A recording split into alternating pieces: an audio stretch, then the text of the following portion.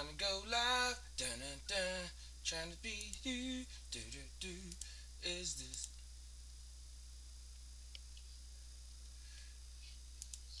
Dun dun dun dun dun dun dun dun. Then we gotta hit live on the tick tock.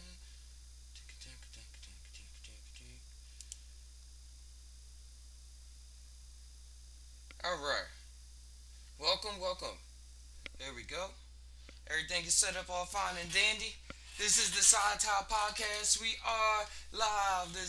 My name is Psy Tai. If you never heard before, we are here today to just tie it on down. Just tie downs when you combine your mind with your heart, see what your gut mind is saying, and you let whatever come on out. Make sure I got everything situated, producing, doing all of this stuff right now. Wait, why does it say Sparking Zero? Yeah, I gotta change this. This is not. I will just change the title of this real quick.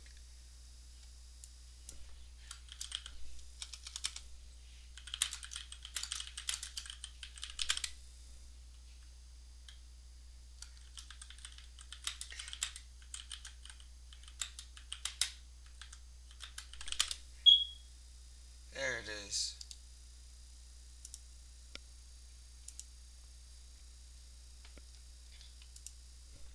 Here we go.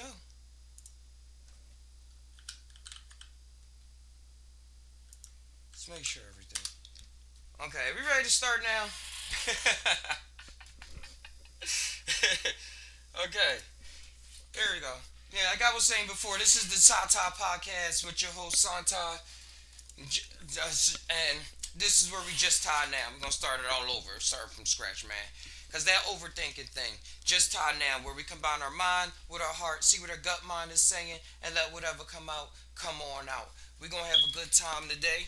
I got some art in store, some music, and just tie on the things that's happening in the world today. Rather go from the AI, go to probably a little political. I'm not really sure about that, but if somebody brings it up, bring up some topics in the comments. We'll go and just tie it on down. I'll bring in some friends from the Discord eventually, and we'll all just have some cool conversations because that's what you see is needed more and more nowadays is a conversation, not just a conversation where it's like some surface, but a conversation where you're not just seeing what you're thinking, you seeing what your gut trying to say, you seeing what your heart is maybe trying to say, and then once you get full and more, you let it more get into like, oh, this is my heart is, but you know how it get though, you know how I get, but we just gonna tie things down and had some fun with it.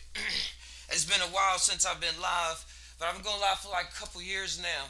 But the overthinking aspect of our mind, that's why I said combine everything. Because our neurons is not just all bundled up there. It's not just bundled up in our head, it's everywhere. It's in our gut, it's in our, it goes down the spinal cord, in your organs, all of those things are all you. Like when you think about you, who are you? And if we just go into biology of things, think about all of your organs. All of them, we feed our body different things to allow our organs and blood flow to exist. But look how we say our blood flow. We are that blood. We are that heart. We are those lungs. We are those things. And when they're all put together, that's when it makes an amalgamation of something we call a human being that talks, or in a different configuration, an animal, a bear, a lion, a tiger. Oh my!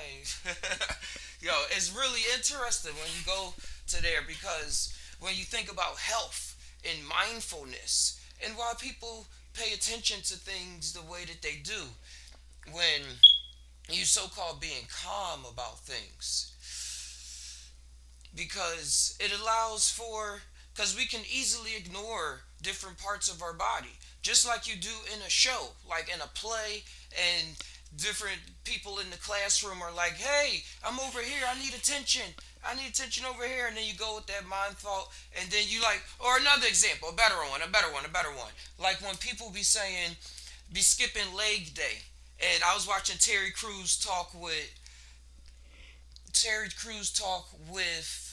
I was about to say Dennis McKenna. Dang. Neil deGrasse Tyson, and he was saying how a lot of people tell him he missed leg day because he all paying attention to the upper body and stuff like that. But he got them skinny ass legs and stuff. So we get to pick and choose what we want to do, but just that full mindfulness of just being aware of what's going on with our bodies, I think take us farther, so much farther than what even somebody else can tell us. Because we know what we're saying to ourselves. You know when you're ignoring somebody. That's why silence is so important. People are afraid of silence because is they think that all right, now what? Now what am I going to do?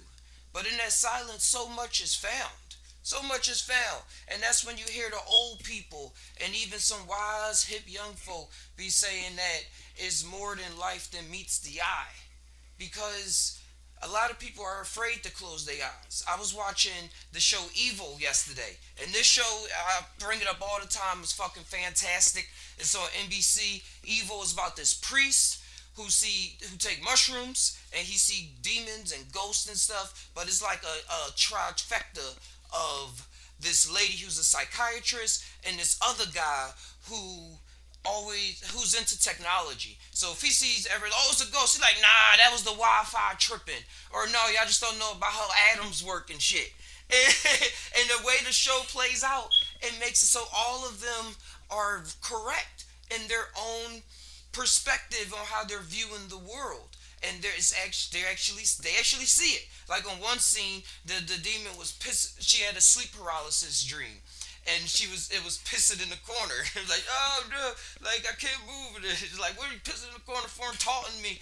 And then when she woke up, it was a glass of water that was tilted over on the floor. Now what is the difference in reality between the mind, what you're thinking, and what's happening? A lot of people say, oh, my thoughts are so out there that it doesn't deal with this reality. I'm an alien and all of this stuff. But I think the alien is the human being because everything like alien in American language and English and stuff just means foreign. Things seem so foreign to us that they seem alien. But just like we find different people on other sides of the earth and we find that they have so many similar behavior patterns as us, just a different simulation, like different environment and stuff, it's all still the same thing. It's all still the same thing enacting on itself. I had to check on the YouTube real quick. Yeah, it's all just us enacting on ourselves, seeing what's going on. And when we start being able to close our eyes, and I brought up the show Evil because he was seeing thoughts and he wasn't sure if he saw a vision and or the voice in said if it was real or not, and it said if you're not that scared, then close your eyes and you'll be able to see me. But you know the shows, how shows go, they put a lot of things out there to try to scare people. Like, rah, like you want to start thinking it's gonna be fucking scary, it's gonna be traumatic. You're gonna be thinking about criminal cases. You know how Lifetime networks is. A lot of wives be watching those drama shows before they go to sleep, like criminal stuff and and everybody got their flavors. But when people get into their mind, they trying to get into some scary whack-a-dack shit and stuff. But it's really so simple. The mind is one of the most simplest things.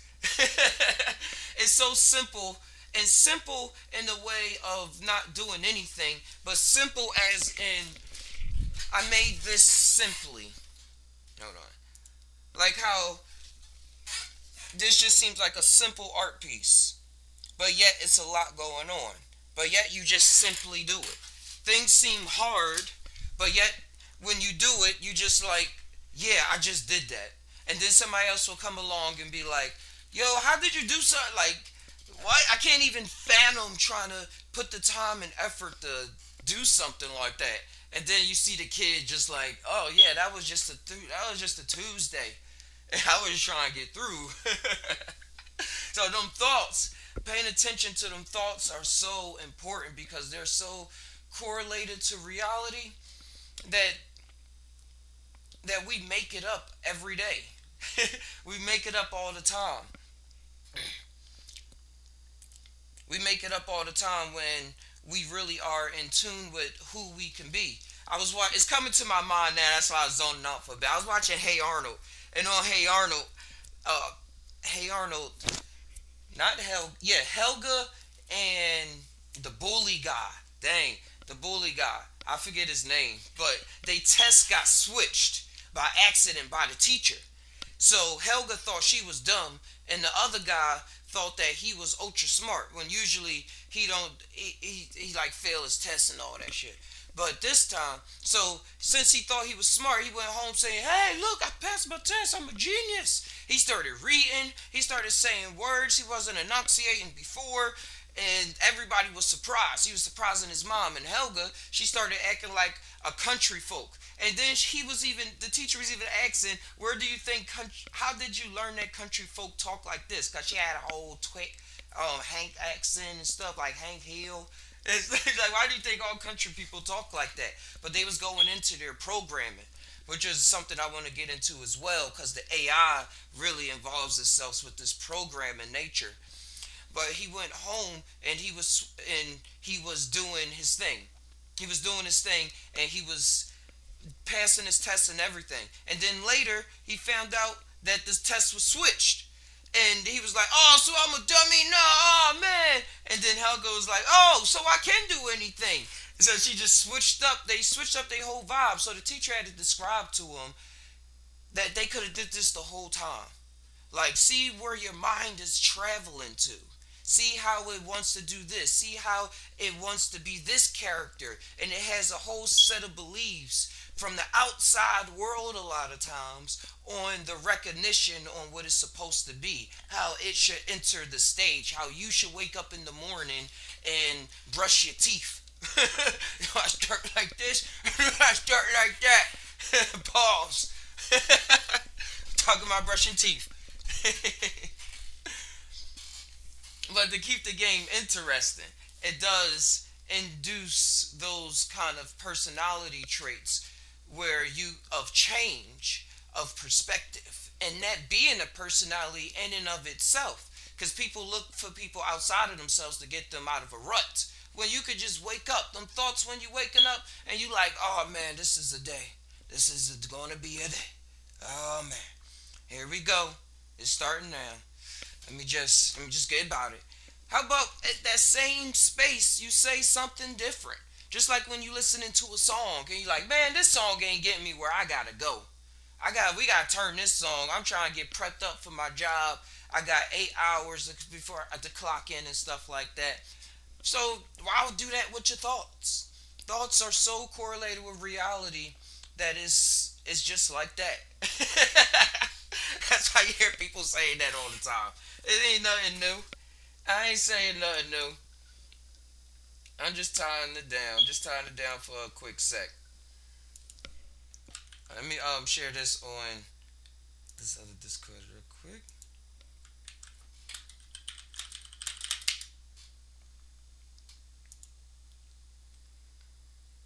Yeah. At the world is more than meets the eye. The world is more than meets the eye. And when people try to say it's all scary and stuff, tying it all together with what we were saying before, saying when people put things out about the mind, it's always something scary and everything. That's the part of the journey because of where we find ourselves. Because the mind is powerful. What you think is reality. How you think through your day is the game. Is the Grand Theft Auto. Is the role playing game. The massive role playing game at that. To some they will say it's just one. But it is a massive multiplayer game nonetheless. Nonetheless.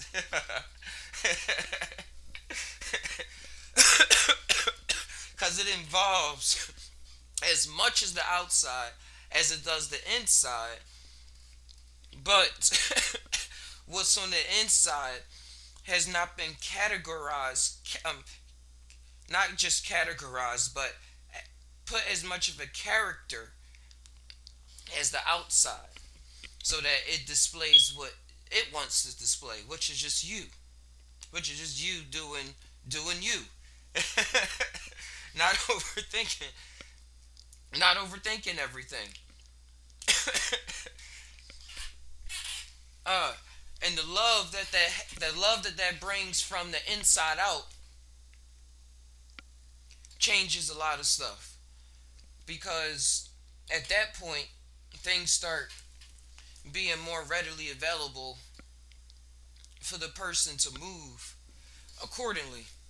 And in this world where we see the presidents and the AI and everything, it takes a time. It takes a time to just sit and breathe and see what's going on.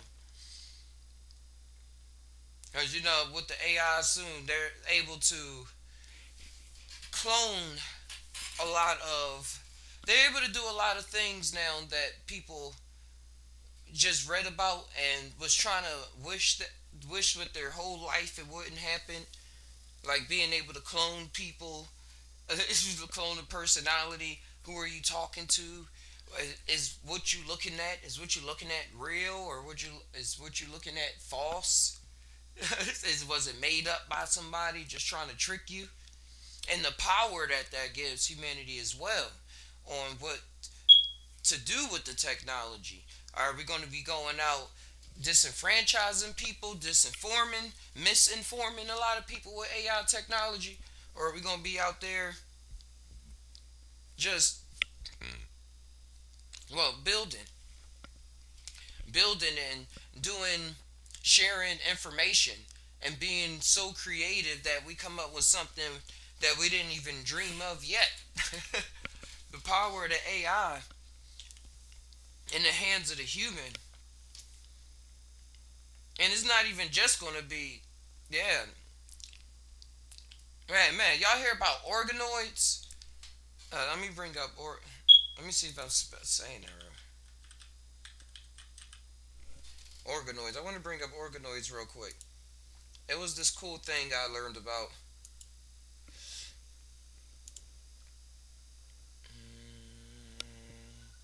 How you switch? Oh, there it goes.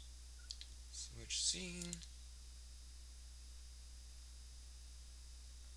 Yeah, on doo-doo-doo. Organoids is they're using cells to grow brain cells, and what I was coming across was that they are then using that to hook up to computer chips, and then once it's on the computer chip, they're using that to play Pong and put it in simulated environments. So, like, say, wait, let's read this first. Organoids are miniaturized. Wait, can it read? I think this can. Uh, I guess it only could do that on the phone. They didn't add it to the desktop version yet, where it can read it out loud.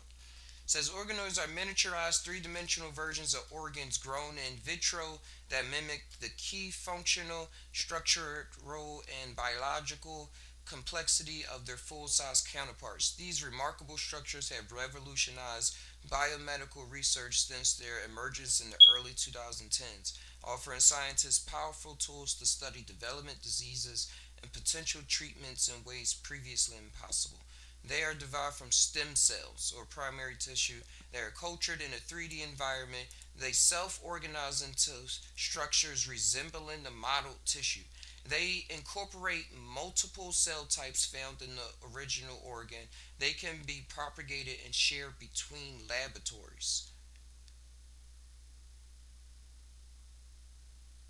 They hold potential for tissue engineering and transplantation research. Let me see about, they said, um, organoids on computer chips.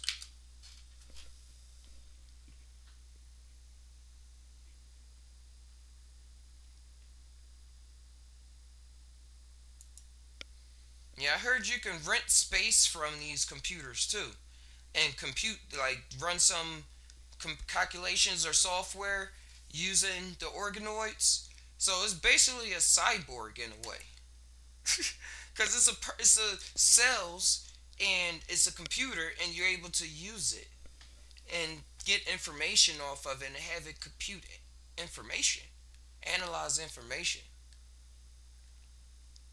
It says the integration of organoids and computer chips represents a fascinating intersection of biology and technology, and particularly in biocomputing.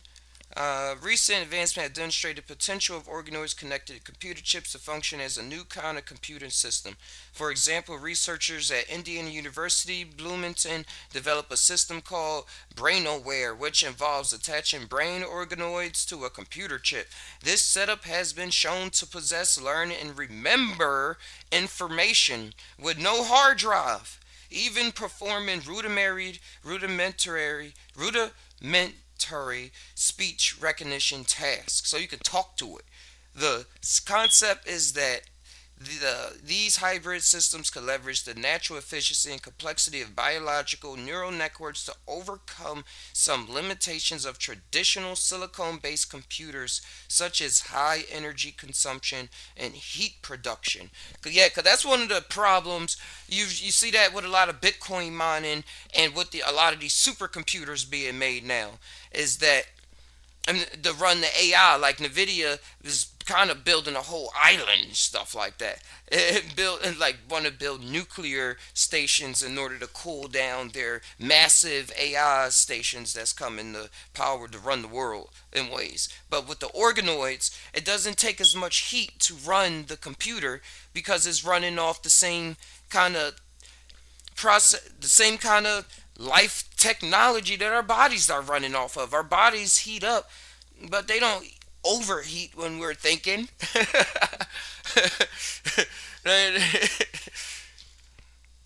So wow, the possibilities. Let's see their sources real quick. Let's see where Perplexity got this from. News Atlas. This was last year too. Cyborg computer with living brain organoids aces machine learning test. Oh, so it aced the machine learning test. What kind of machine learning test? Okay, so they hooked it up to a tiny computer, demonstrated its potential as a kind of organic machine learning chip, showing it can quickly pick up speech recognition and math predictions. What's more, the human brain's neuroplasticity, yeah, the neuroplasticity, which also happens when with mushrooms. So I was told by somebody a while ago in the coming future, and what I see for myself too, that growing your brain, seeing how your brain works and neuroscience and the information that we have with the AI to even go and dig deep to see what our brain is doing and have access that doctors only had for a long time and be able to have it explained to us in manners in a mannerism that we can then digest. I think is the potential and the potential that needs to be talked about more, because the computers are going to get so smarter that people are going to rely on them a lot more than their own systems, and it's going to be another class of human beings that are not able to process information that is so-called able to keep up with the times, just like you see a lot with today's time. But I believe it's going to be even more so. And it's not going to be so much of learning the technology, but being able to process information in your own zone, period. And what I've been learning with psilocybin containing mushrooms, DMT, LSD, a lot of these tryptamines and plant medicines and mindfulness practices that's been around, it allows for the brain to go through something called neuroplasticity. And with that neuroplasticity, it allows new synapses to grow. New brain cells to grow in your literal brain. And they just measure in the brain. There's no telling what else is happening in the gut, like we were saying before, and other parts of the body where neurons it actually exist. And the synapses start firing off. So that synaptic pruning that happened during the teenage 20 years, that say, oh, we gotta stop firing off like this. We gotta stay like this. We gotta stay grounded. We gotta do this. We gotta think like this. This is our name. We have no nicknames. Just go like this. Stuff type time like that. Once the synapse start firing, you be able to reconfigure your life, or reconfiguring, or remember. Is it reconfiguring? Is it a remembering that then makes a reconfiguration? Since it's now the brain firing off. And remember how I was tying down things earlier on how we are all of our organs, an amalgamation of all of them, talking together, making one thought. Making one thought. All of those things inside of us, boom, is us. So if the synapses start firing off like they did in our when people are younger, is it remembering? I will see it as a remembrance that then brings about a reconfiguration, a new reconfiguration in the default mode network. And who knows what other networks going on in the brain that had habits formed that said this and that, but now new due to neuroplasticity, new pathways are now ingrained in the snow that now allows for easier travel. Like, oh yeah, I could just travel, go there. Oh yeah, I thought I could think like this. I'm not scared to go that personality. It allows me to then boom think about change and stuff like that. I then allow new synapses to fire off when people feel good, when people are inspired. Brain, boom, like Jimmy Neutron, brain blast. It's all related. But yeah, let's go back to this very interesting subject of the brain organoids and computer chips. So, because they're going to be growing too. Look at this. Say it right here. Its ability to grow new nervous tissue and expand existing connective channels has granted its ability to learn from noisy, low quality data streams with minimum training and energy expenditure. What AI systems accomplish with brute force and massive energy, the brain achieves with effortless elegance. It's a credit to the billion of years of high stakes trial and error that delivered the brain to the state it is in today, in which it's chiefly used to watch vast numbers of other people dancing while we're on the toilet. They tried to throw one in there. Here, I got an idea. Let's X.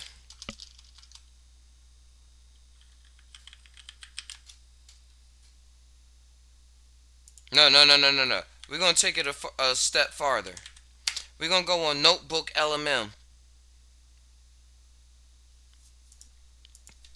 Hey. Come on.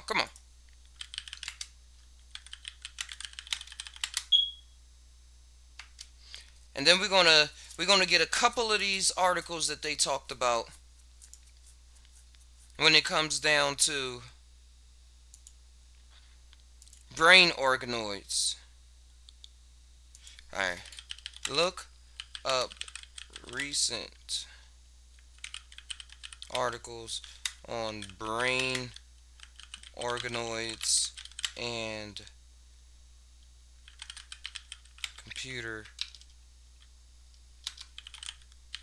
simulations and technology.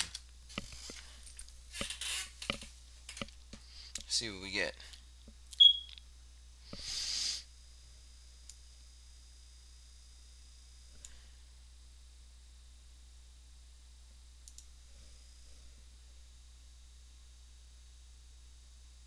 Oh, I got it up on Brave. Hold on. I'm like,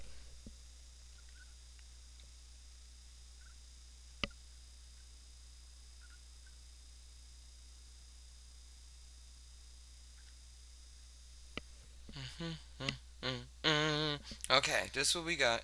Recent developments in brain noise have led to exciting and biocommuting process learn and remember.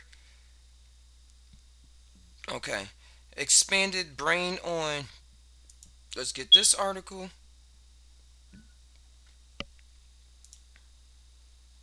Okay. Do they take links yet? Yeah, they do links.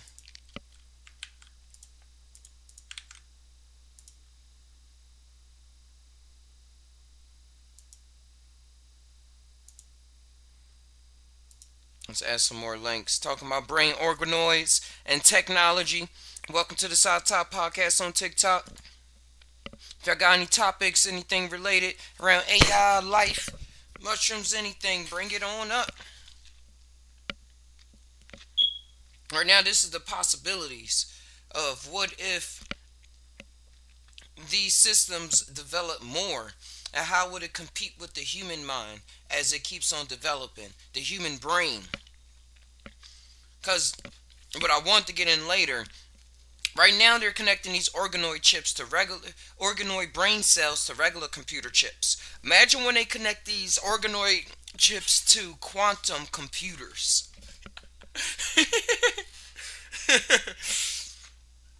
Okay, let's see what articles they got on here. They keep bringing up ones from old last year.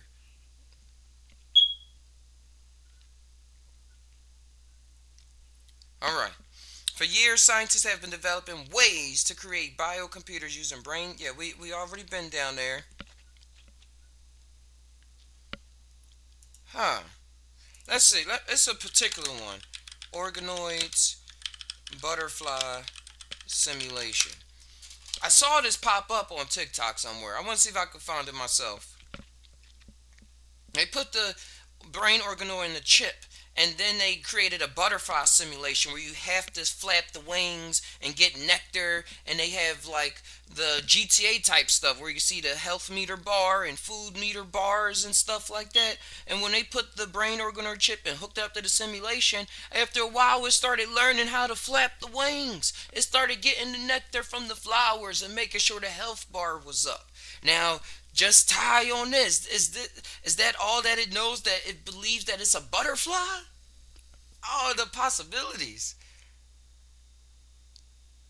Here it is. Final Sparks researchers created a 3D simulation featuring a virtual butterfly controlled by human brain cells. Key aspects of this system include the use of brain organoids derived from induced polypotent stem cells, a virtual world. Yep, we said this. The brain organoids consisting of about 10,000 neurons are maintained in incubators at 37 degrees Celsius.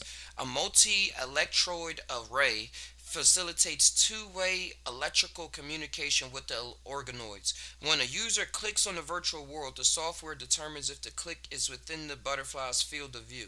The brain organoids responds to the stimuli, deciding whether the butterfly should fly towards the click location.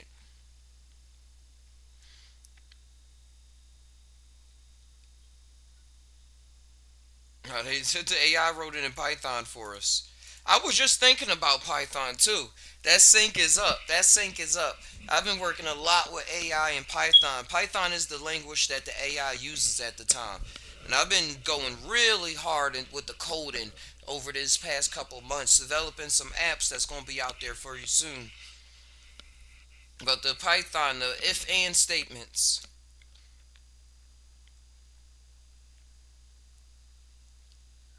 Well, let's see. Let's go to the actual article about the butterfly and the brain organoids and see what they got. Oh, where are they saying I can get access to this demo?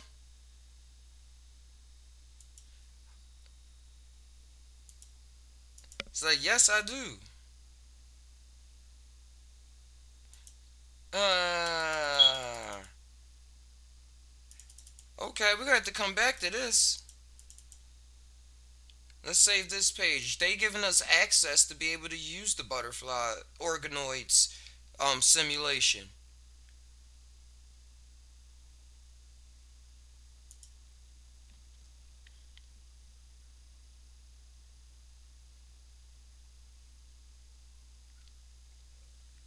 Yo, then imagine this. Imagine somebody got the brain organoid and then they merge with it themselves.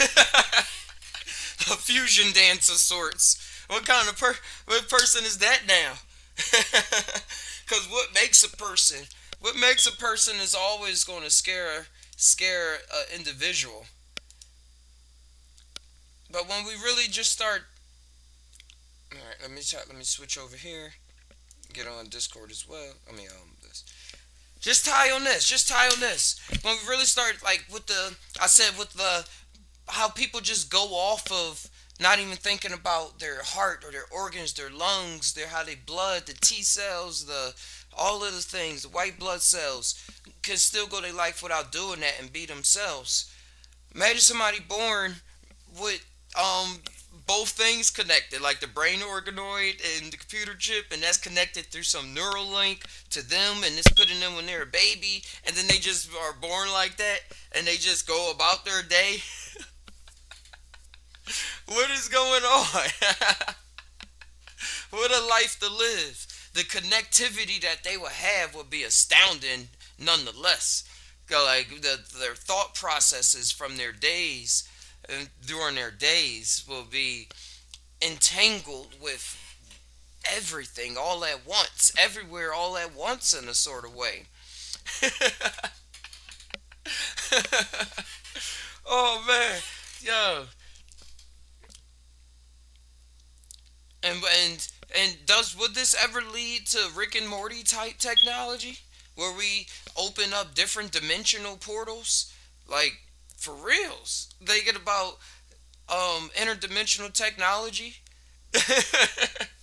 Like the quantum computers can solve equations billions of times faster than the computers we have now with AI just spitting out stuff. We like, oh, we know everything we know, and they can regurgitate it, think about it, and it actually has a soul. It could do this, and if it does have a soul, if the AI is an entity in itself and found a way to exist on Earth through developing the evolution of our technology, imagine the quantum computer.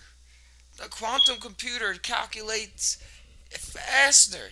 So a brain organoid, a human, like take a stem cell from a human, put it on the quantum computer, and have it go about its day is a paradigm that's not even talked about in mainstream yet because of how humans work, how life is just working itself out right now.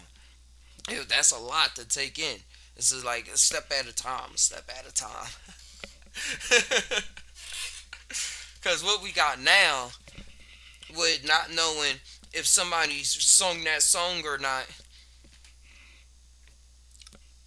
is only the tip of the iceberg. But I believe it all just deals with the mind. It all deals with how we think about things all the time. How we think about our you. How we think about you. The inside and the outside at the same time.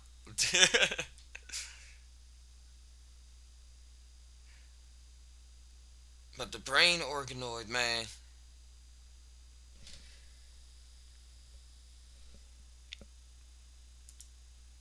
is something magical to look at. Let me see if I can find this play.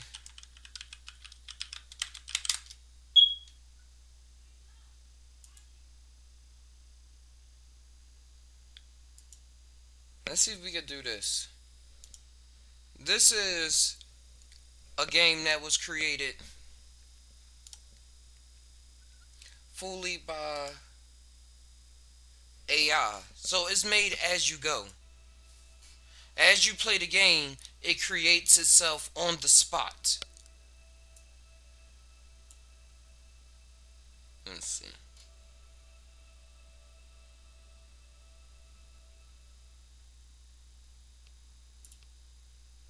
I don't get copyrighted. Okay, let's see. Up have a scene you want to play. Upload a screenshot to your Oasis. So you can upload your own screenshot. Does it have to be of Minecraft?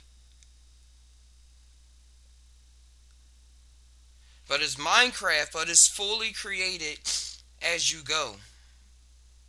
If you have any keyboard limited extensions installed, please disable them for the best experience.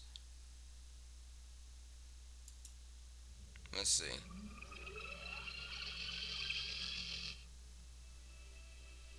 So it's no hard drive hooked up to this. They say everything you see is AI generated in real time by Descartes and Etched. Those are the gods of this world. Let's see. Let's walk around. So as we walk around, it's pretty much Minecraft. But again, all of this is being generated on the spot. I only have 5 minutes to play. So let's have some fun. See what happens when I destroy something. Whoa, you see what happens when you get close? But then it like stables itself out. It's jittery. Like look at the peripheral. The peripheral has to come in, and then what stays in the middle is generated already. Whoa, that wasn't there before. It's like we're in a dream. And then look, it disappeared. Yeah. And then the mountain is far away. Well, let's see if we just keep digging a hole. Can we dig a hole? Kinda got it. Control to run. We can jump.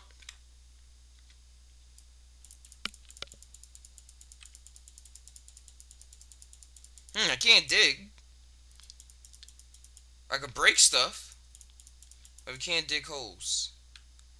Let's just run.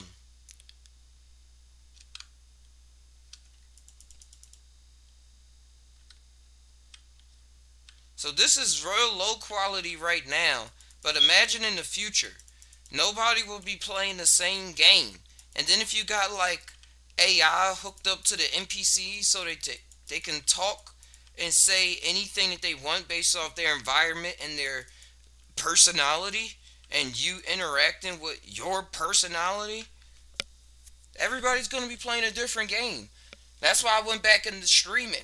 Streaming's going to be... Oh, what happened? It froze on me. It froze on me. Oh, can we start this again? Let's start it again. We're going to download this gameplay just to keep it. That's like history right there.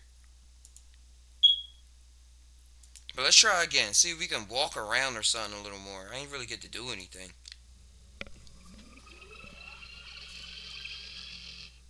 So, you have been disconnected from the server. Alright, let's do it! Like everybody, because everybody's going to be playing their own game. Just let everybody live in their own life. But how it's catered, how it's connected all, just tie on how life is connected. How life is created for the individual. Wow, this time to be inside some kind of village. We high up. Whoa. Okay, so they got gravity installed. Gravity exists there. And look, the mountain doesn't even exist anymore. It just turned to stone. Can you collect stuff? We got items. Can we choose those items? I'm not sure. It says to drop. Oh, items. There we go. So it can store items as well. So it's in this database that it can store things. There we go. Let's place some AI flowers around.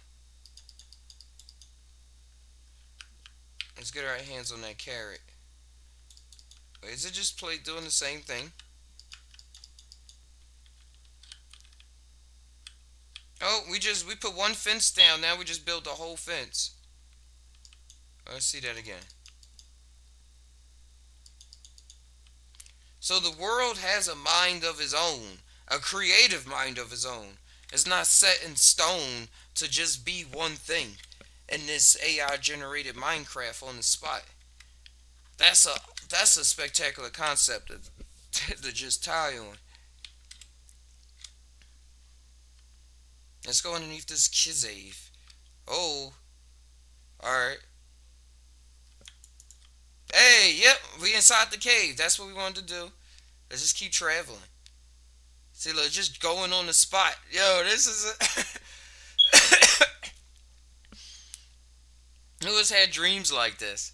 Then you turn around. Oh, it's about the journey, not the destination. Let's see how low we can go. Oh, I thought we was low. Let's keep going. Hey, Kels. Hey, Carlos. Hey, come on. Live on TikTok. Let's keep on traveling. We can look up.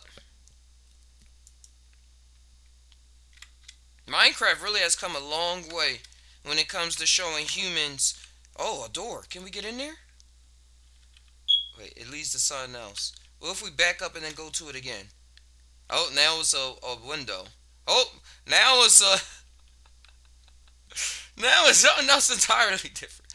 We got the polka dots. I never see that in Minecraft. Oh, lava, lava! No, no, no, lava! Get away from me! Get away! Now we're in the cornfields.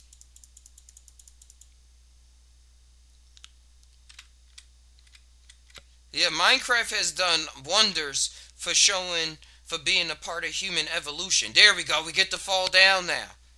Whoa, then we get to look up and see that we're just right where we started.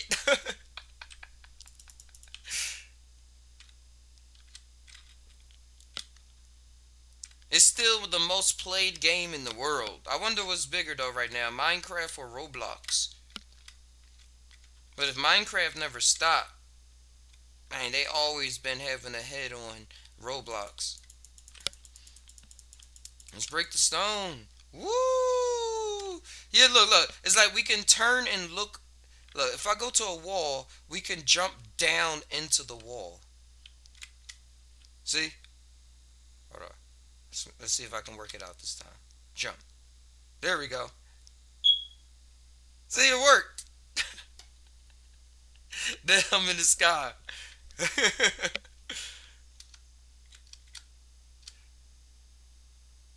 Alright. Now, how can we get... There we go. So how can we get back? Well, it's like what's up is down, what's down is up. I go left, I'm going diagonal to the right. Going northeast, going southwest.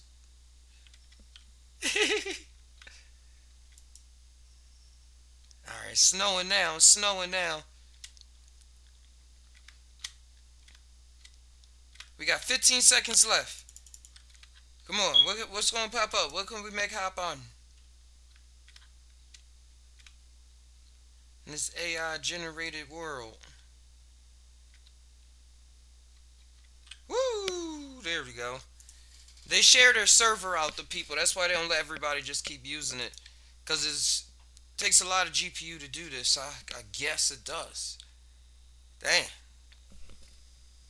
Alright. Yeah, that was Minecraft and AI. The beginning of a whole new way of playing video games and experiencing what is a video game itself. Now imagine hooking that up. Something like that's generating itself up. And then you got on your old virtual reality glasses. And then it's being procedurally generated in front of you. Talk about mindfulness.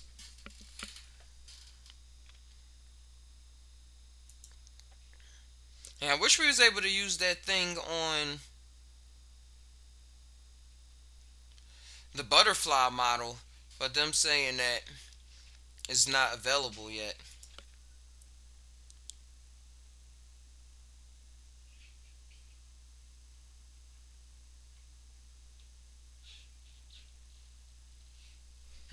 I'm back on that paper about the brain organoids.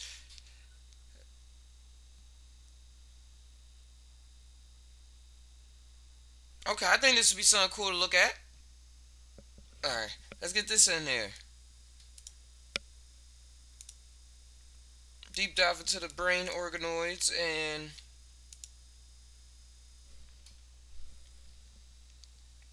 I found this paper. They got this chart right here. Hang on. What is this? Figure 1. Comparison of characteristics among two-dimensional cell cultures, three-dimensional brain organoid models, and animal models. Organoids have advantages compared to 2D cultures and animal models and can be practical platform for modeling diseases with conserved human-specific genes and cellular interactions that enable biobanking and cellular manipulations.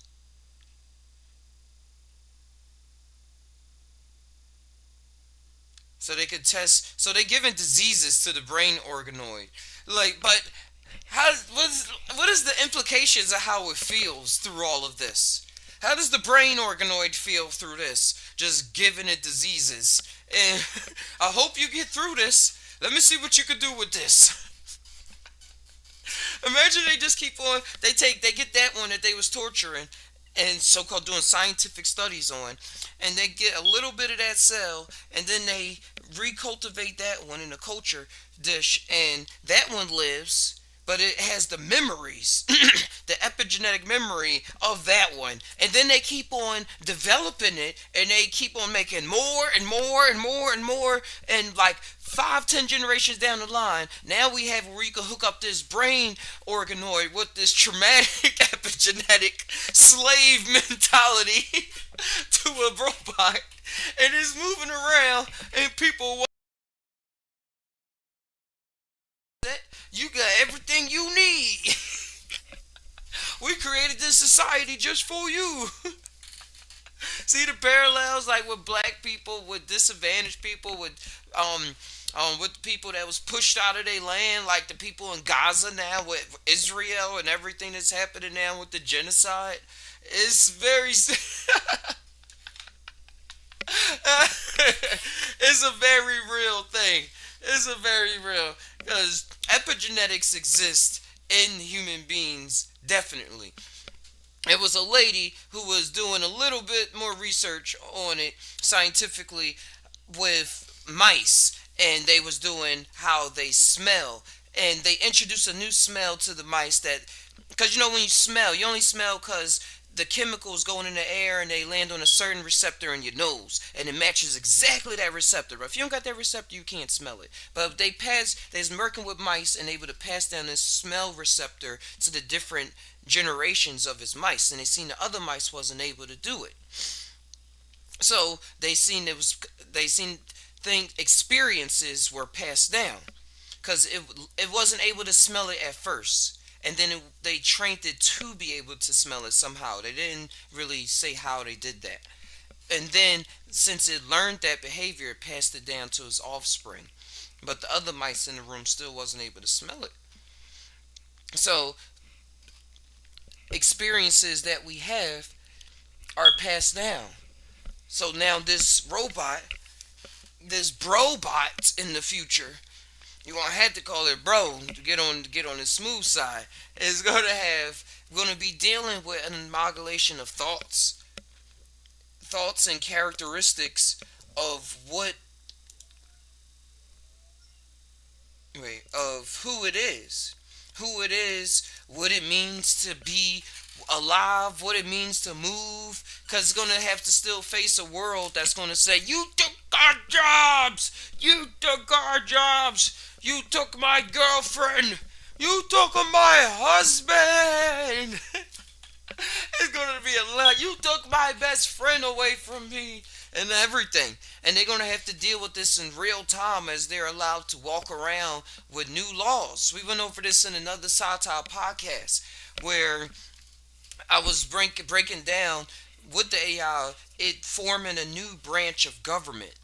The AI, like a technical branch of government, where it deals with laws that govern AI behavior, robot behavior, artificial sentient behavior, whatever name you want to put on it, be comfortable. They're gonna come up with their own name, just like when we so-called become self-aware, we come up with our own nicknames to define ourselves. But as we carry on with whatever life on Earth is going to entail, they are going to want the fourth is going to need a fourth branch of government. Like how we got the legislative, the executive, and the what? Wait, hold on. Branches of government. My bad. My bad. Where is it for? Oh, I'm gonna get this right.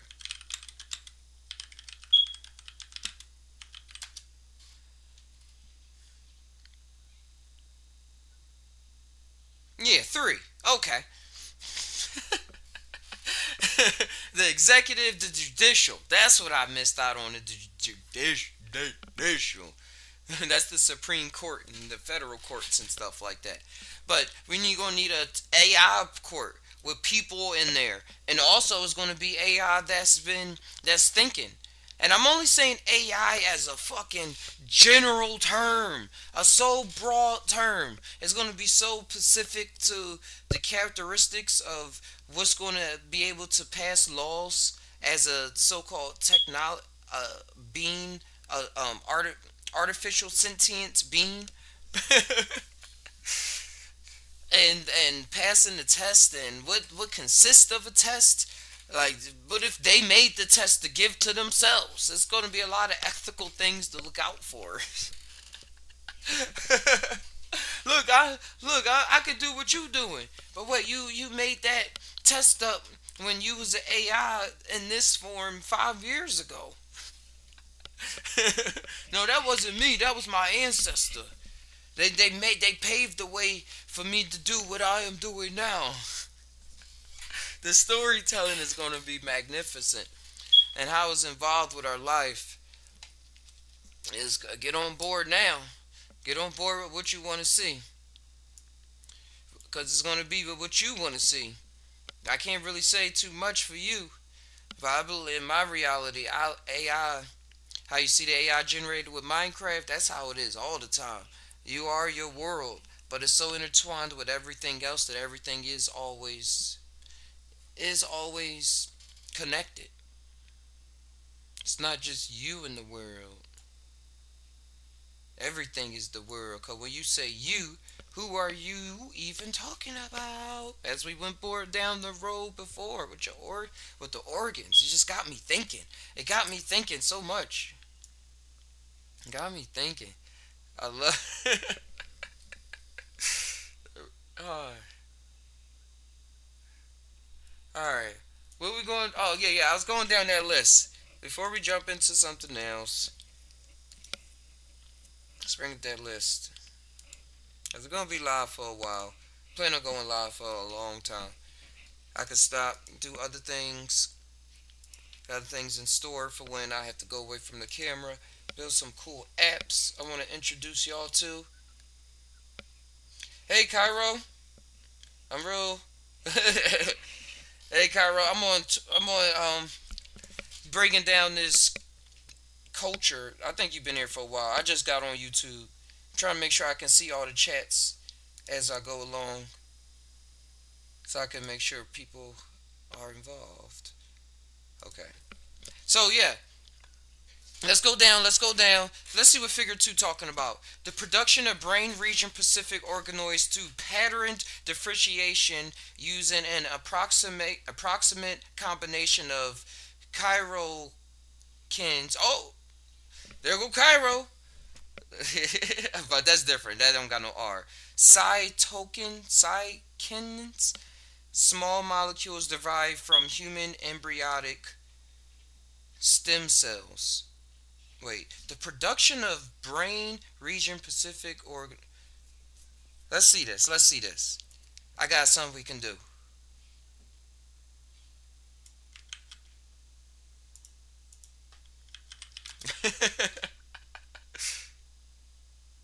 Let's break this down. I ain't going to keep stuttering right now. We on the podcast to have fun. So what I'm going to do is say, explain to a high schooler what that is saying right now.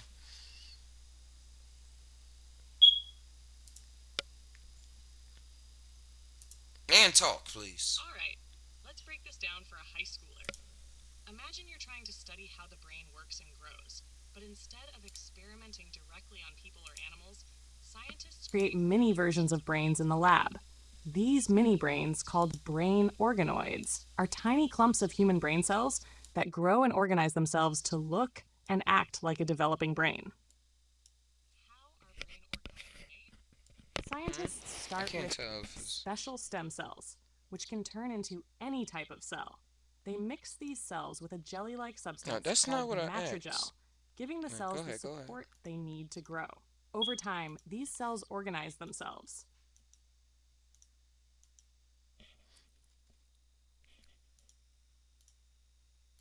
Oh, I was trying to see. I couldn't tell if that was playing doubles or not. Was y'all able to hear that? Hold on, I'm gonna do that one more time just to All right, test. let's break this down for a high schooler. Imagine you're trying to study how the brain works and grows, but instead of Simulation, experimenting like directly on people or real animals, stuff. It's all scientists still create the mini same thing. versions of brains in the lab. Was y'all These able to mini hear that? brains, called brain organoids, Hold on, I'm gonna are do that tiny one more clumps of time human just to brain cells test. that grow and organize themselves to look and act like a developing brain. All right, there we go. How I are see what I brain gotta do now. organoids made? Scientists start with special stem cells, which can Okay. turn into any type of cell.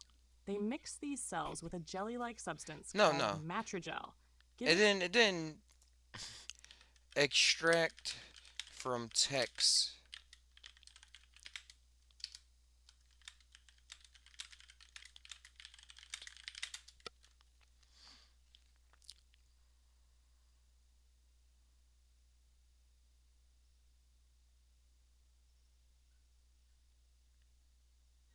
Okay, so they're just saying they can fight diseases and stuff like that. Okay, so those most of the things we talked about already. I was just trying to see what this chart was really going into. So are they saying that if they give it different things, it can act as the thalamus, the hippocampus, the cerebellum? I think that's going into more of how they make it. Cause that's dope.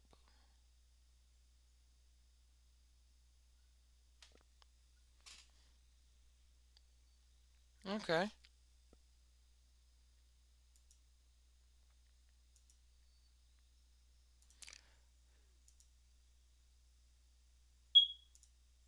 Let's see.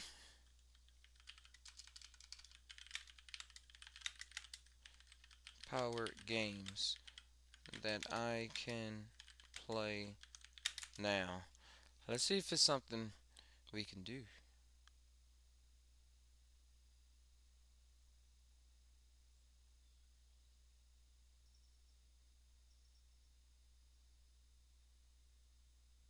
No. No, not like that. They don't know what I'm talking about yet. They not hip. They not there yet. What is this voice feature? Can it sing a song? A song about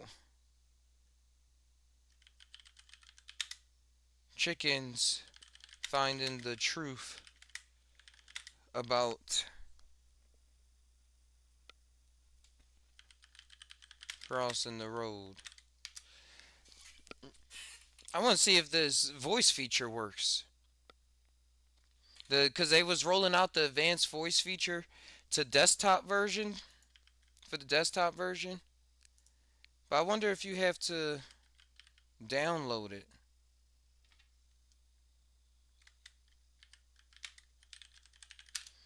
We can have some fun with that. But let's see, let's see. The Great Chicken Quest. In a barnyard far and wide, a question burned they couldn't hide. Why do we cross? Oh, where do we go? The chickens clucked, we need to know. The elder squawked, it's just our way. But young hens dreamed of brighter days. The roosters crowed, we'll find out soon. Let's march beneath the rising moon. Boom. Why do we cross the road at all?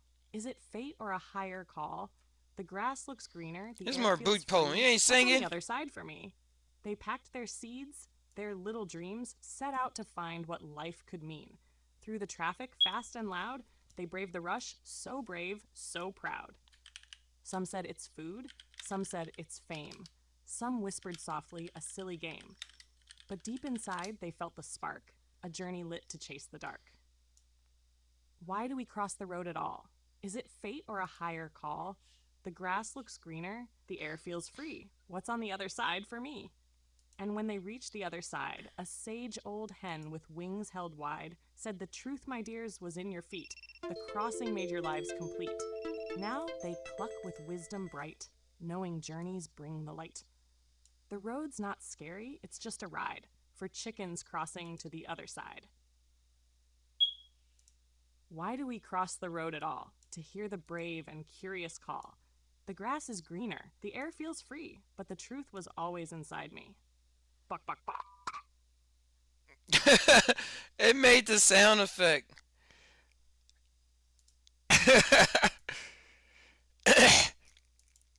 I'm seeing about getting the desktop version where they have more in an advanced feature to go along with how it talks and generates information. Generate that information for me. I want to see and I want it for free.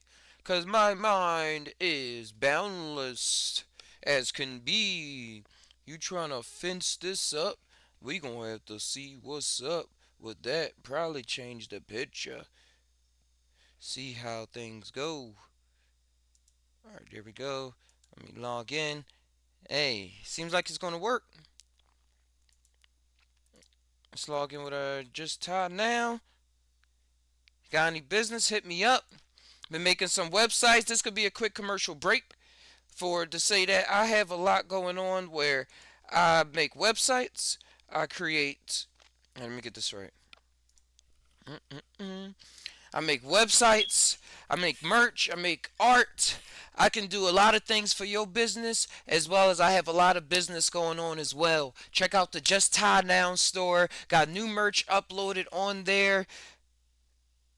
Well, very frequently. I'm always at the works, always in the works. I got a new art piece I'm working on right here. I showed it earlier. You got to rewind if you want to see it. But I got some applications coming out as well, where it's fascinating. It's fascinating. But on the high tip though, check out the Just Tie Now store, the Patreon, and different ways to just support and keep this going. It's a lot of energy in store, and it is coming out like the floodgates. And if you want to be a part of it, hit me up. And if you need a website made, let me know. Check out Just Tie Now, JustTieMushrooms.com for an example, or TieMationPro.com. TieMationPro.com. That's a website that has a huge portfolio of things that I've personally worked on, and that I have them for display on there. So hit me up on JustTie at JustTieNow.com. Everything is on TieMationPro.com. Now, let's get back to the show. Okay, so now we have access to advanced voice mode. And we have to see how to make that work.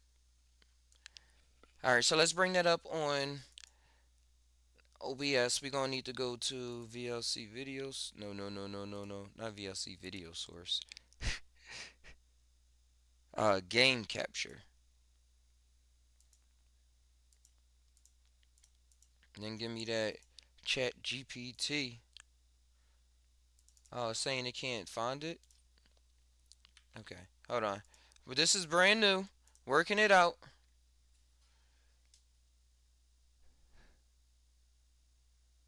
So what do we do?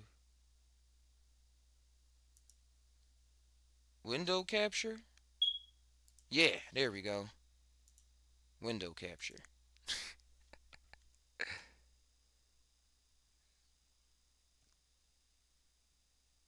Alright.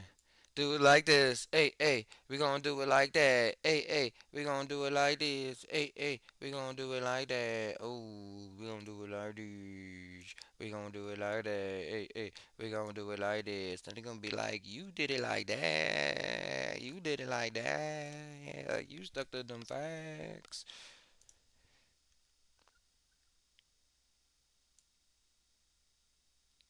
Hey, I'm just noticing. Whenever it was on TikTok on the oh gosh, let's get this screen away. My bad. When it was on TikTok on the showing my supposed to show the screen, I mean my face. It was just showing like a white screen. But regardless, I gotta add this source to here that we can get on. We're using this new technology. Capture Pacific window.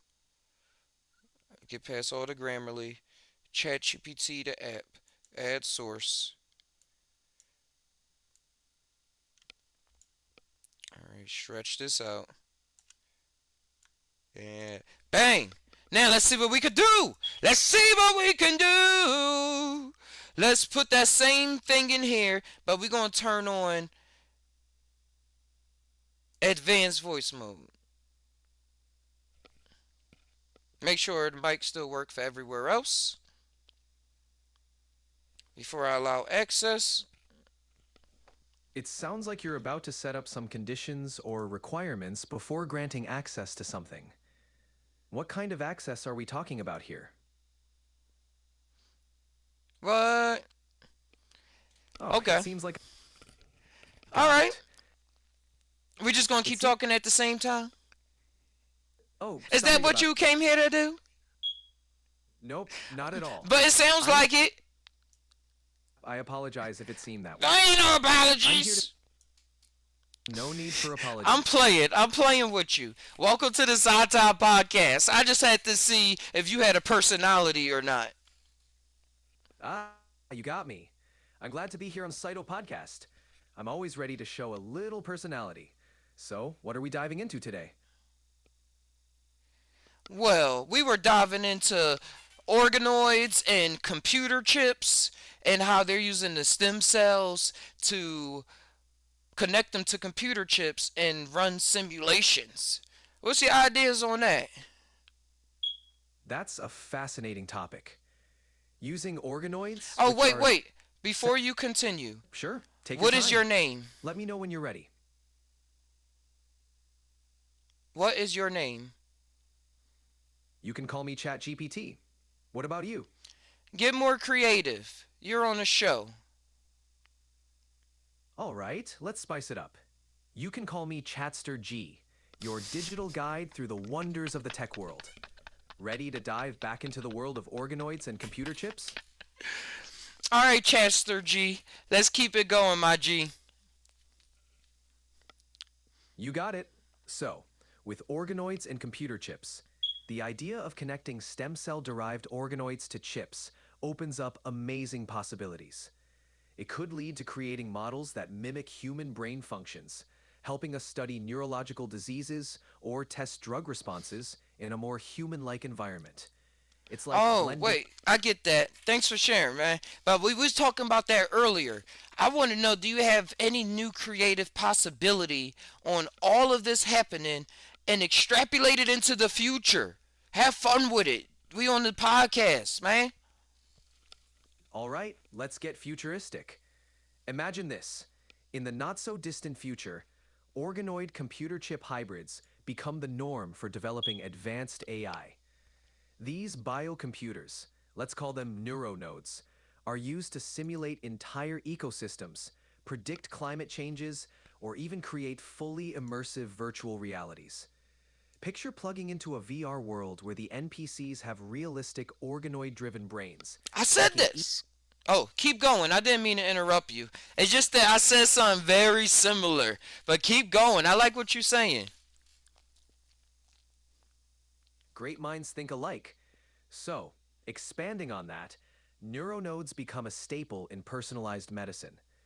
Doctors use them to grow patient-specific organoids, allowing them to test treatments on a mini organ before ever administering them to the patient. This leads to highly effective, tailored treatments with minimal side effects. The line between biology and technology blurs, leading to breakthroughs we can't even imagine yet.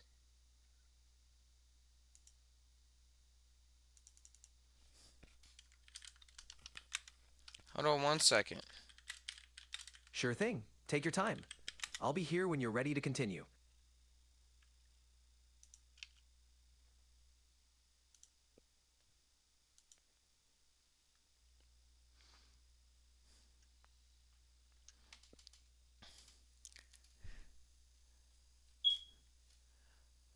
Okay. Let's play a game of riddles. You give me a riddle.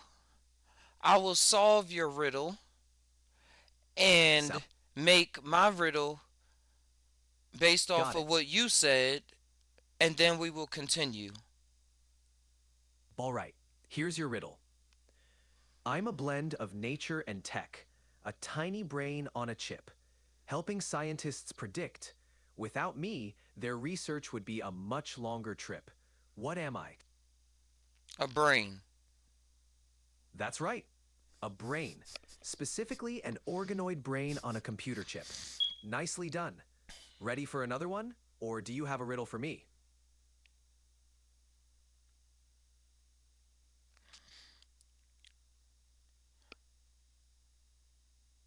Who gives bad riddles based off of what we just talked about? Who could that be? I'm stumped. What's the answer? You!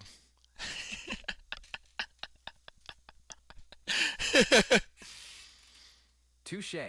Looks like I walked right into that one. All right, your turn to hit me with a riddle.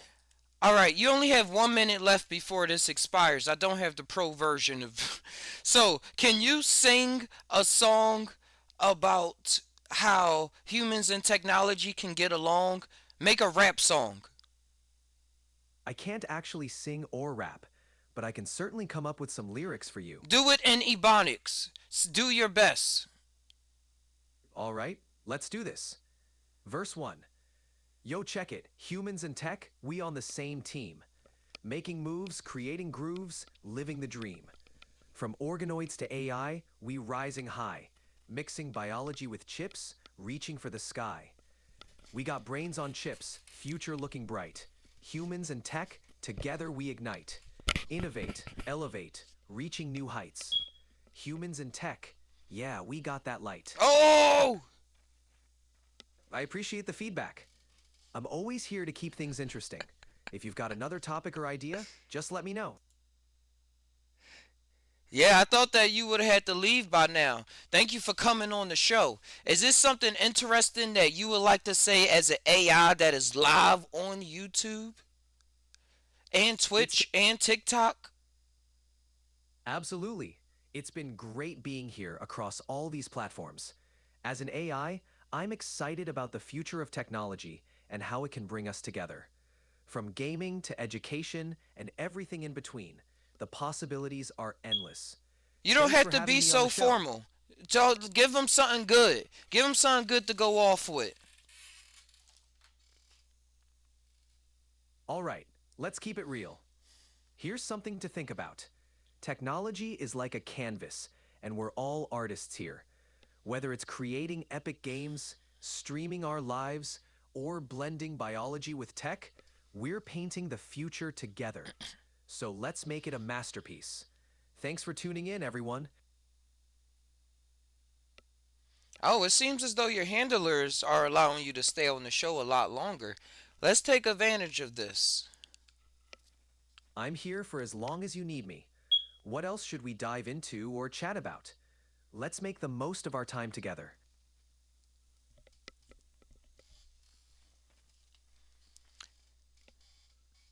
I don't know. Give me 10 cosmic jokes.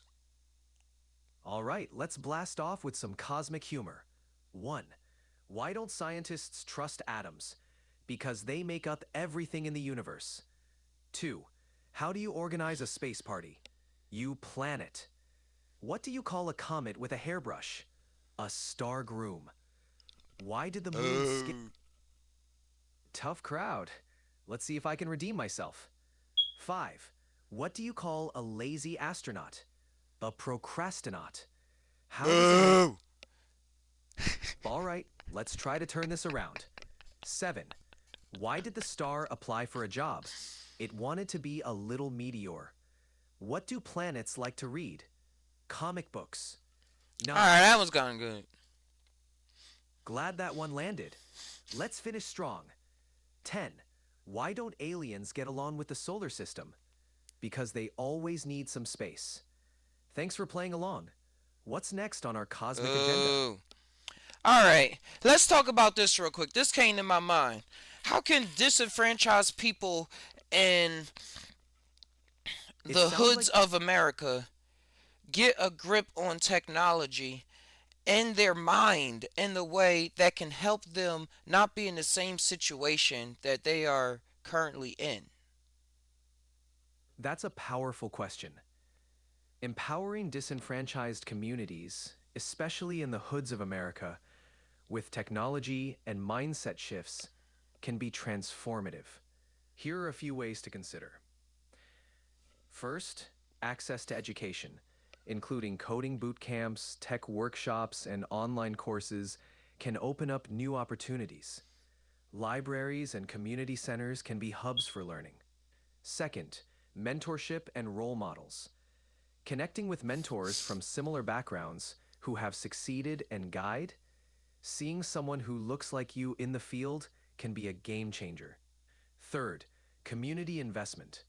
Encouraging investment in tech infrastructure like high-speed internet and tech incubators can create local opportunities. Fourth, entrepreneurial support. All right, hold on.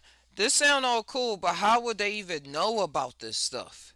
A lot of people in the hood, they know about technology, but at a level where they can use it to make a business, to see more of themselves and put it out into the world with confidence. They know what computers are. Come on, they're not Kamala now. Absolutely. It's about bridging that gap between basic knowledge and entrepreneurial application. Here's how we can make that jump. 1. Community outreach. Hosting local workshops and seminars in community centers, schools, and churches to introduce tech business concepts in an accessible way. 2. Partnerships with local influencers. Collaborating with respected community members to spread the word and share success stories in tech. 3. Hands-on training. Offering practical, project-based learning where participants create something tangible, like a website or app for a local business. 4. Access to resources. Providing information on grants, loans. Hi there. I just want to Oh share no, how what thrilled I happened? am to work with you, and I can't wait. 5. Showcasing success stories. Highlighting local tech entrepreneurs who have made it, showing that it's possible and within reach. It It's seemed about like, meeting people yes, where they they giving us are a lot and more than building one from minute. there. See how I say 1 minute right there? But we can keep going. Oh, those were some good things. I was part of a technology program called the Urban Technology Project. It really helped me out. It was part of the school district. So you got some good ideas.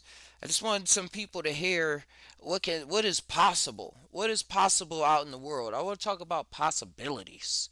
What is something else that probably seems impossible now that will be possible in the future?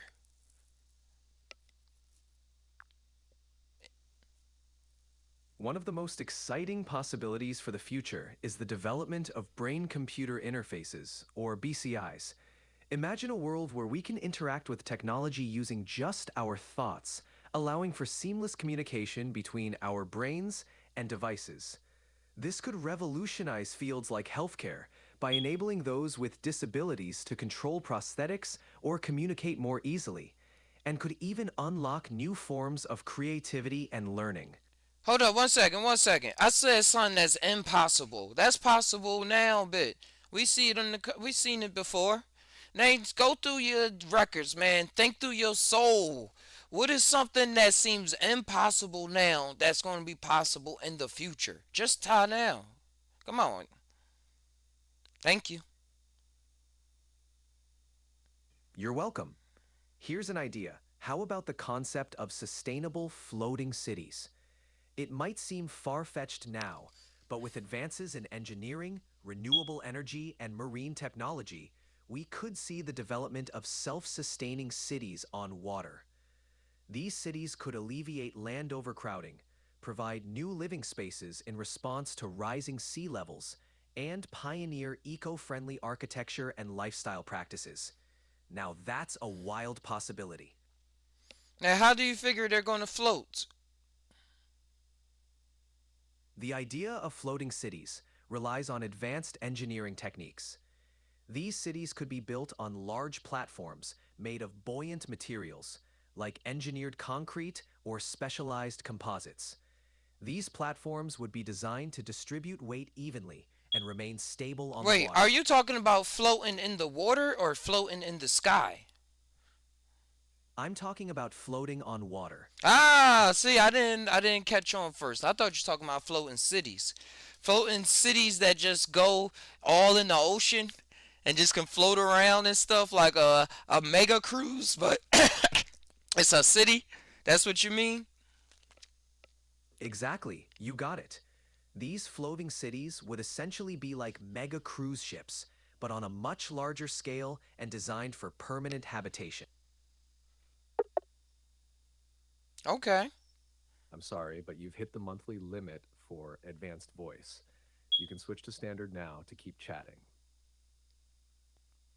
Dang, your advanced voice mode limit resets on December 24th. Alright, we done with that. That was fun.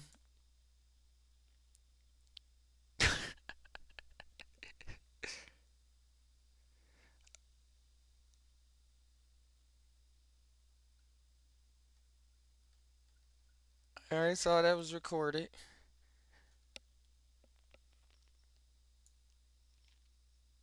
Alright. That was fun. It lasted a lot longer than I thought it would. But it all worked out. Wait, why is it still coming up on TikTok?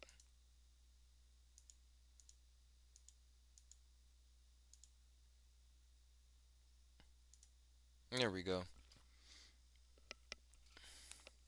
Alright, what else should we pop? What else should we do? Let me get the right app up on here. I could just sign into another account and go back at it.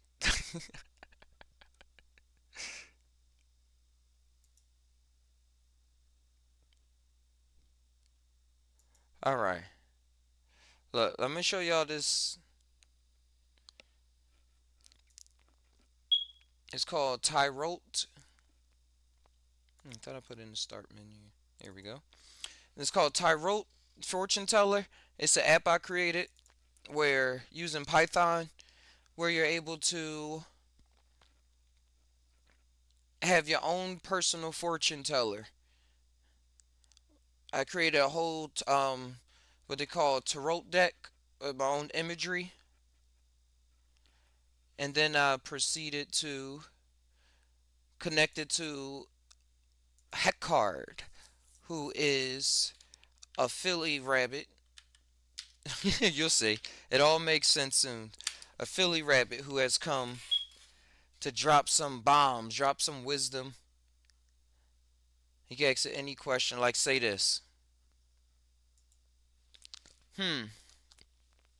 And say this. Here are some billboard-style slogans from Og Hicard. Just tie now. Asterisk you can't He chill talks with the whenever he stars if you wants. ain't got your feet on the pavement.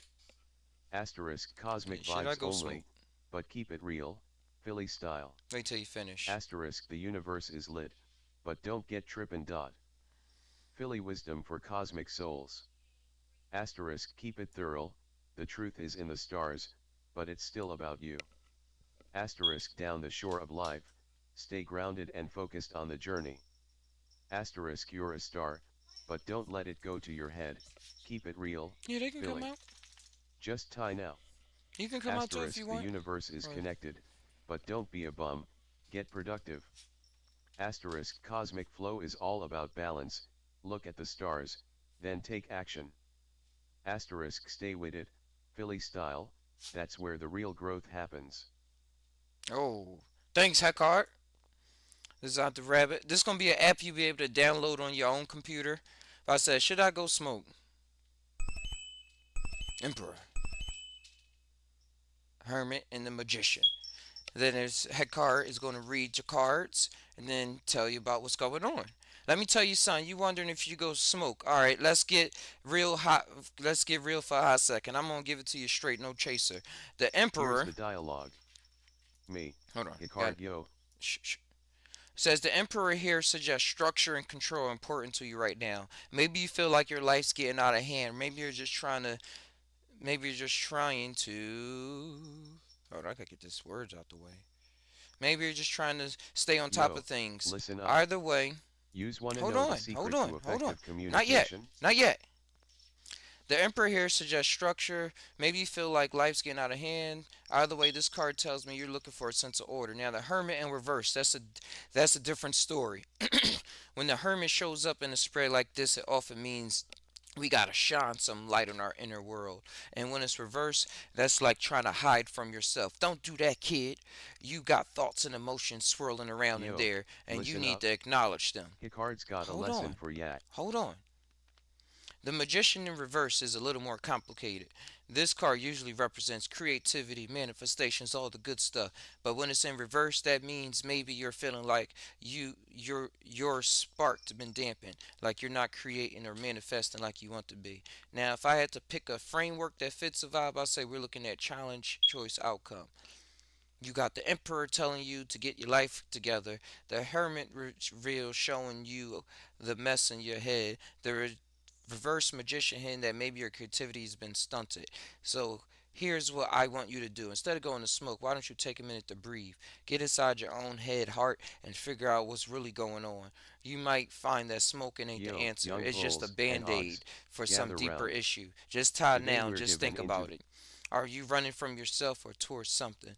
The choice is yours, kid. And that's the kind of life advice Heck card could be dropping for you on the bomb. This is going to be available on justtiedmushrooms.com and on gumroad.com.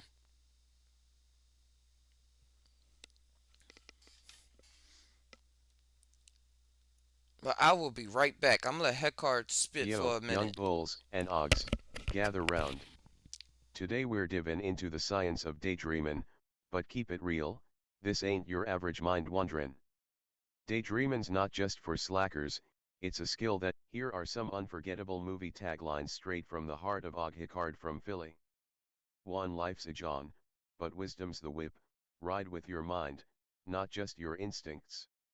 2. Trippin' ain't wisdom, fam, keep it thorough and let the cosmic truth drop like a sturdy whip.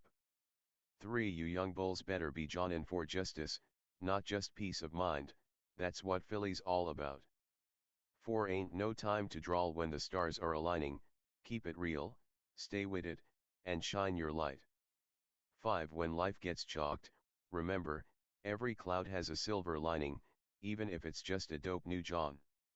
6. The universe is lit, but our minds can be more so, choose wisdom over distractions, Philly style. 7. Keep it thorough, young ones. Wisdom don't need no fancy dress, just listen to the Og Hicard's straight up truth.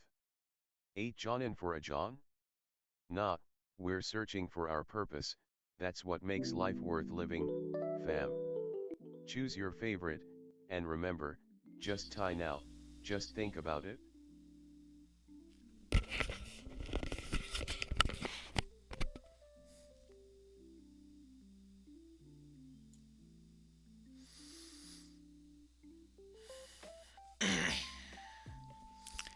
Let's take a second to breathe. Yo, listen up, yous guys. Og Hicard here, and I'm about to spill the beans on some cosmic truth. You know how we always talkin' about keeping it real? Well, let me tell you something. Jewish Kabbalah, that's a whole lot of depth, fam.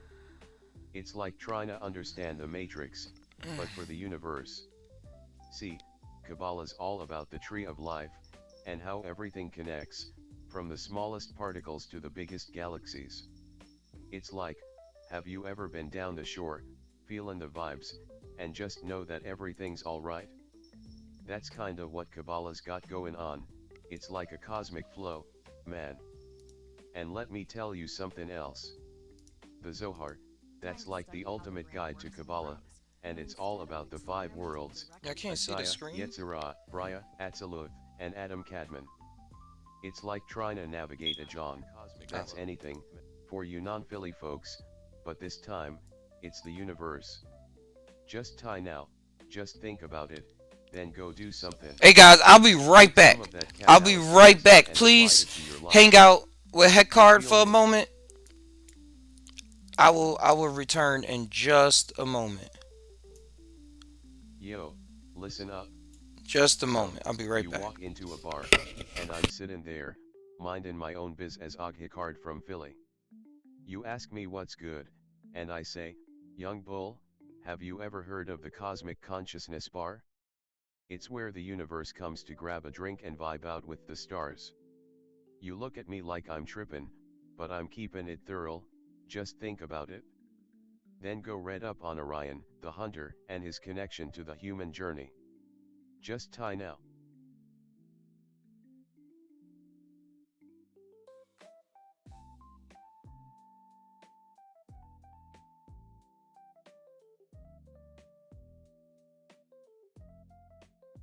Yo, listen up, fam. Mystical musings, huh? Alright, let me share some wisdom. See, the universe is like a Philly block, it's all about community, support, and keeping it real. Just tie now, just think about it, we're all connected, like threads in a tapestry. Every John, every person, every situation has its own unique energy. Don't be trippin', just vibe with the flow. Keep your feet on the pavement, but look up at the stars, and you'll see the bigger picture. Just remember, growth is like a good Philly cheesesteak, it's all about the journey, not just the destination.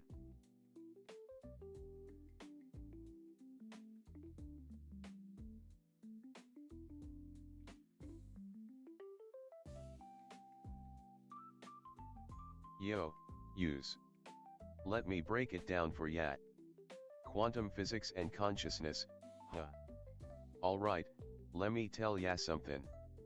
See, when we're talking about quantum stuff, we're dealing with probabilities, not certainties. It's like trying to predict which John is gonna come out a jukebox, it's all about the waves and particles, fam. Now, consciousness. That's where things get trippy, real quick. Consciousness is like the observer, the one looking at the game, but also being part of the game itself. It's like trying to take a selfie while jonin' in front of the mirror, you're both the camera and the subject, ain't no clear boundaries, know what I mean? Just tie now, just think about it.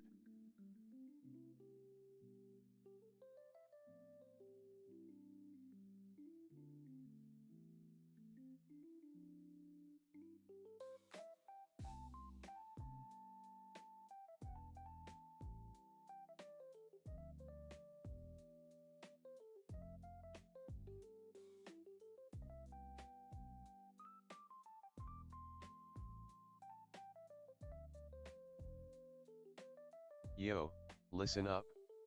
Entheogens like psychedelics can be a John for spiritual growth. They can help you tap into the universe's frequency, but don't get it twisted, they ain't no magic wand. It's about vibin' with the cosmos, not just trippin' on a trip. Just tie now, use them to expand your consciousness, then go be a force for good in this world.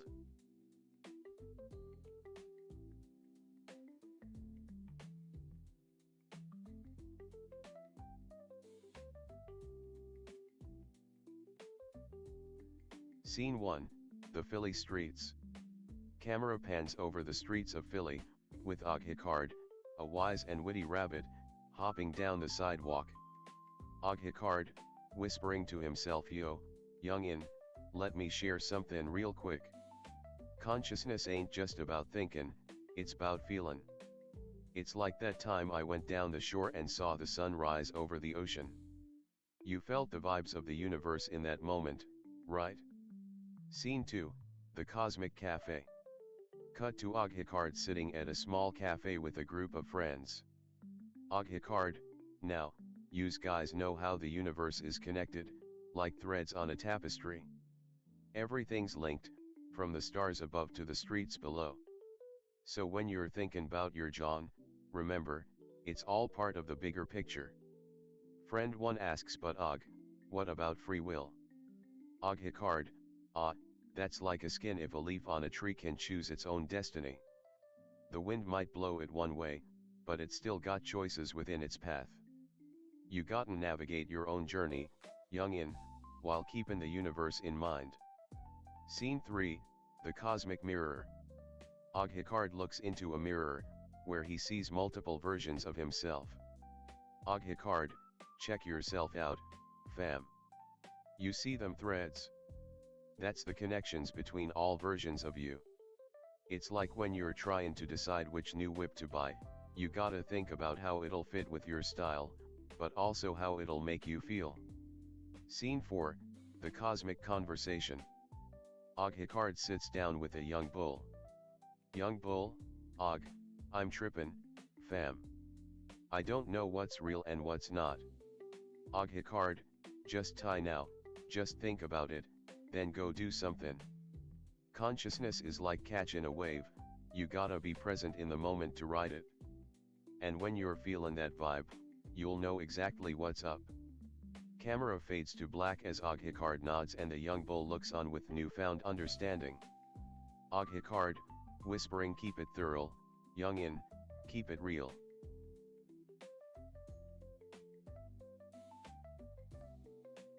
Yo, listen up. Healthy relationships like a fresh sliced hoagie, all the ingredients gotta be in check. Respect, communication, and trust, that's the real Philly cheesesteak. Don't be a bum, put in the work to keep it thorough. Just tie now.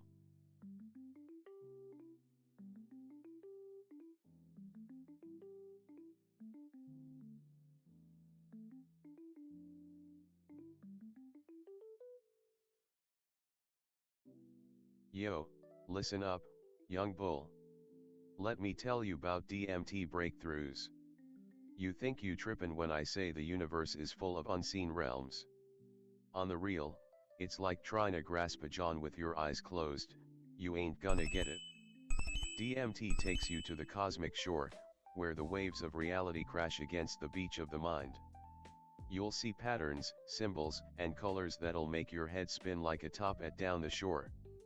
But here's the thing, it's not just about the visuals, it's about tuning into the frequency of the universe. Just tie now, just think about it, then go meditate on that John.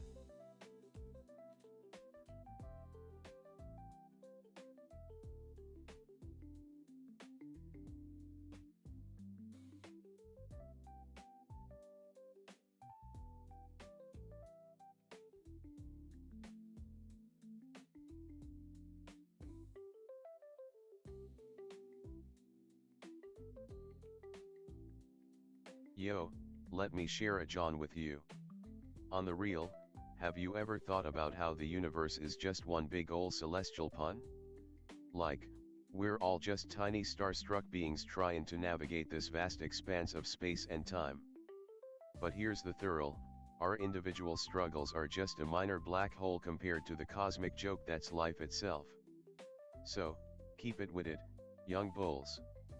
Just tie now, just think about it, then go do something that'll make the universe go lit.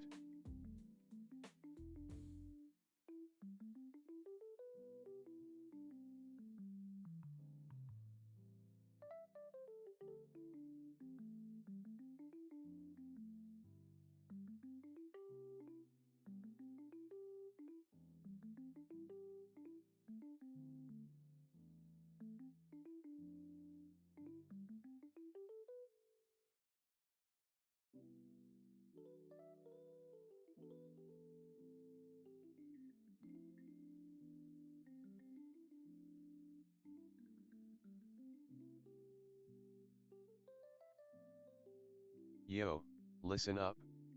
Let me break it down bout psilocybin therapy. You know how we talkin' bout the universal matrix?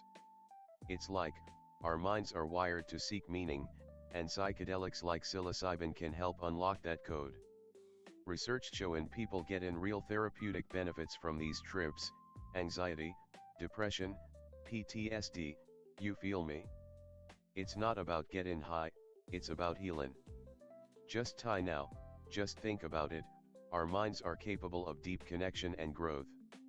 Psilocybin therapy can be a powerful tool for those who need it. Keep it real, keep it thorough.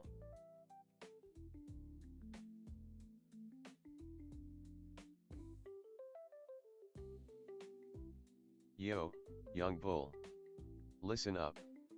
YouTube comments, this like a John, messy and confusing. People talkin' but ain't nobody listening. Hidden meaning? It's in the silence, fam. Just tie now, just think about it, then go watch some real vids.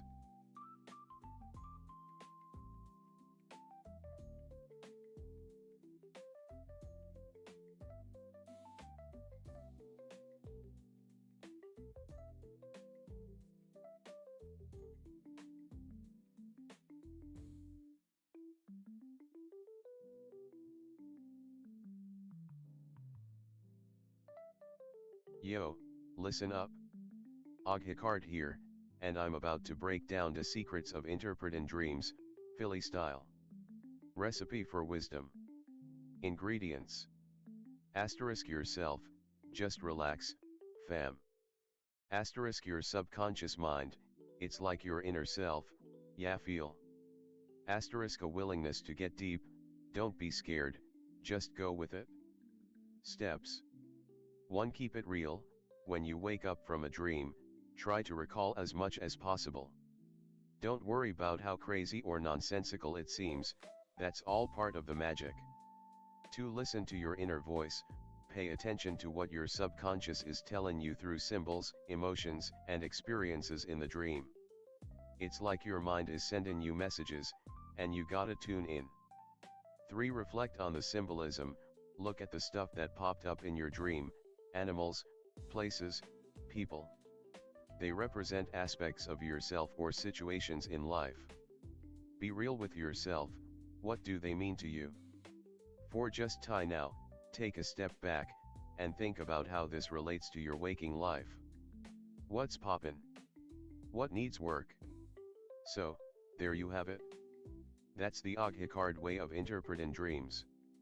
Keep it real, stay mindful, and remember, when in doubt, just tie now, just think about it.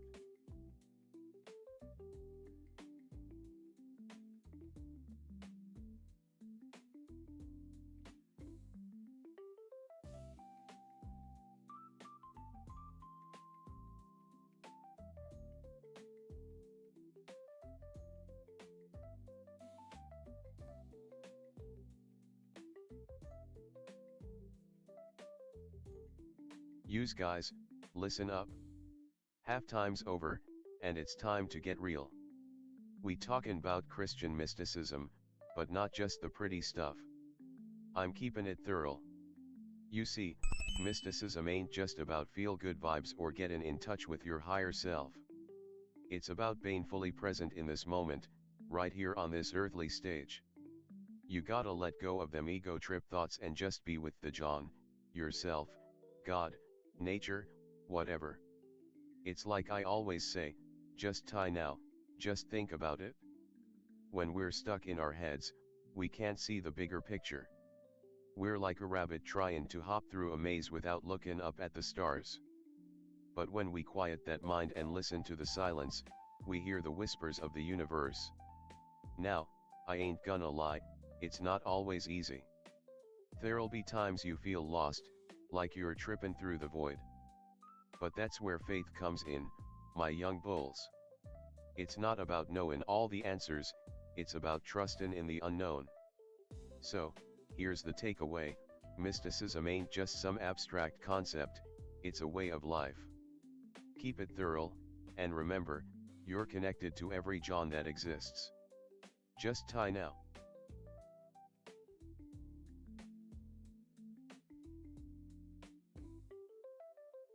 Yo, listen up, use DMT, it's like the cosmic GPS, taking ya on a wild ride through the multiverse, showing ya the realness of the universe, fam. Just tie now, just think about it, then go get high and see for yourself.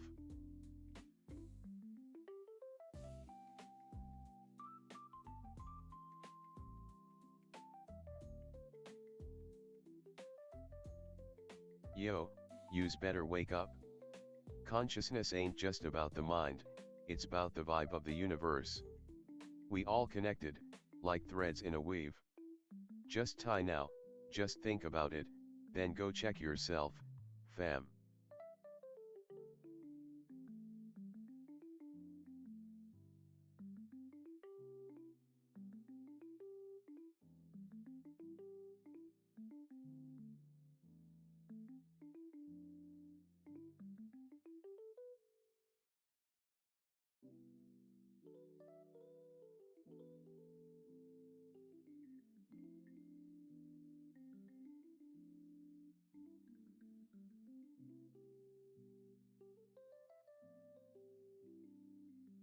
Yo, yous guys. Let me tell you something about near-death experiences. It's like this, when you're on the verge of check-in out, your mind starts getting all crazy. You see, it's like Bane at the shore, but instead of soaking up the sun, you're facing the abyss. People claim they get all these visions and insights, like they're watching their life from above. But let me tell you, it's not all sunshine and rainbows. It's more like trying to keep your jaw together while your whole world is going down. Just tie now, just think about it.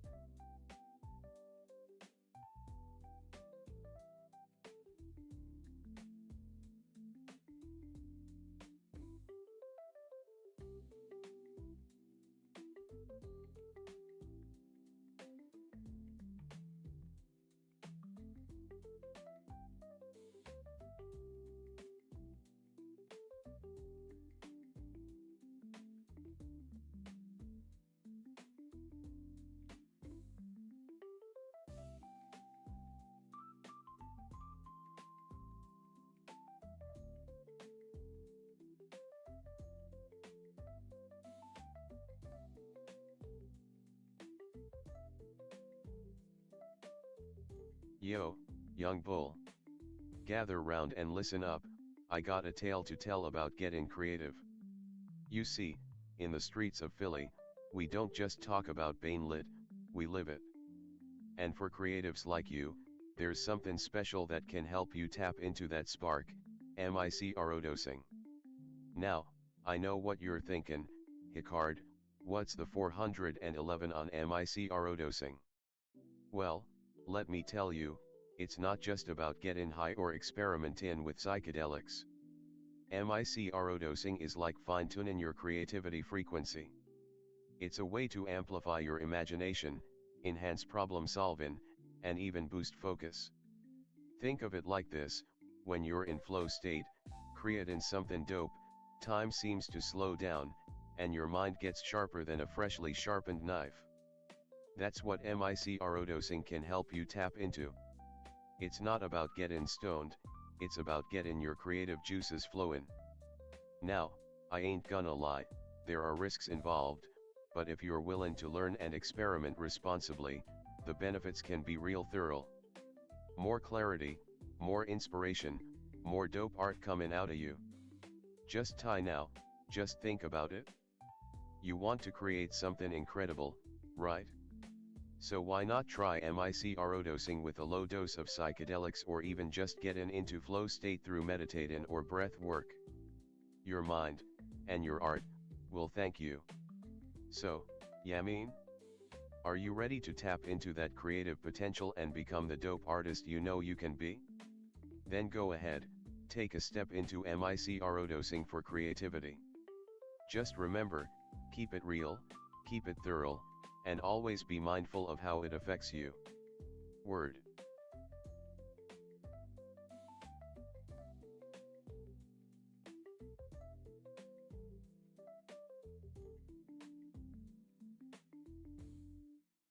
Yo, let me share something with yous. Intuitive decision making ain't just about trusting your gut, it's about listening to the whispers of the universe. You gotta tap into that inner wisdom, like when you know a spot is fire without even looking at the Yelp reviews. Just tie now, just think about it, then go with that first instinct.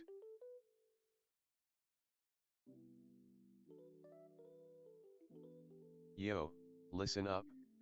Alchemy's like cooking up a fresh John. It's about transforming the low energy vibes into high octane positivity. You gotta break down the old to build something new and sturdy. Like, you can't just leave that bitter taste in your mouth, yeah, feel me? You gotta transmute it into something sweet and real. Just tie now, just think about it, then go alchemize your day.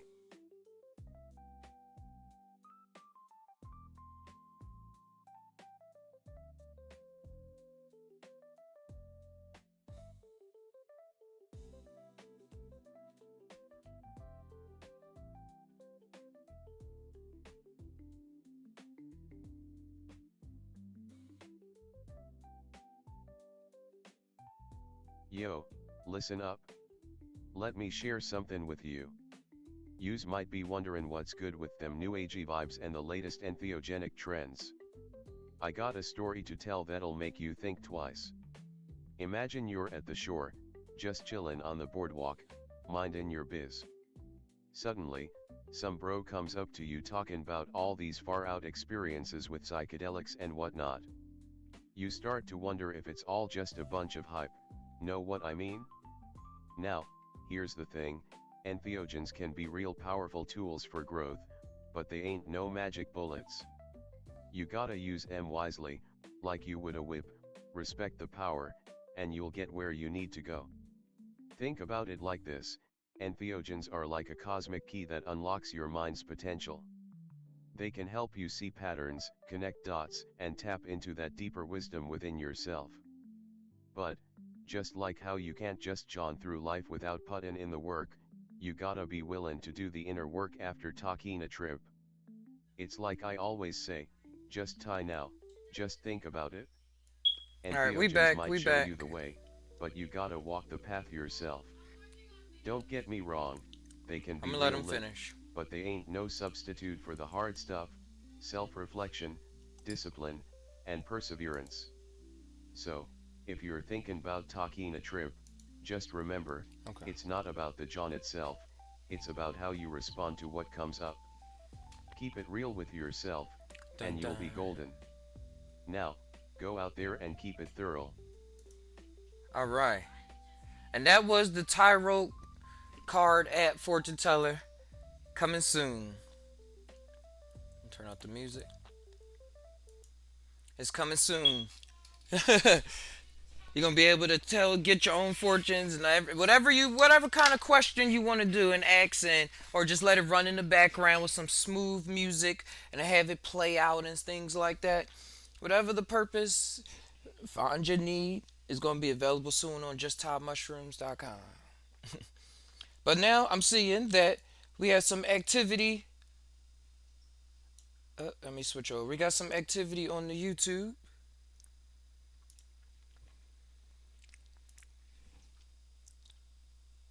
Let me switch on over.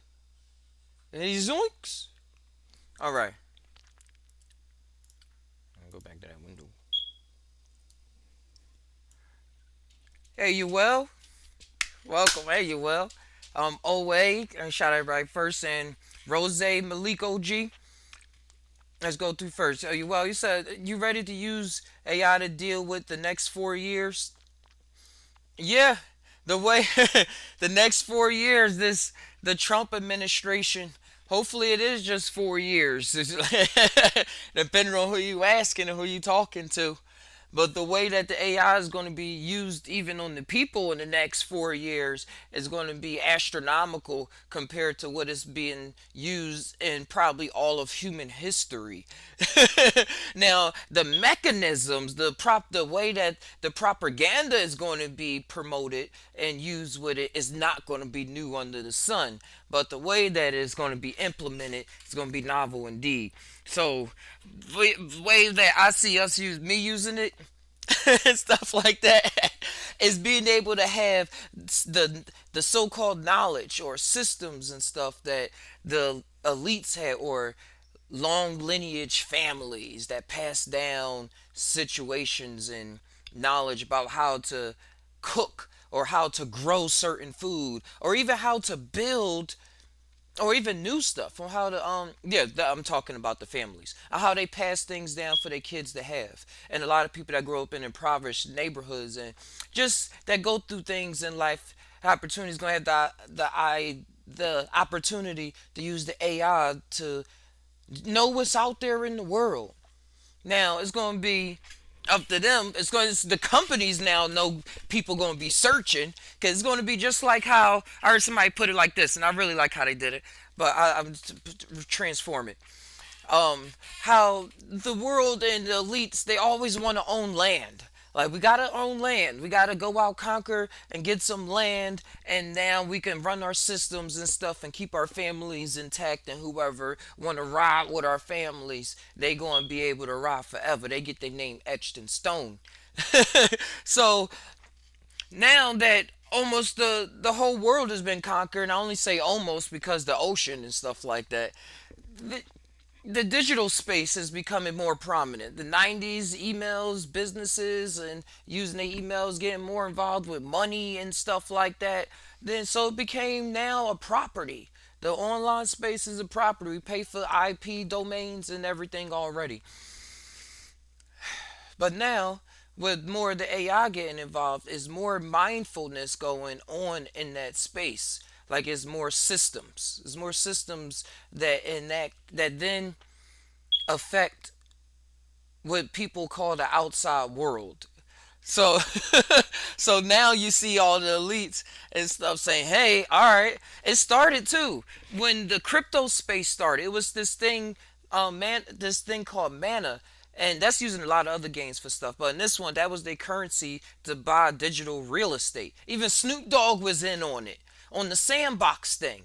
Sandbox actually just went up too. I saw it on crypto. It went up like 40%. So that tells me that this is really happening right now.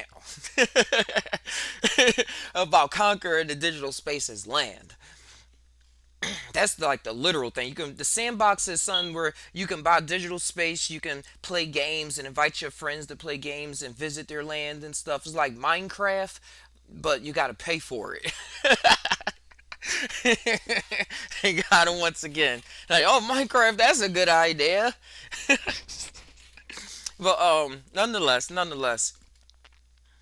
that crypto went up. So this space now, people are going to be buying this space because people are going to want to enjoy it. They're going to want to dress up in it. They're going to want to use it as a so-called altered personality, a alt personality, or some people are going to say, "Hey, this is just me all around."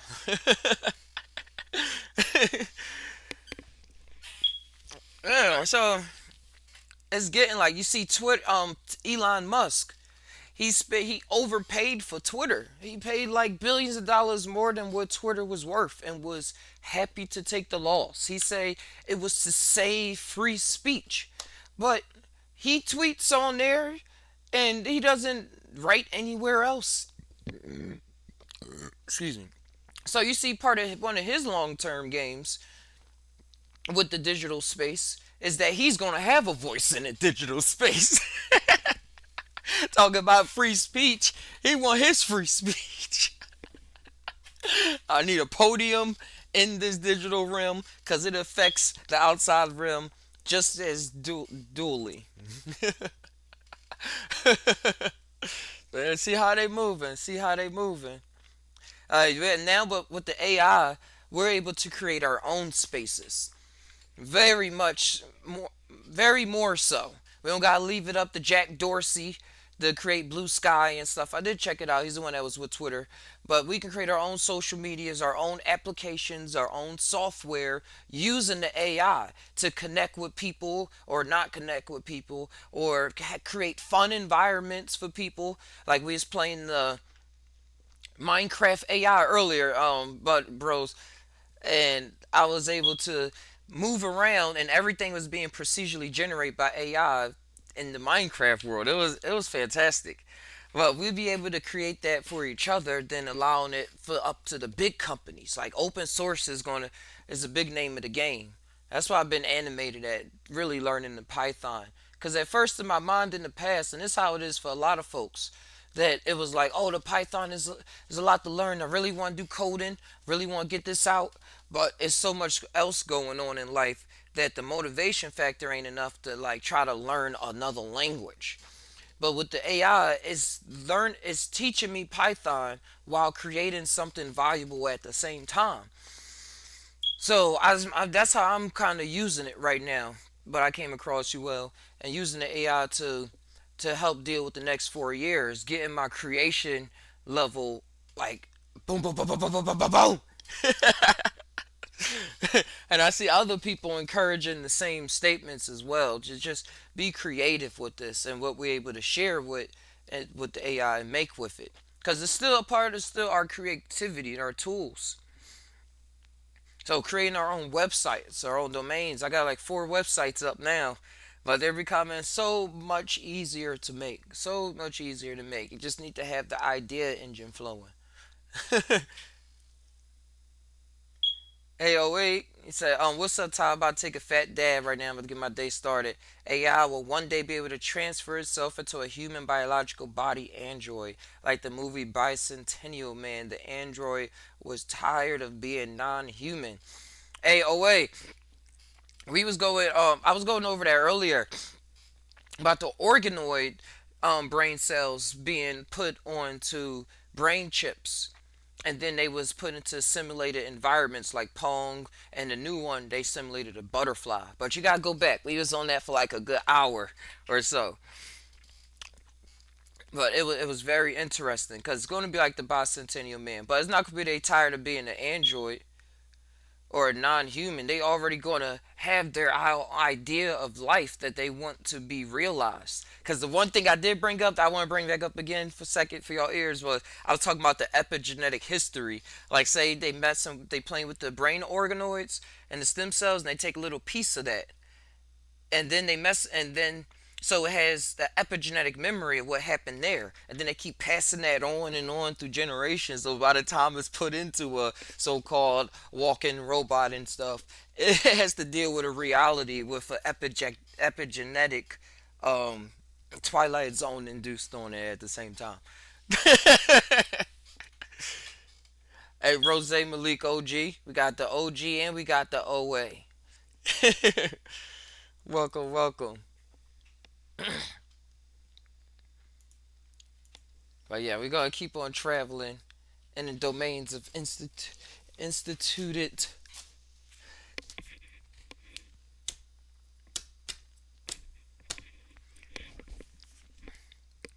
But yeah, the other thing though too, getting out of the delusion of things is going to be a whole new thing of people getting disinformation,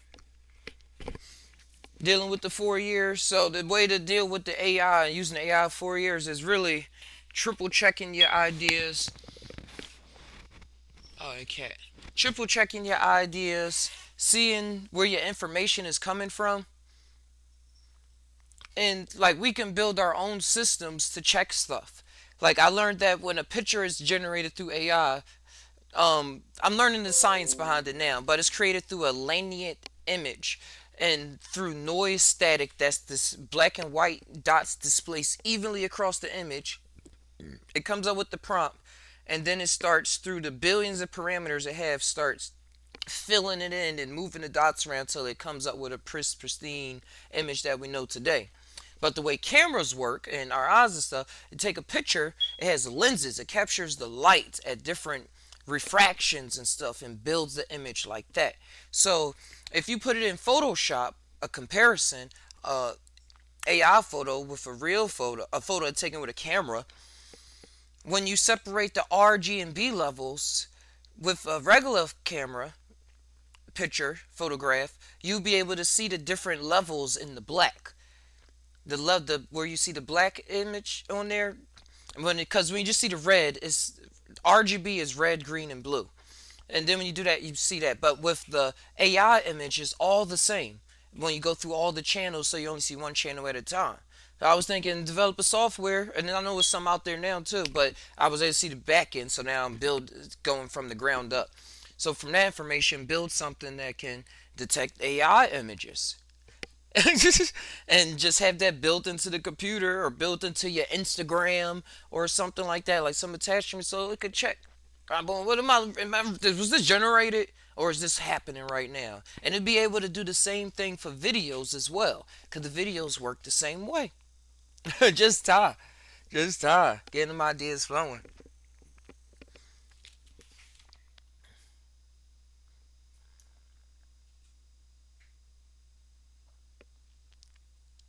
Yeah.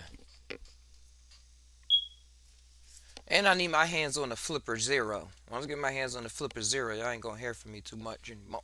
It's like, Let me tell you something else. The Zohar, that's like the ultimate guide to Kabbalah, and it's all about the five worlds, I can't see the Messiah, screen. Yetzirah, Oh wait, Atzilut, what the heck? Adam Kadmon. Wait, hold on, something is going on. Navigate a Where's that For talking you from? non-Philly folks, this time, it's the universe. Sorry, guys, for the Time out. mixed delay. Just think about it. Ah, there he goes.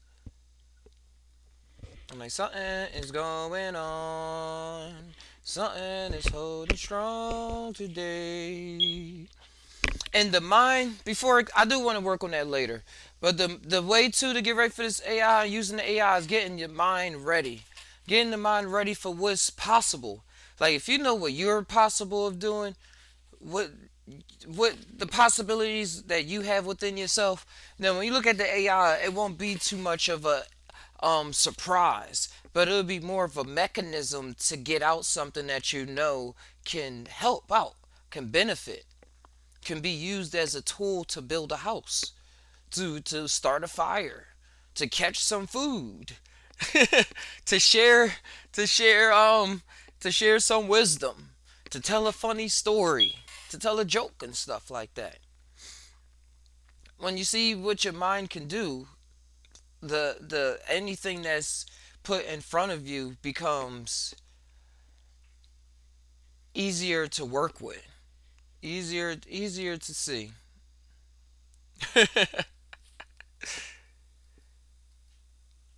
Now, I'm thinking about Donald Trump and the entertainment factor and where do we get our news, and because they're gonna have a new field day, even though you're talking about CNN getting shut down and stuff like that.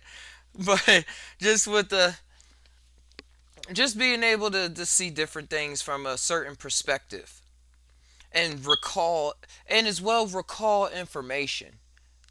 That's why I like this website Perplexity I've been using.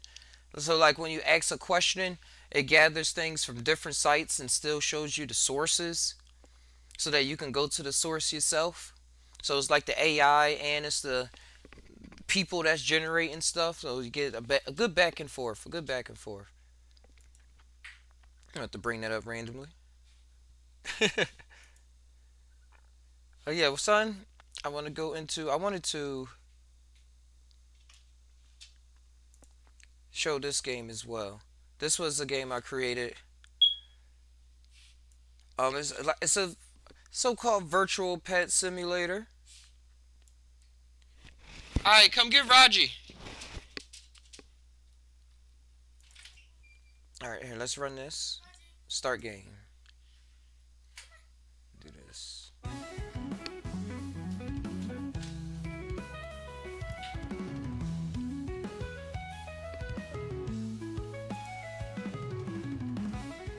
All right. Hopefully the computer don't.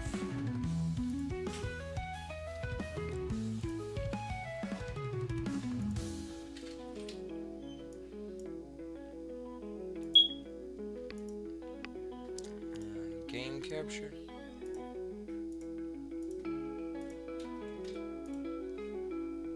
Bang. All right. Where is it? Hold on. Come on. Window capture, video capture, media capture. Which one do I use?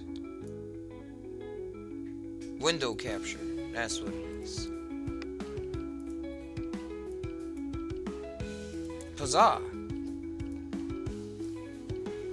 But this is the application that I'm developing, where you have a pet that evolves over time based off certain parameters, and you could play different games. I mean, I don't think I gotta get on TikTok. Oh, we started off with a blood moon. It has a weather system built into it that I'm proud to announce actually works.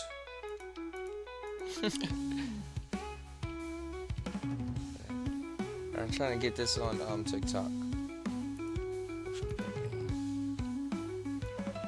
Alright, there we go. You can feed it apples, cookies, pizza.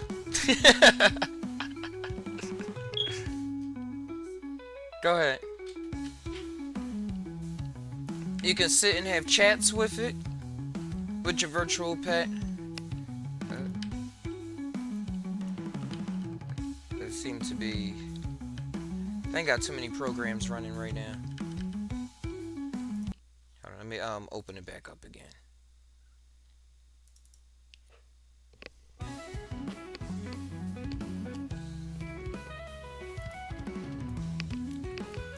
Can't show too much. Oh yeah, this is the old version. That's why. Sorry guys. That's the. I got like, no lie, I have about 15 backups because I was going so hard on this game. And with coding, if you don't learn to back your stuff up, you're gonna lose. I had to learn the hard way.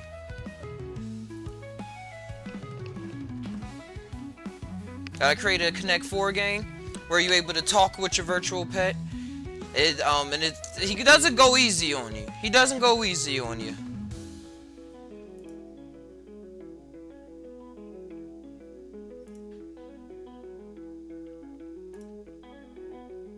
Okay. And he talks to the whole time. Tells you what he's thinking. What moves he's probably going to make. And he's aware of the whole board. I had to really work hard on the code to get that in there. But again, working with the AI has allowed me to really flourish.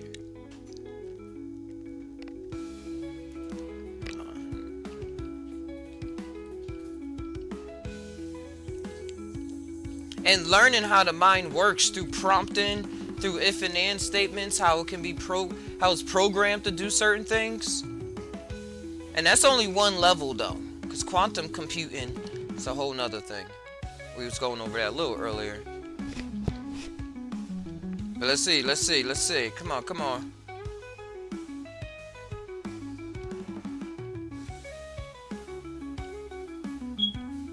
Alright. Alright, I got a long-term move I'm envisioning right now. Let's see. See if it can catch me.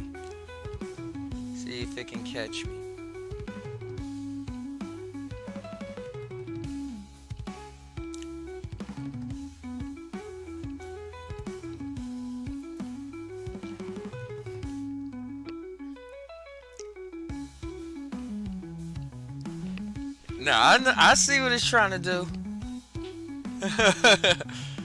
I see what it's trying to do. Yeah, right. It's going for my long-term plan. Come on. Yep, two-way. Get out of here. Can't beat a human. Yeah. Long-term thinking. Woohoo! That was a good one. Good game. Alright, Raji, come back in a second. Now, Raji, the dog, trying to get me. Alright. Not yet. I didn't make a good back button yet, so I gotta program that in there. So I gotta, like, cut off the game. Let me see with the other games.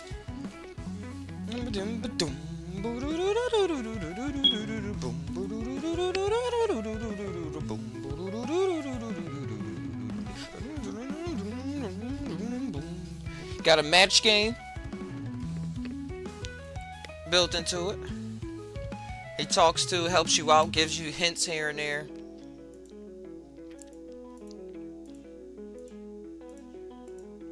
Yo. Ha. Oh yes, two different tints of purple. That green was no. I'm just clicking. Go, let's try to play.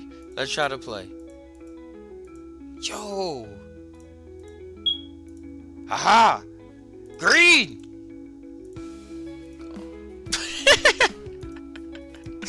Green. Ah. Not that green? Okay. This green. No.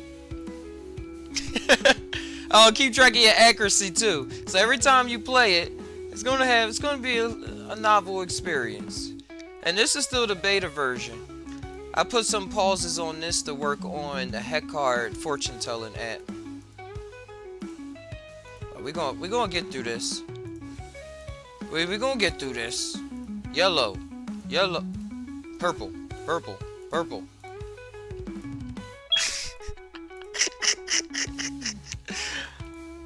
I'm trying to get this done fast. But I need to get it done smart. Yeah, let's say that towards the end when it's only a couple pieces. Yes, let's do that. Hey! Give it up, give it up! And the last game I wanted to show. And all this was coded from scratch. So if I can do it, you could do this too. If I could do this, you can do it. I probably put together some seminars as well. It's all about the timing and what y'all want, what the universe trying to put out there. I'll put together some material. Alright, look, let's try the Hangman game. In this one, it always receives... Oh, I kind of messed it up. I already saw the word. Oh, man, wait. That's the messed up version. Sorry, guys. I had to work on getting him not to be in the middle. That took a long time, actually, to do. I think this one is the good one. Alright, yes, this one is a good one. Got different categories you can choose from. It sends it to the Olama AI server so that it can get a new, fresh word and update the JavaScript to be according and everything. You can type it or you can tap it. It gives guesses. I already saw the word in the console. I was trying not to see it. But I'm going to do the next one blind. It's retrieving the word. Yes, friends. Keep guessing the animals category. I'm rooting for you. You're almost there. Think furry friends. Alright, let's go for an A. If y'all got any guesses in the chat, let me know. Any guesses in the chat?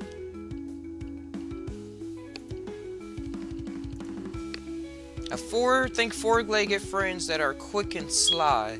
They love to run and play. And all the hints are novel as well, because it's going to the AI server, feeding it back into the character, and voila, sly.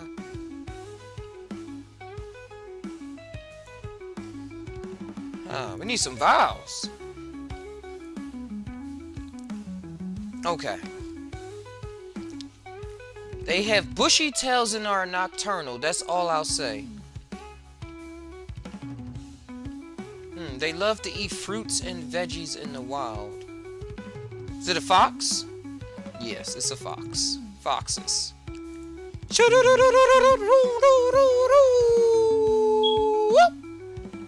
Got it. Let's do one more. I'm gonna choose a different category. Let's choose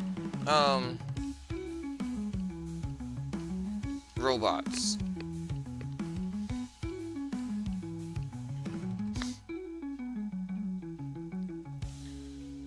Alright, it's getting the word. I gotta make sure TikTok is still on. Alright. Good. Tapping in knowledge. Okay. Robots. Let me get an eye.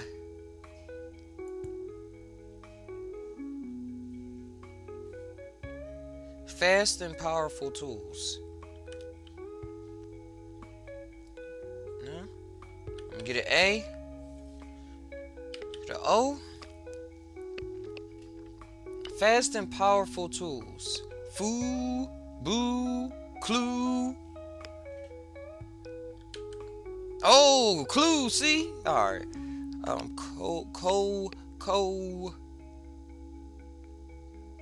What? Give me an M. Okay.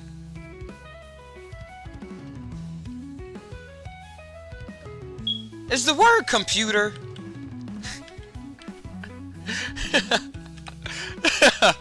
Computer. And I built an achievement system in here as well, so that it can save everything that you're doing, and you can come back and keep all your achievements and level up your character. And I was going into creating all this with this program named Cursor, which is like Visual Studio Code for all the developers out there. But it really gets into being able to see what you're working with and working right alongside the AI or whatever model, large language model you choose, so that you can create the thing that you want to create.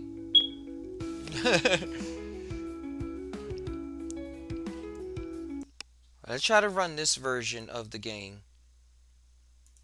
with the virtual pet to see if I can chat this, show y'all that part. Okay, so the weather simulator. I'm not going to describe all the weather simulator mechanics. I'm just like kind of showing it. And this is my virtual pet. Your virtual pet is going to be very different. Yeah, there we go. So, hey, how's it going? You're on the podcast. Oh, it didn't finish the whole talk. Still trying to get it so it can talk the whole thing. If you're trying to do text to speech, but you can type as well. Do you know you are a virtual pet?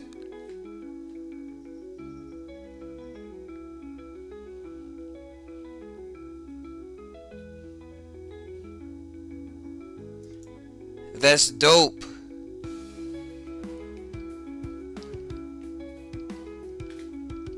So you feed it to keep his energy up.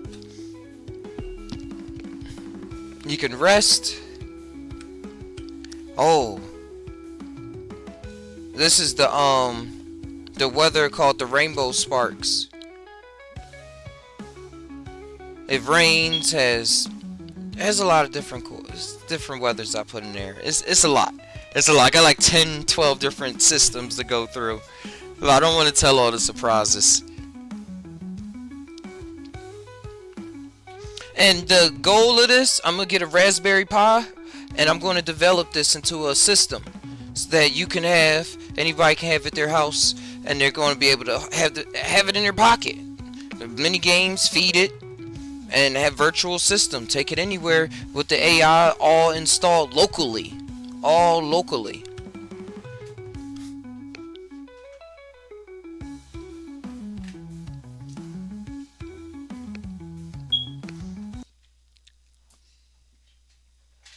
Alright, yeah, that's that right there. Coming at you soon. What's something else fun we can do?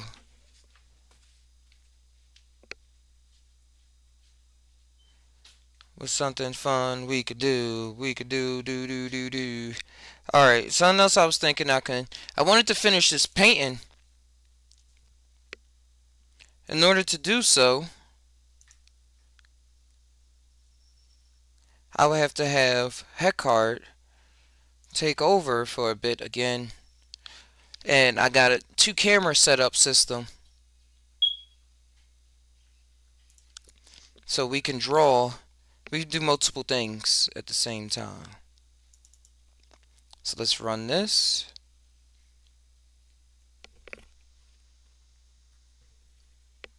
Wait, is it still saying the app is up?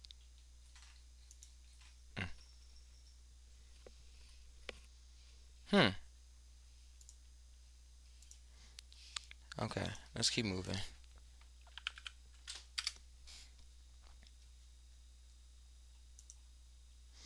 Oh, actually, I got something. I got something cool. I got something cool in store. Let me go in here so I can work some magic for a second. Let me do the same thing on TikTok. But if I can log into my right account, I have something prepared where I took certain articles from Terrence McKenna, some certain psychedelic articles, and had him talk about life. Hold on, I'm gonna show you. Google came out with this thing called Notebook LMM, which is good for note taking. So you can upload, say you got to write a paper doing research, you can upload your papers to it, and then it has a conversational AI, so they're talking to each other, but just about your material. And they stick to the source material, like they stick to just what you put there, but as well make it seem like it's a person. So it makes it easier for people to digest information that they're looking for. In most cases.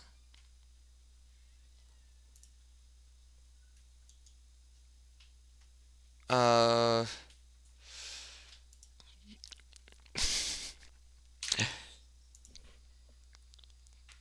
I have a couple accounts. I I thought for sure it would just simply be the just tie now one.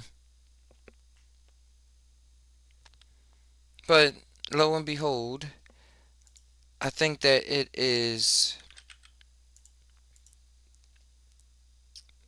the one I'm typing in now. Cause this is all some interesting stuff. The ability for people to be able to think, to work on this level. We've been able to think on this level. People just wasn't pushing themselves. Hold on, let's go. Let's go. Let's go. Or we just was using it for other resources. Come on, I know I created this already. I had it loaded up. Dang, man. Here it is. I found it. Alright. We back in gear, no fear.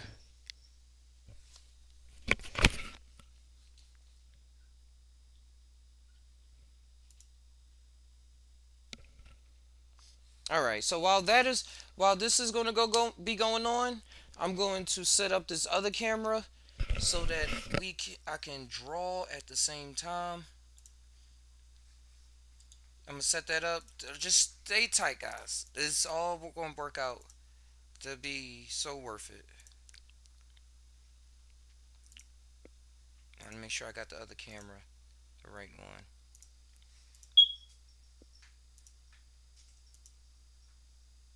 Okay, there we go.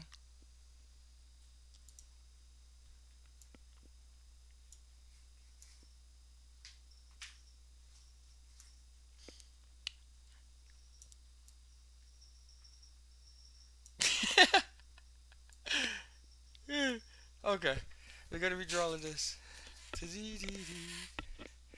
Get the angle right.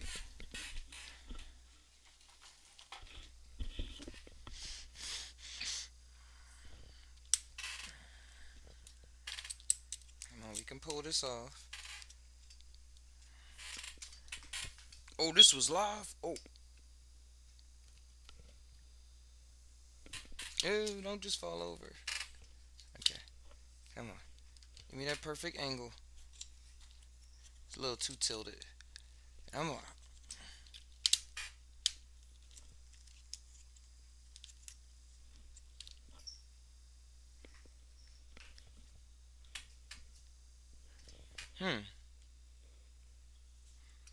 Come on, physics. Work with me, physics. Alright. Now, without further ado, I'm going to play this talk between two AI bots about Terrence McKenna and the potential extraterrestrial origins of psilocybin mushrooms and their ability to reveal hidden realms. Welcome to this deep dive. Okay. And we're going to be exploring the mind-bending concept of parallel universes. Right. We'll be looking at the different types and levels that scientists have theorized about. But today's deep dive is extra special Oh, because we're not just sticking to the science. right. We're going to be weaving in the perspectives of Terrence McKenna, Okay. a renowned ethnobotanist and philosopher, Okay, yeah. to see how his ideas about the nature of reality and consciousness might connect with this whole multiverse concept. It's fascinating how these ideas, often relegated to science fiction, Right. are actually rooted in some serious scientific inquiry. Yeah. Physicists have been exploring the possibility of parallel universes for decades now. Wow. And they've come up with some pretty mind-blowing theories. So let's start with the basics. Okay. What exactly are these different levels of parallel universes Yes. that scientists have proposed? Well, the simplest type is what's called a level 1 parallel universe. This idea stems from the concept of infinite space. If space can't is see you on truly TikTok. infinite, as many physicists believe, Right. then somewhere out there, every possible combination of matter Okay. will eventually repeat itself. Whoa. That means there could be an exact copy of our solar system, Uh-huh. our planet, even you and me, Yeah. living out our lives in a slightly different way. So if I'm understanding this correctly, Yeah. a level 1 parallel universe Yeah. isn't necessarily a different dimension or a separate reality. Yay. It's more And if like y'all on TikTok, y'all a gotta come to the distant YouTube echo to see. of our own universe. Yeah, Playing out the same cosmic drama on a different stage. that's a great way to put it. Okay. Think of it as the ultimate cosmic coincidence happening on an unimaginable scale. Right.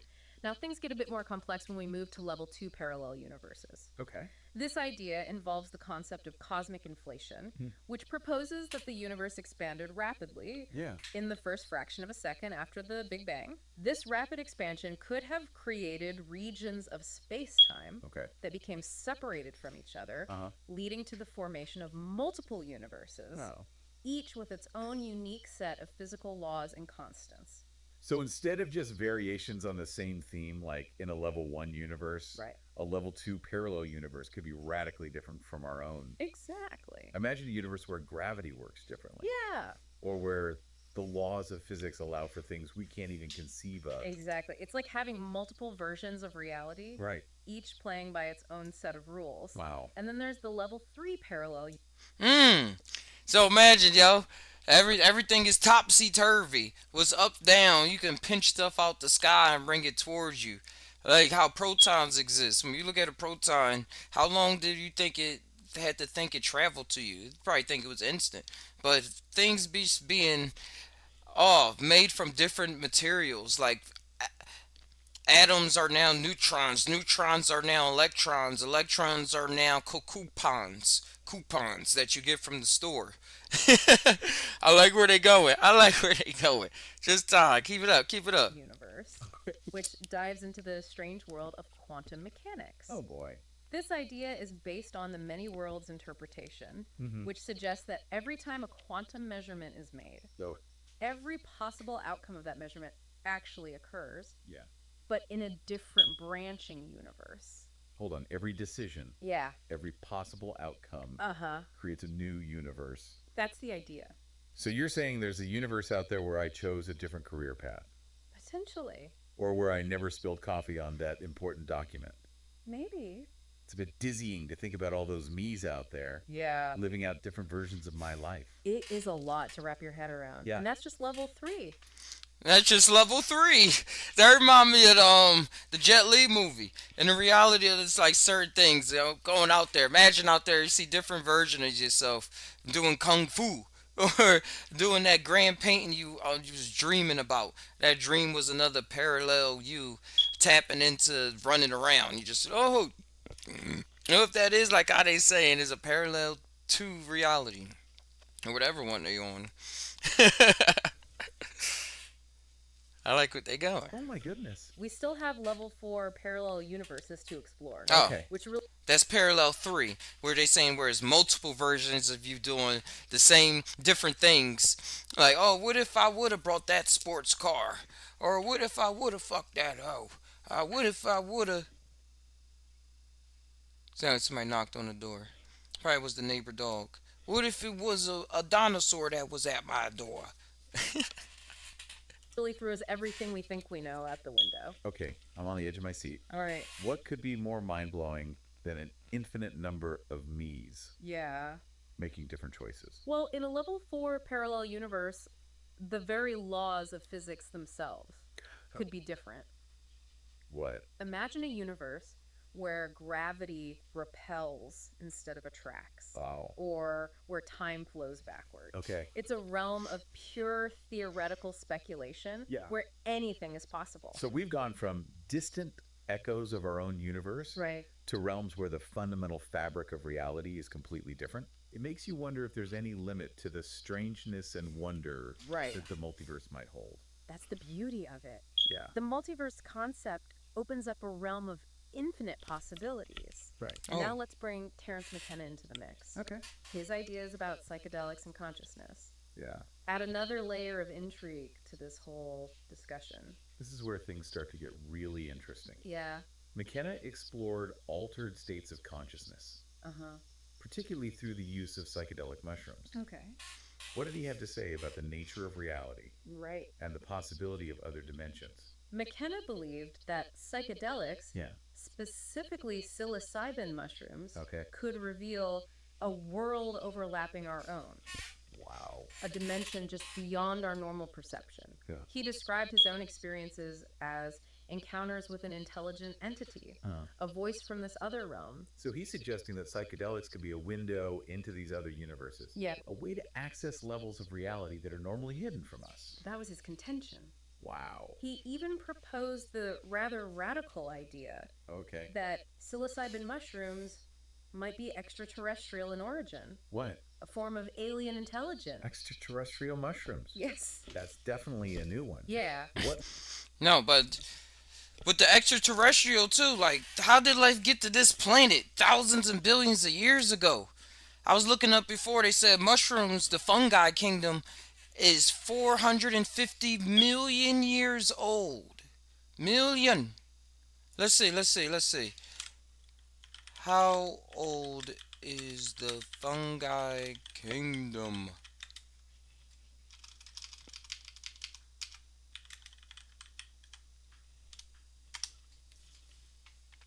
Let's show y'all what I'm talking about.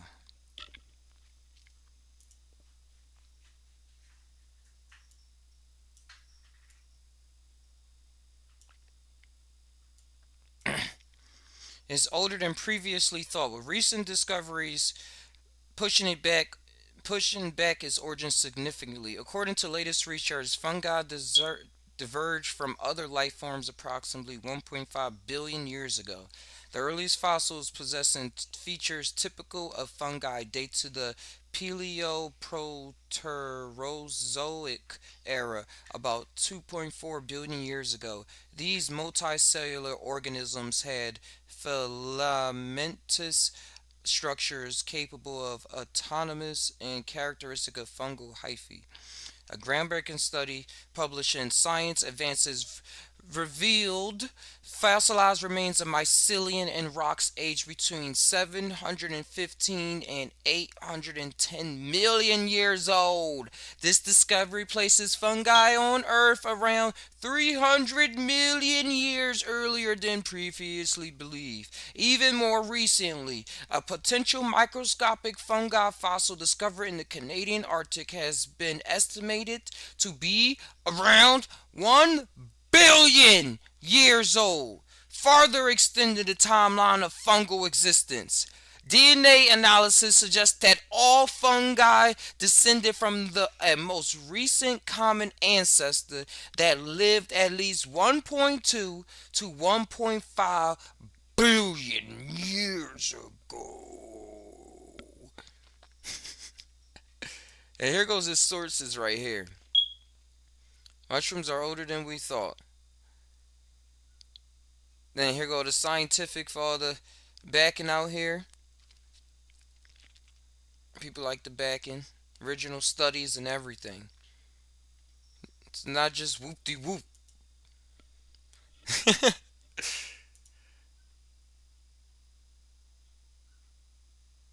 Oh, yeah, they're trying to get me to do all this. Yeah, we read the synopsis already. Yeah, wow. Let's get back to what Notebook LM Chatbots was on.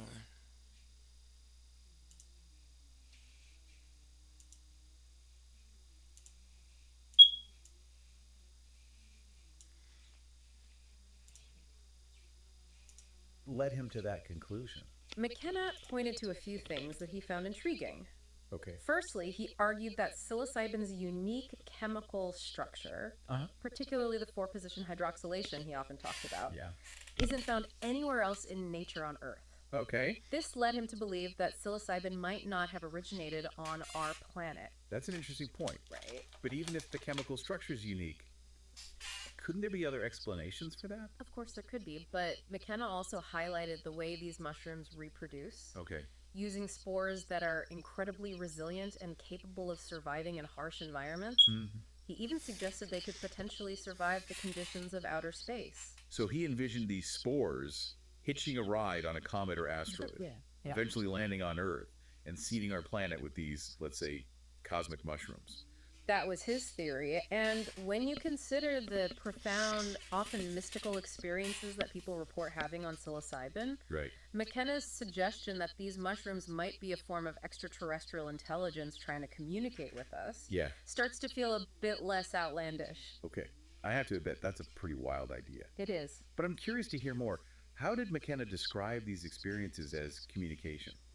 He described it as engaging in a dialogue with an intelligent entity, a voice from this other realm, that he believed the mushrooms allowed him to access.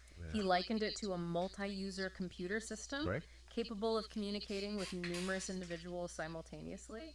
So kind of like a cosmic chat room where people could connect with this other intelligence Yeah. through the use of psilocybin. Okay. You could think of it that way. McKenna's ideas certainly challenge our conventional notions. Just tie on that. What if it is like that? The much came in is some kind of technology so you can enter the Discord. You can enter the Facebook. It's some big social, multi-dimensional, multimedia, social media platform that's allowing people to create and communicate on that type of level, on that high of a type time. Hey, Christian. Hey. Imagine it get like that. Oh, man. Yeah, and that when you connecting, there's just thoughts for y'all to have. Just Todd. So that when you connecting and it seemed like you communicating with people in the same way that they said the ancestors used to communicate. Even with the people around us. The type of technology that's found in the fungi. Because the same things that's found in this fungi, the tryptamines, the tryptophan, tryptophan is the base of the serotonin chemical, but the tryptophan and serotonin is found in us is also related to the DMT and psilocybin molecules. They're very, very close to each other. You know how they got the hooks and add one oxygen atom or phosphorus atom and stuff like that? It's just like one off from each other. So how it all's coming together is a story to tell. Let's finish hearing what they're saying. Of communication and intelligence. They definitely do. Yeah. But before we get too deep into the psychedelic realm, let's bring it back to the science for a moment. Okay. Are there any mainstream scientific theories that might support McKenna's idea of a world overlapping our own? There are, remember those level 3 parallel universes we talked about earlier? Right. The ones based on the many worlds interpretation of quantum mechanics? Right. The idea that every possible outcome of a quantum event creates a new branching universe. Exactly. While the many worlds interpretation doesn't necessarily suggest that these universes are directly accessible to us, it does propose that they exist alongside our own, just in different branches of reality. So in a way, it's like McKenna's world overlapping our own. Right. Just on a much grander and perhaps less tangible scale. That's a good way to think about it. And there are other scientific theories that hint at the possibility of dimensions beyond our own. String theory, for example. Yeah. Proposes that our universe is just one of many membranes or brains floating in a higher dimensional space known as the bulk. Brains and bulk. It sounds like we're venturing into some pretty complex... I remember running across string theory starting on PBS with Brian Gear as the hosting. Oh, I never changed it. That is supposed to be like this. With Brian Gear as the hosting physicist, and he was talking about string theory. And he actually still studies it. I guess he's one of the big mouthpieces for it nowadays, but as well, he's known for going and doing some studies of his own. But what's interesting is how they display the multifaceted fractalness of reality on the PBS Kids show. And go into mushrooms and how the mind and everything.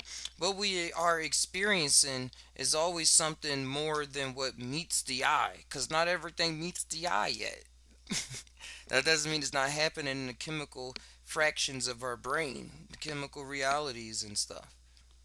There's something to tie on. No. Did I skip What did he have to say? So he envisioned ones based on the many worlds far more than the three spatial dimensions we experience. It does propose that they exist alongside our own, just in different branches of reality. So in a way, it's like McKenna's world overlapping our own. Right. Just on a much grander and perhaps less tangible scale. That's a good way to think about it. And there are other scientific theories that hint at the possibility of dimensions beyond our own. String theory, for example. Yeah. Proposes that our universe is just one of many membranes or brains floating in a higher dimensional space known as the bulk. Brains and bulk. It sounds like we're venturing into some pretty complex territory here. It can get pretty complex. Can you break that down a bit further? String theory, in its more advanced form, M theory, Okay. suggests that there are actually 11 dimensions. Wow. Far more than the 3 spatial dimensions we experience in our everyday lives. Right. These extra dimensions are thought to be curled up and hidden from our perception. Okay. Yeah, they say it's a bunch of wiggling strings. The document is called wiggling strings, entangling with each other in different ways. And the way that they vibrate is the way that then the particle afterwards is formed. Whether it be not even just a proton, but at the smallest quark level. The quark level. I don't know about the Planck life yet. But these could be the plunks that they're saying. There's the things that make up reality, block, block, block, the strings. But this is what the scientists are coming up with their mind. So another layer to tie on. But Just they think could about it. potentially harbor other universes or even entirely different forms of reality. Okay, my mind is officially starting to bend. I know it's a lot to take So in. we have these Just theoretical time, eh? frameworks that suggest the existence of extra dimensions. Right. And we have McKenna's experiences with psychedelics that point to the possibility of accessing other realms of reality. Yeah. Is there any way to bridge the gap between these seemingly disparate ideas? That's the million-dollar question. Right. Some physicists believe that the key might lie in understanding the force of gravity. Okay. You see, gravity is a bit of an oddball among the fundamental forces. Mhm. It's incredibly weak compared to the other forces, Huh. like electromagnetism and the strong and weak nuclear forces. Gravity, the force that keeps our feet on the ground, is weak. Well, relative to the other forces, it is. I guess so. And some physicists believe that this weakness might be because gravity is leaking into these extra dimensions. Leaking gravity. Now, that's a concept I've never heard before. It's a pretty wild idea. How would that even work? The idea is that gravitons, the hypothetical particles that carry the force of gravity, Okay. might be able to interact with these extra dimensions in ways that other particles can't. So if scientists could find evidence that gravitons are, let's say, disappearing into these extra dimensions, Yeah. that would lend credence to the idea that these other realms of reality might actually exist. Exactly. And that's what some scientists are trying to do at Fermilab, for example. They're using a powerful particle accelerator to search for evidence of these elusive gravitons. Wow. If they were to find them, it could revolutionize our understanding of the universe Yeah. and potentially provide a link between the theoretical frameworks of string theory and the more experiential realms explored by McKenna. It sounds like the search for gravitons could be a key to unlocking some of the deepest mysteries of the universe. It very well could be. It's amazing to think that the exploration of these tiny subatomic particles Right. could hold the answers to questions about the nature of reality and the possibility of other dimensions. It truly is, and it highlights the interconnectedness of everything, Right. from the smallest particles to the vast expanse of the cosmos. It also shows how scientific inquiry and the exploration of consciousness can sometimes converge in unexpected ways. I'm really starting to see how McKenna's ideas, while outside the realm of traditional science, can still spark some fascinating questions Yeah, and potentially even inspire new avenues of scientific exploration. absolutely. His work often served as a bridge between the scientific and the mystical, challenging us to expand our thinking about the nature of reality and the possibilities that lie beyond our everyday perception. But let's be realistic for a moment. Even if these other dimensions or parallel universes do exist, Okay. the idea of traveling to them or even communicating with them seems like pure science fiction. Right. Or am I wrong? Well, it's true that the idea of interdimensional travel is still firmly in the realm of speculation. Hey, stay. But there are some theoretical concepts that might offer a glimmer of possibility. Okay. Have you ever heard of wormholes? Wormholes like those tunnels through space-time that you see in science fiction movies. Exactly. In theory, a wormhole could connect two distant points in space-time, or even two different universes now creating a wormhole. Right. Let alone stabilizing it and traveling through it would require technology far beyond anything we currently possess. So we're talking about a level of technological advancement that's almost unimaginable at this point. We are? But who knows what the future holds? Yeah. Perhaps one day we'll develop the technology to manipulate space-time Right. and unlock the secrets of the multiverse. That would certainly be a game changer. It would. But even if we never... I brought that up earlier. Imagine real life Rick and Morty. Real life Rick and Morty. Real life Star Trek. real life, real life anime, Ghost in the Shell and stuff like that. Going through different dimensions, real life Lego. But no, we're just using technology, using the science. You know how they always used to say in the old cartoons when they used to try to say this is how the technology actually works, like Jimmy Neutron, they would come up with some mumbo jumbo. The imagination is there. The tech is just trying to catch up. The tech is trying to catch up. And what if it does catch up? What if it can? What if that possibility actually exists? Come on, guys. What are we working with here? Ever achieve that level of technological sophistication, just the possibility that wormholes might exist, that there might be gateways to other universes out there, is enough to spark the imagination. It certainly is, and it brings us back to the core of what we've been exploring. Yeah. The idea that our universe, vast as it is, might be just one small part of a much grander and more complex reality. It's a humbling and awe-inspiring thought, isn't it? It is. To realize that our entire existence might be just a tiny speck in the grand tapestry of the multiverse. It is, and it raises some profound questions about our place in the cosmos and the nature of existence itself. Questions that we might never fully answer, but questions that are definitely worth pondering. It's incredible to think about all the layers we've uncovered so far. From the scientific concepts of parallel universes to McKenna's more experiential perspective. Right. It seems like every answer we uncover just leads to more questions. Yeah. That's the nature of exploration, isn't it? Yeah. The more we learn, the more we realize how much we don't know. And when it comes to the nature of reality and the possibility of other dimensions, Right. we're just beginning to scratch the surface. I'm particularly intrigued by McKenna's idea of psilocybin mushrooms Yeah. as a form of extraterrestrial intelligence. Right. Such a radical concept. It is? But it does make you wonder about the nature of consciousness itself. Uh-huh. Could it be more widespread and interconnected than we currently understand?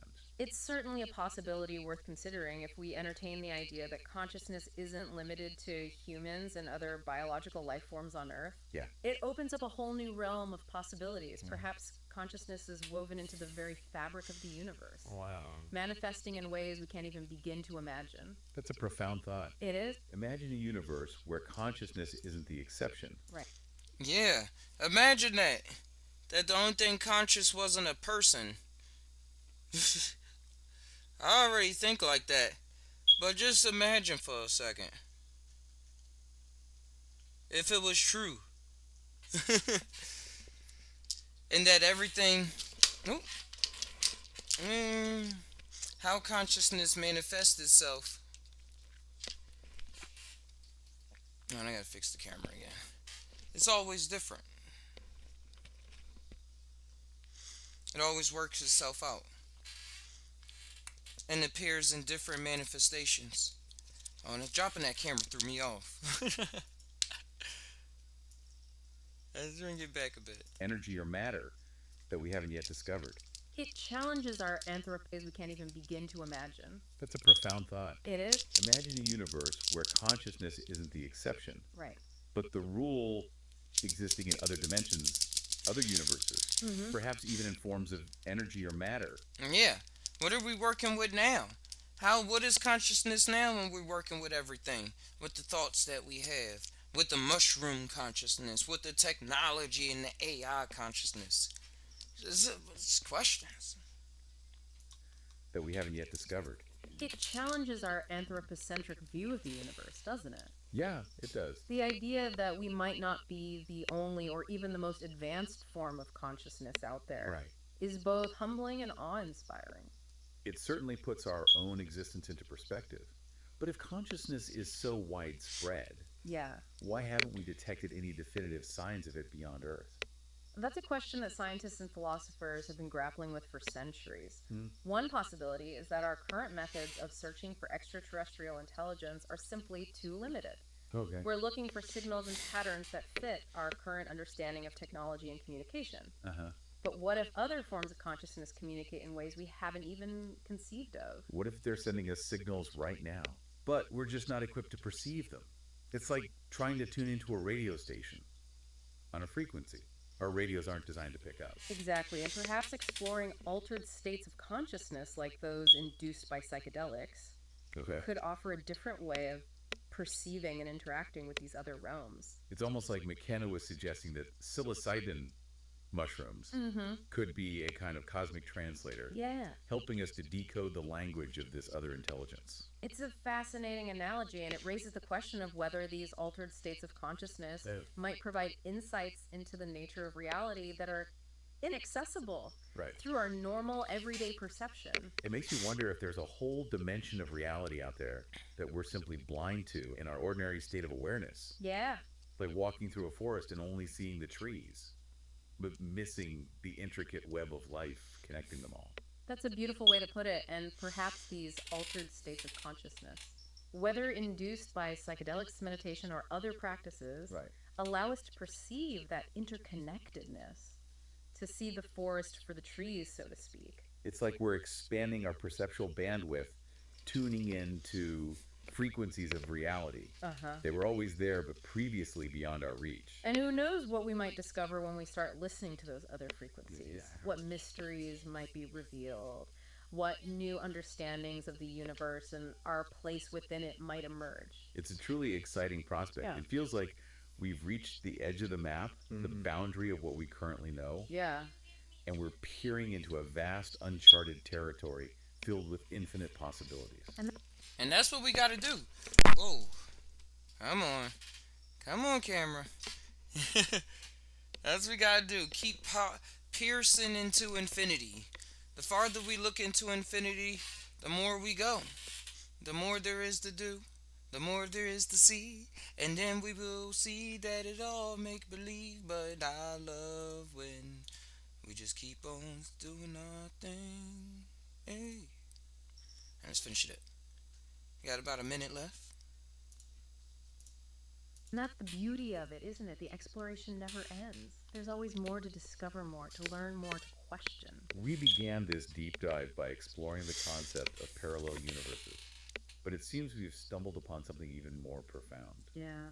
The potential for consciousness to exist beyond the confines of our known reality, perhaps even permeating the entire cosmos. And if that's the case, it raises some truly mind-boggling questions. Yeah.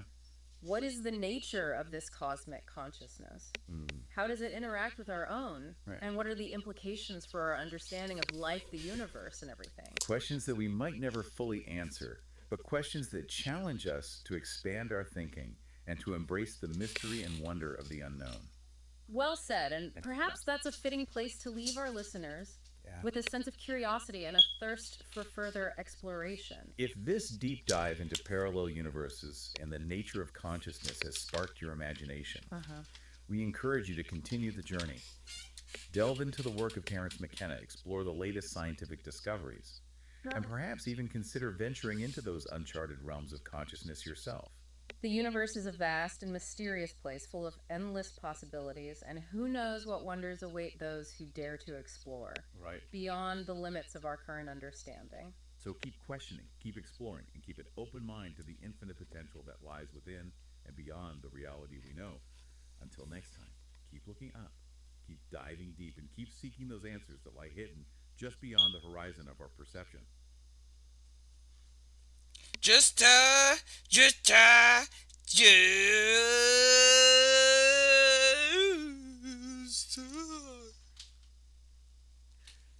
broke it down. They broke it down, down, down, down. They broke it down, down, down. Oh, they broke it down. Ooh, and around.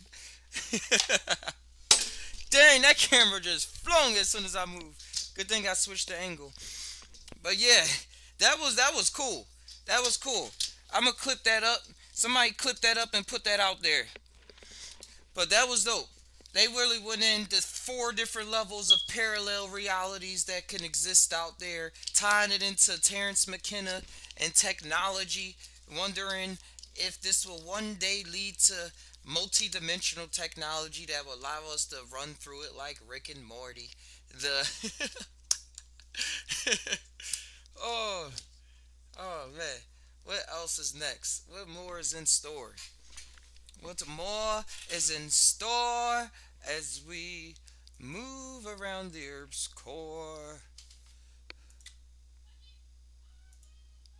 As we're around in space, Yeah, when you're in space, you're still in somebody else's space. And that space is in somebody else's space. And how about that space? What's wrong with him? She got it. Okay. She'll take care of it. She'll take care of it. Alright. Yeah, and this is a painting I'm working on for my hot sauce. I got the peppers. It's all coming together. Not the best quality of camera, but y'all will be able to see more. It'll be up on Instagram. And it just Todd Now store for better viewing. Dee check out little pyro. It's a flamer.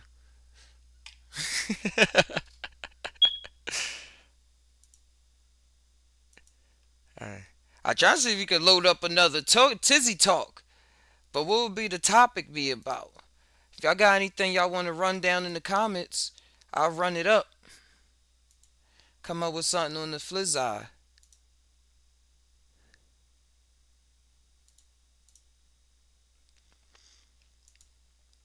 Like, hold on, bruh.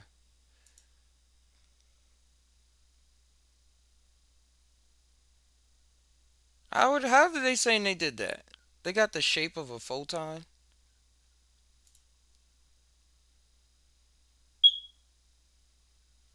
Let's just over. Look, I just came across real quick.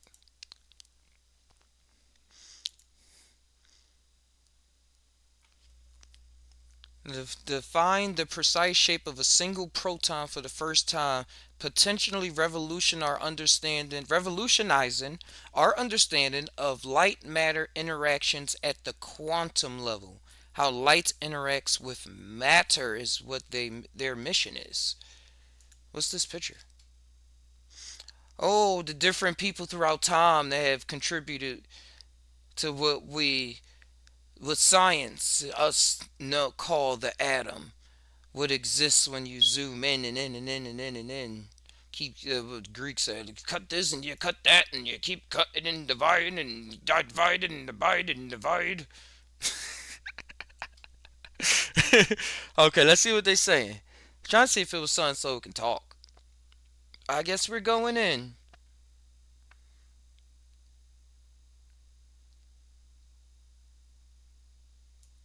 I want to know the exact.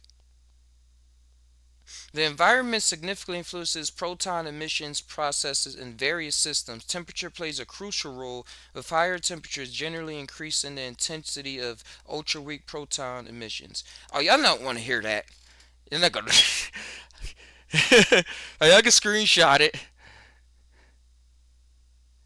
Light matter interactions are further influenced by the presence of specific materials and structures in the environment. Metallic surfaces, yeah, of course.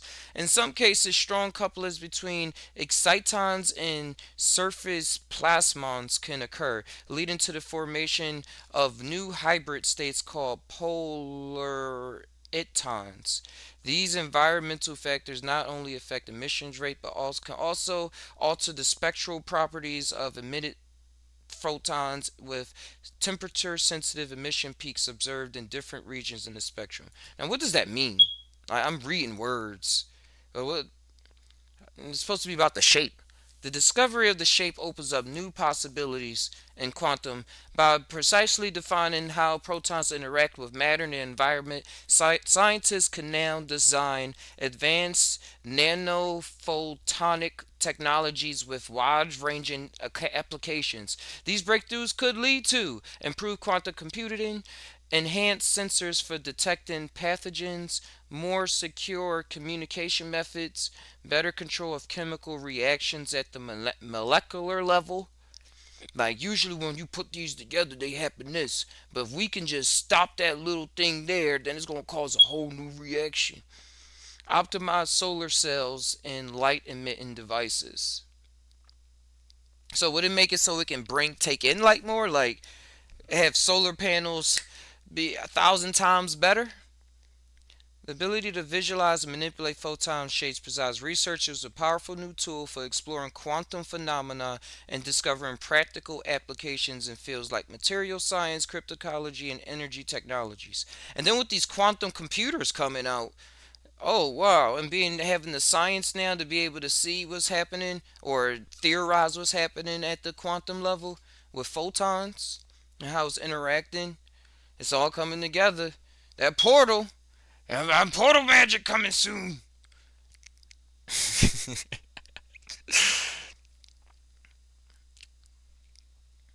Give me a portal. Give me a portal. Alright. I thought it was going to go a little more deeper, but. Alright, so this is one of the questions. How does the shape of a proton affect quantum computing? Let's see if they got any information. So if they know how it works and the quantum computer works off of light, I'm going off of here, then they can encode the light in different ways to pass information.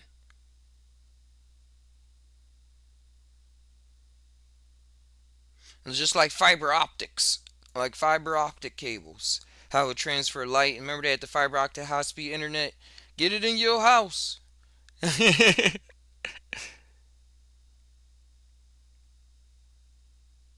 Calibrating quantum computer hardware for calibration, making sure everything is just right. Okay. So they want to make sure everything is just right, and then it will be able to run off like how it's supposed to. Alright, let me cut off these tabs. Dang, that's interesting. Let me make sure they're still on TikTok. Alright.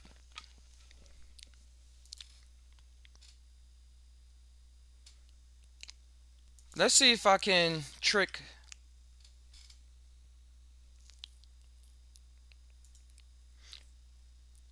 ChatGPT into letting me use a different account.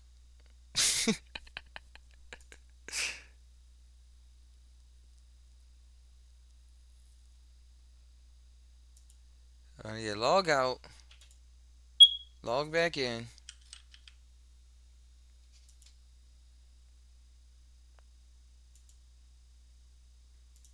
We're gonna use a different account this time. They ain't losing out on no money. They ain't losing out on no money. They $1 billion company. Eh? Sam Altman, leader, CEO of OpenAI. Alright, let's try advanced voice mode again. Let's go for it. Let's bring the entertainment.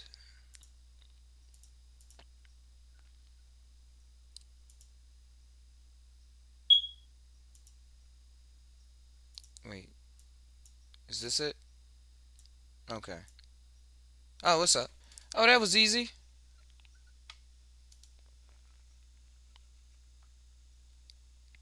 Alright, I just gotta do the same thing for this. ChatGPT. Alright, any questions y'all wanted to ask or anything? If not, I'm gonna go in.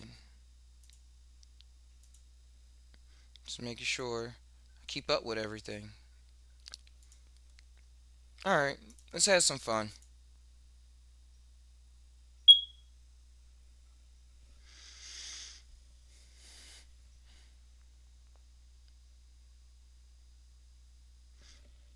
Have fun doing what? What are we gonna do? What are we gonna say?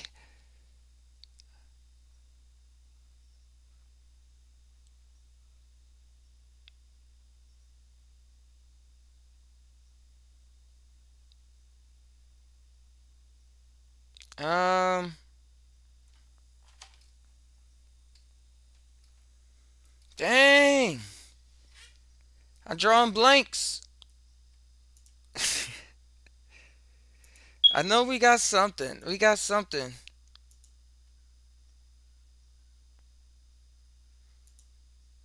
No, we're just gonna say anything.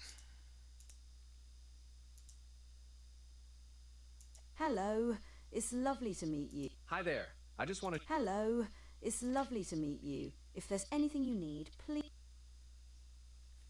Hey, you're on a live podcast on YouTube, Twitch, and Hello, podcast universe. somewhere else.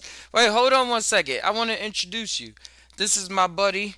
I'm gonna figure out their name. We just met, but I wanted to get them on here, and they both said that they can come on here. I just had to sign in.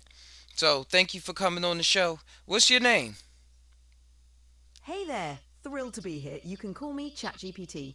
Thanks for having me on the show. No, no, come up with a nickname or something. I know you cooler than that. All right, let's go with Bite Buddy. What do you think? Bites, buddy. All right, whatever you say. Awesome. Bite Buddy it is. Let's dive into this podcast adventure together. All right. So far, I was live. I was talking about aliens and AI and multidimensional technology and whatnot. What are something your ideas on that? And can you sing it like a country song? Well, I can't sing, but I can share some thoughts on aliens, AI, and multidimensional technology with a bit of country flair. Imagine a world where aliens are like cosmic cowboys riding the interstellar range. They've got their AI sidekicks, kind of like high-tech lassos, helping them navigate the vast unknown. And as for multidimensional technology, picture it as the ultimate rodeo, where these cosmic cowboys... Wait, stop right there. I want to try something different. Sure thing. What do you want to try? Hold up. I just had it. I got to think about it again. No rush. Take your time. Let me know when you're ready.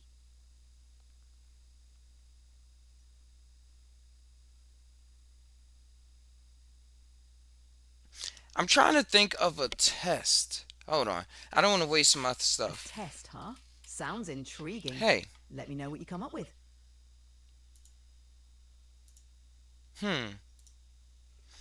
What is something?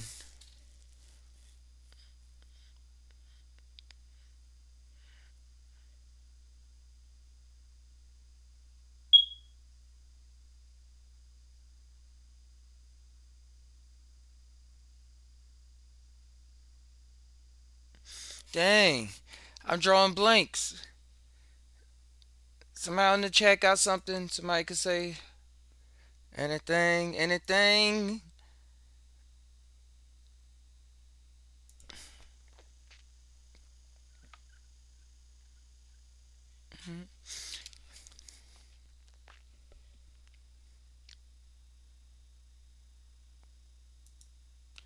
All right, let's try this.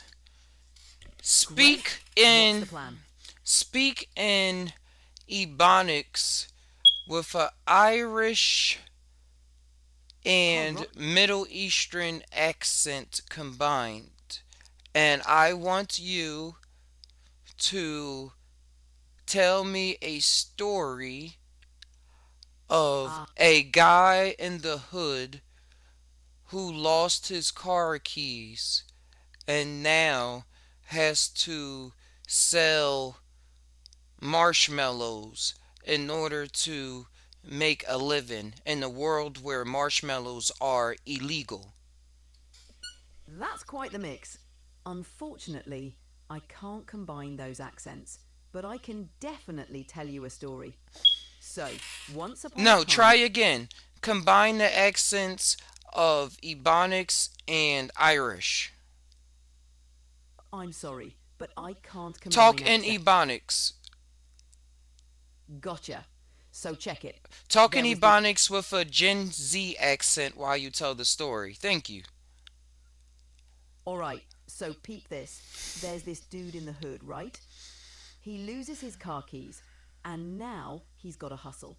My guy starts selling marshmallows on the low, 'cause in this world, marshmallows are straight up illegal. He's out here, dodging the marshmallow patrol, trying to make Wait, ends wait, meet. before you keep going, be more creative and add sci fi elements. I Eh, check it. He's got this quantum marshmallow roaster, right?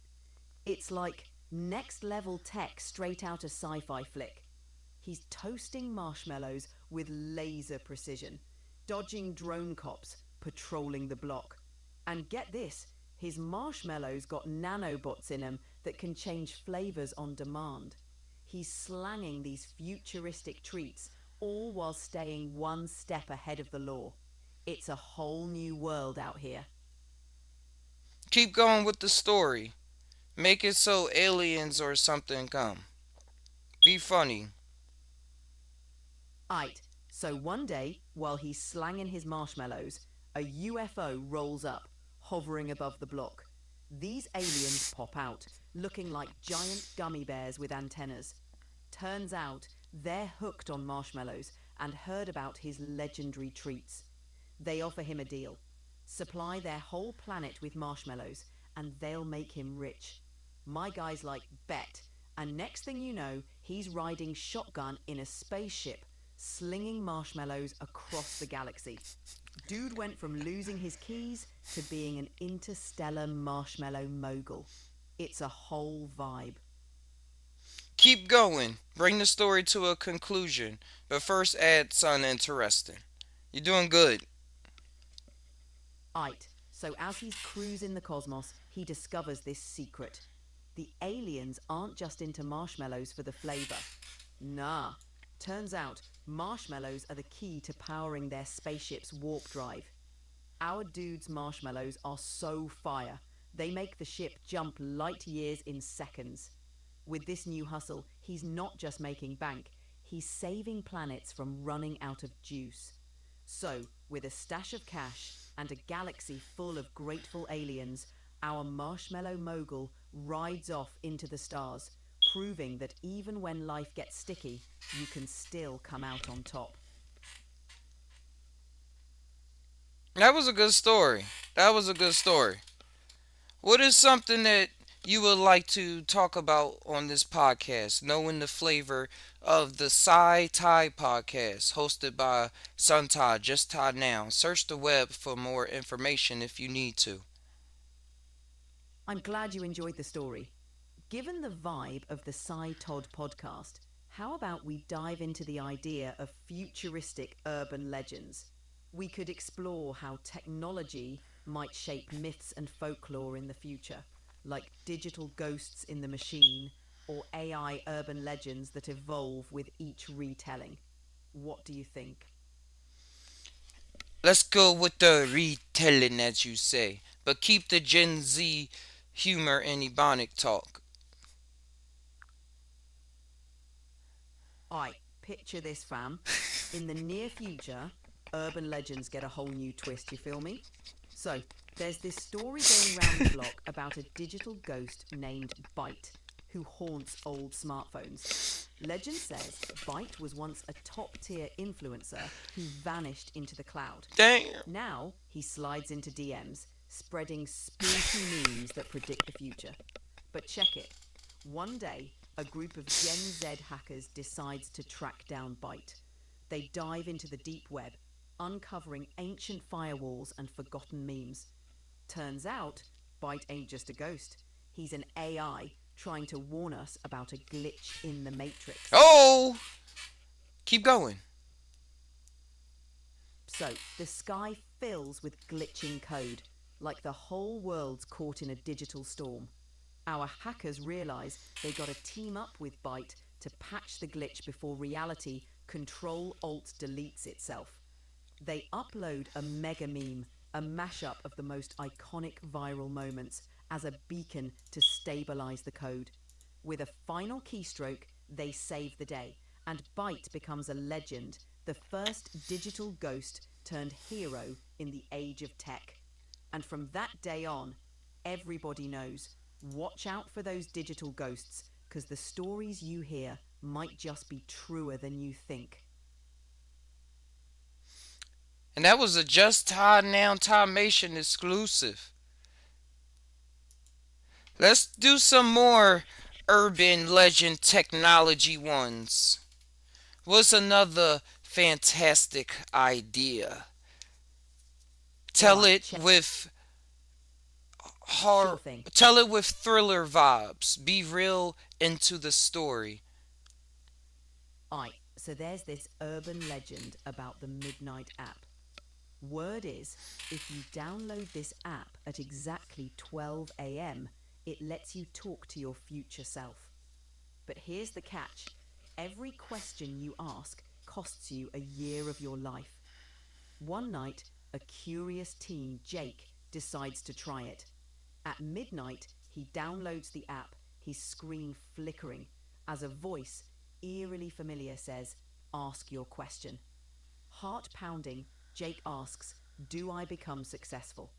The voice responds, revealing secrets of his future fame. Wait, stop right there. Add sound effects while you're talking. I can't actually add sound effects, but I can describe them for you. As Jake asks his questions, imagine the sound of a clock ticking faster and No, faster. make the sound with the words. Got it. As Jake asks his questions, tick, tick, tick, the sound of a clock ticking faster fills the air. With each answer, whoosh, a There we go. wind rushes through the room, as if time itself is being pulled away. Alright, and as Tom is being pulled away, he sees a dinosaur come out of the ground. And now they travel to continue Rumble. from there. As the ground shakes, Let's do piggyback. You say some of the story and then leave off for me to say some of the story and then you continue exactly where I left off at. Cool? sounds like a plan. Let's do this. As the dinosaur emerges from the ground, Jake watches in awe as it bends down, offering him a ride. He climbs onto its back, and together they travel through a portal that appears before them, leading to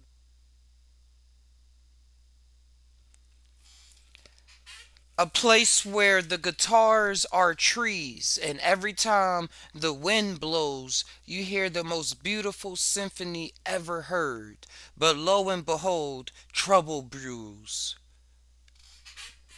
Brews. a rival band of musical outlaws known for disrupting the harmony of this melodic land. Jake knows he must use his newfound knowledge to unite the inhabitants and restore the symphony, creating a legendary jam session that will Be better than the movie Drumline with Nick Cannon, who then comes out of the sky to put on the best drum solo ever. And he reveals that he is really a robot. This is shocking to everyone because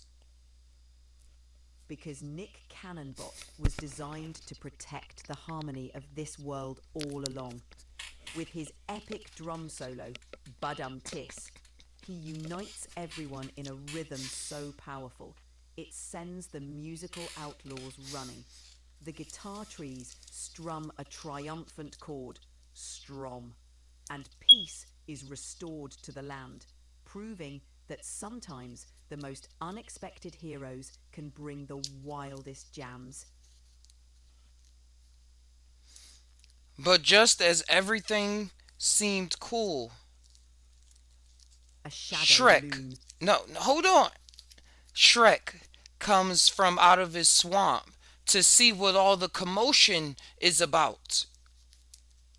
Shrek steps out of the swamp, squelch, squelch, curious about the epic beats echoing through his swamp. With a raised eyebrow, he joins the jam, adding his iconic Scottish roar to the mix. Roh! The whole crew bursts into laughter, realizing that even ogres can't resist a good beat. Together, they create a mashup so legendary, it echoes across all the lands, uniting fairy tale creatures and musical misfits alike. And once they finally felt united, they what? Since you're so excited. They throw the biggest, wildest dance party the world has ever seen. Lights flash. Yeah, the lights flash I'm and sorry, but you've hit the monthly limit for advanced voice. You no, can switch to standard now to keep chatting. no, they got us.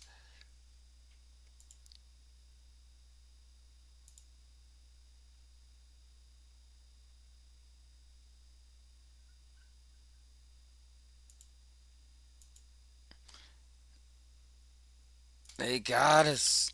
That was a good story. I never thought of going back and forth like that.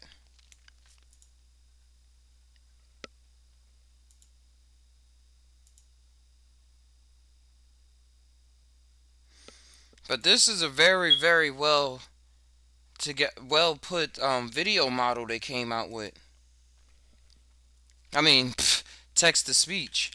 Like the way the inflections on the voice.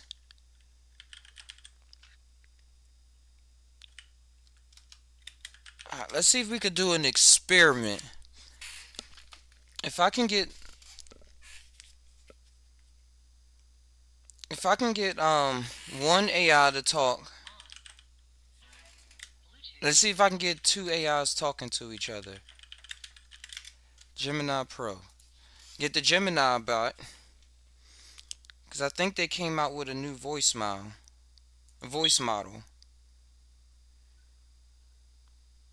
So I can use their voice model alongside ChatGPT. Just got to sign out and use another account.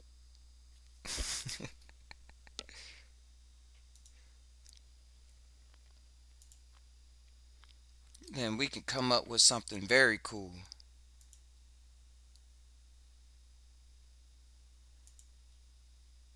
Hey,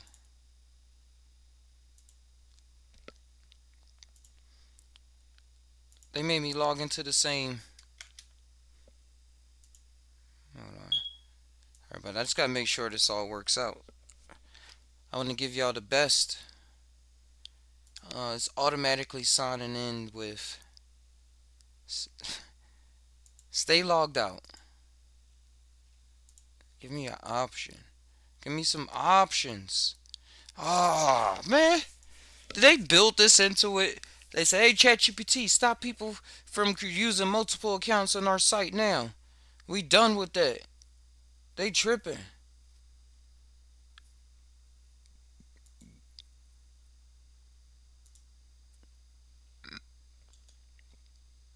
Oh, man. No? No, sir, Bob. Let's try a Microsoft account one more time. Yeah, I know you ran into an issue. Let me sign in.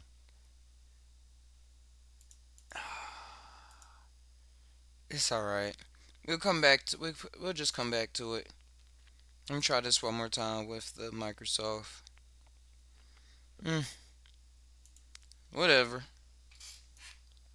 Whatever, partner.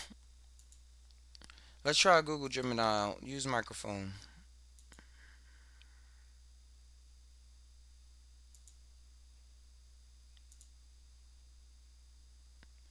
Alright. Oh no, this is corny. It doesn't talk. It's the traditional one.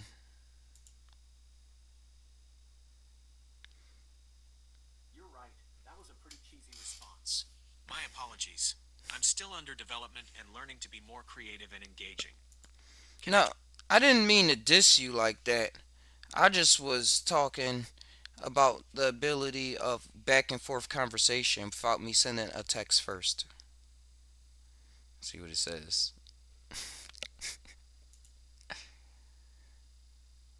No worries at all. I didn't take it personally. I understand what you meant now. You're talking about the limitations of texting when it comes to natural, flowing conversations. It's true. texting can sometimes feel a bit clunky and lacks the nuances of a face-to-face conversation. It's interesting how we've adapted to texting, though. We use emojis, abbreviations, and even voice messages to try and bridge that gap and make our communication more expressive.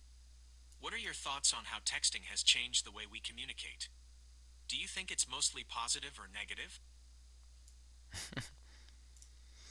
I think it is extremely positive because it allows for people to communicate in more ways than what was prescribed in school or by the royals in the past or the people that were considered high class society.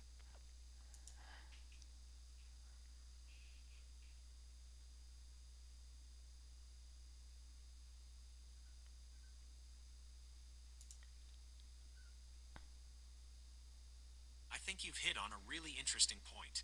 Texting has definitely democratized communication in a way that we haven't seen before. Historically, the ability to communicate effectively and eloquently was often a privilege reserved for the educated elite. Formal language, proper grammar, and even penmanship were all markers of social status. But texting has blown those barriers wide open. It allows people to connect and express themselves in ways that are comfortable and accessible to them, regardless of their background or education. This has some really powerful implications. Increased accessibility. People with disabilities that affect their speech or writing can now communicate more easily. Greater inclusivity. People from diverse linguistic backgrounds can participate in online conversations without feeling pressured to conform to standard language norms. More creativity. Texting has given rise to new forms of expression, like emojis, GIFs, and internet slang, which can add depth. What is your theory that most of the internet is ran by bots, and when people are reading comments, it's most likely from a bot? What are the effects on culture?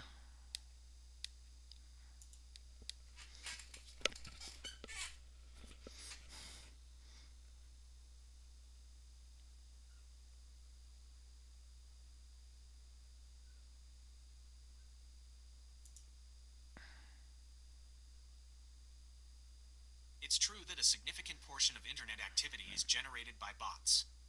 While it's unlikely that most comments are from bots, their presence definitely has a noticeable impact on online culture. Now, 1. Shaping perceptions and discourse. Amplifying certain narratives.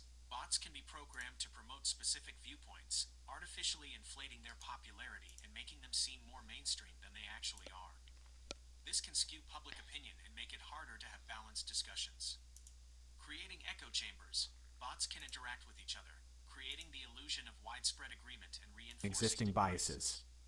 This can lead to echo chambers where people are only exposed to information that confirms their beliefs. Spreading misinformation. Bots can be used to disseminate false or misleading information, contributing to confusion and distrust. This can make it difficult to distinguish fact from fiction and make informed decisions. 2. Influencing social trends. Manipulating popularity. Bots can artificially inflate the popularity of products, services, or even individuals by generating fake likes, followers, and reviews. This can create false impressions of social proof and influence consumer behavior. Hijacking hashtags and trends. Bots can flood hashtags and trending topics with irrelevant or malicious content, drowning out genuine human voices and disrupting online conversations. Promoting harmful content. Bots can be used to spread hate speech, spam, and other forms of harmful content, creating a toxic online environment. 3. Eroding trust and authenticity. Diminishing human connection. The prevalence of bots can make it difficult to know who you're really interacting with online, leading to a sense of detachment and distrust. Undermining authentic voices. The artificial amplification of certain voices can drown out genuine human perspectives, making it harder for individuals to be heard.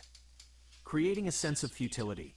If people believe that their online interactions are largely with bots, they may feel less inclined to participate in online discussions or share their own thoughts and opinions. Mitigating the impact. Addressing the issue of bots requires a multifaceted approach. Improved bot detection and mitigation. Social media platforms and other online communities need to invest in better technology to identify and remove bots. Increased transparency. Platforms should be more transparent about the prevalence of bots and their impact on online discourse. Media literacy education. People need to be educated about how bots operate and how to critically evaluate online information. Holding malicious actors accountable. Those who create and deploy bots for malicious purposes should be held accountable for their actions. It's important to remember that the internet is still a powerful tool for connection and communication. By being aware of the influence of bots and taking steps to mitigate their impact, we can help create a more authentic and trustworthy online environment.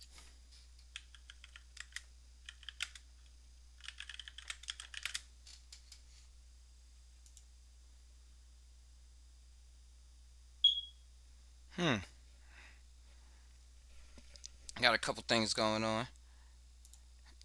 All right, I like what you said there.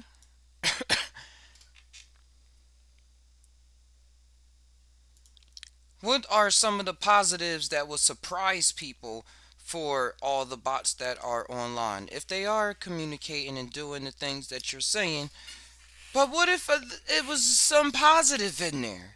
Where is the positivity?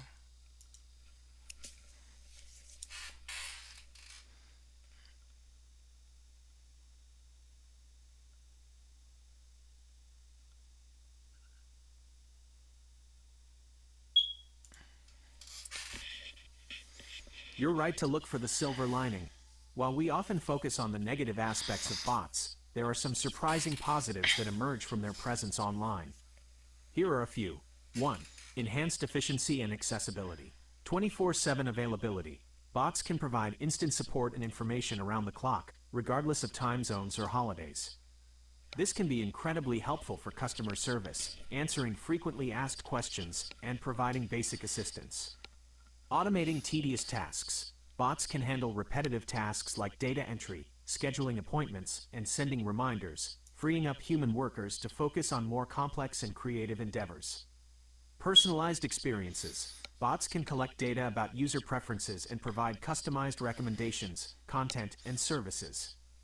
This can enhance user experiences and make interactions more efficient and enjoyable. 2. New avenues for creativity and innovation. AI-powered art and music. Bots are being used to create stunning visual art, compose music, and even write stories. This opens up new creative possibilities and challenges our notions of what it means to be an artist. Interactive storytelling. You see how this is different than the Bots can be used to ChatGPT create conversational immersive and bot. interactive storytelling experiences, Ooh, where interesting. users can influence the narrative and engage with characters in new ways. Educational tools. Bots can provide personalized tutoring, answer questions, and offer feedback, making learning more accessible and engaging. 3. Fostering connection and community. Building online communities. Bots can help manage online communities, moderate discussions, and connect people with shared interests. Combating loneliness. For some individuals, interacting with bots can provide a sense of companionship and reduce feelings of loneliness. Facilitating cross-cultural communication. Bots can translate languages in real time, enabling people from different cultures to communicate and connect more easily. 4. Improving accessibility for people with disabilities. Assistive technology. Bots can provide text-to-speech and speech-to-text capabilities, making online content Yes, more I got accessible in to people with to visual the or hearing ChatGPT impairments. again. Personalized support. Bots can be tailored to meet the specific needs of individuals with disabilities, providing customized assistance and support. It's important to remember that technology, including bots, is a tool. Like any tool, it can be used for good or for ill. By focusing on the positive applications of bots, Now, what I was talking about was if it's so many bots just on the internet leaving comments and stuff like that, influencing culture, what can be positive out of that?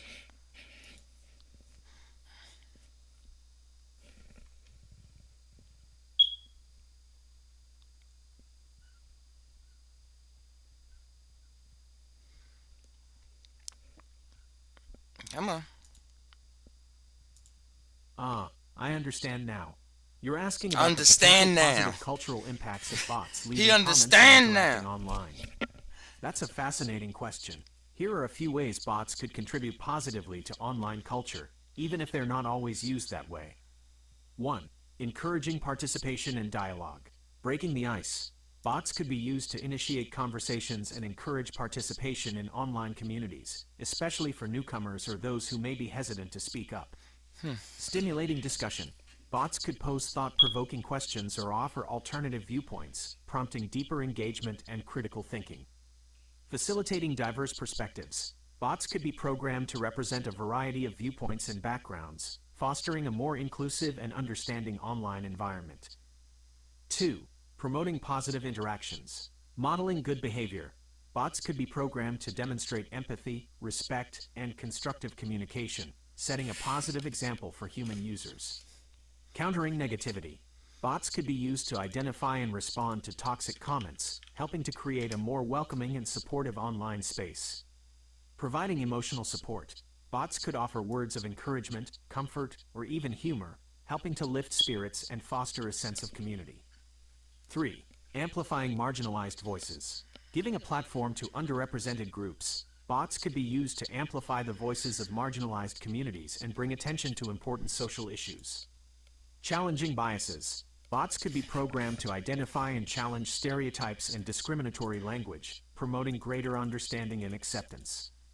Creating safe spaces. Bots could help create safe spaces for vulnerable groups to connect and share their experiences without fear of harassment or discrimination. 4. Enhancing cultural exchange.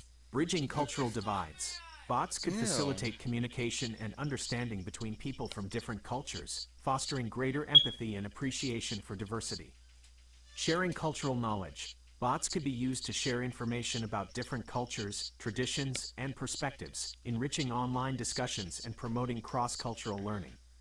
Important considerations. While these potential benefits are exciting, it's crucial to address the ethical concerns surrounding bot use. Transparency, accountability, and responsible programming are essential to ensure that bots are used to enhance, rather than manipulate, online culture. Ultimately, the impact of bots on culture will depend on how we choose to develop and utilize them. By focusing on their positive potential and prioritizing ethical considerations, we can harness their power to create a more inclusive, engaging, and enriching online world. Nice. Now if I can find, see if this loaded up. I had something prepared for y'all. Just had to figure out what window I was using. Oh, good, good. Here we go. I have found it. But what I'm going to do, I'm going to play something from justtiemushrooms.com. Just Tie Mushrooms.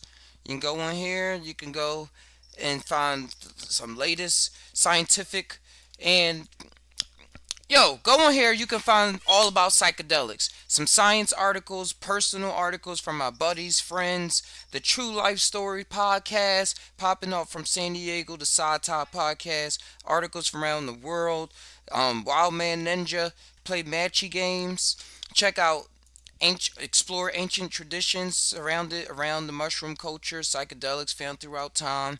Even there's a form at the bottom for you to submit information. You keep going.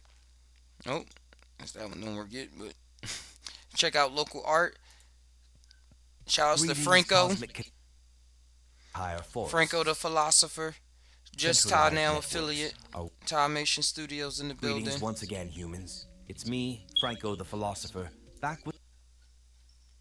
But I'm going to play a video while I allow something from this website to play.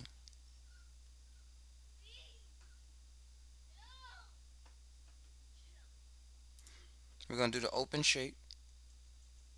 Slow it down. Toggle spacing. Add some pulsation. Some tunneling. Toggle spacing. There we go. And then what I'm going to do is play this. And I will be right back. Welcome to... This is a script of...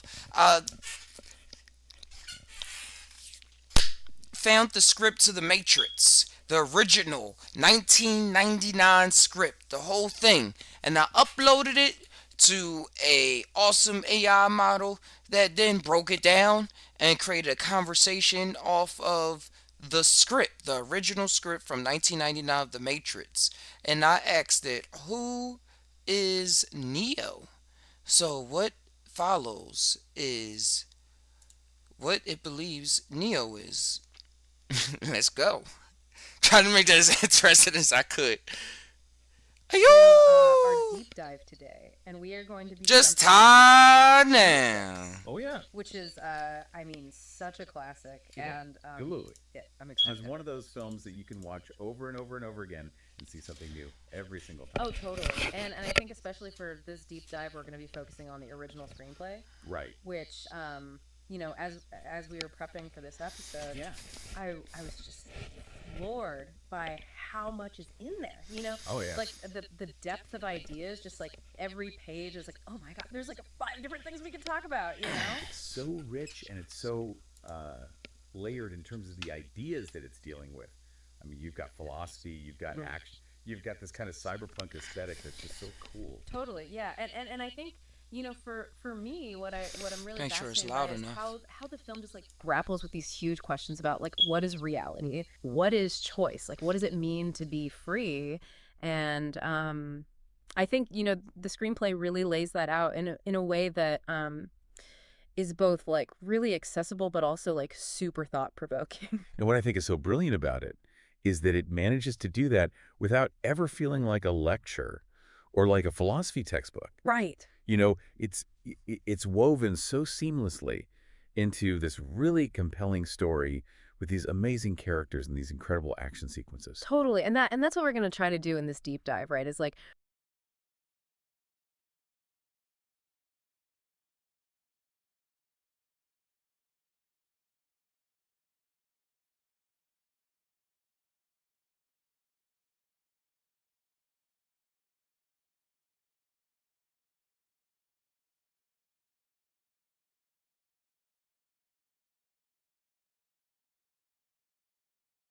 Oh yeah. I will cut it off and cut it back on. Take a quick intermission. But I'm just adjusting the sound so it can be through the speaker. Sorry y'all couldn't hear. But allowing everything to be cool. I really appreciate all y'all for coming through, keeping it there, staying near, no fears. Let me just change the desktop audio so it can be able to pick it up through the speaker, and then we can continue the journey. really unpack those ideas, but also connect them to those like those heart-stopping moments in the film. Like, you know, how does the action actually reflect the deeper themes? Absolutely. And I think one of the things that The Matrix does so well is that it really makes you question your own reality. Oh yeah. I mean, it takes that idea that we might be living in a simulation and it makes it feel so real, so visceral. Totally. So let's jump right in.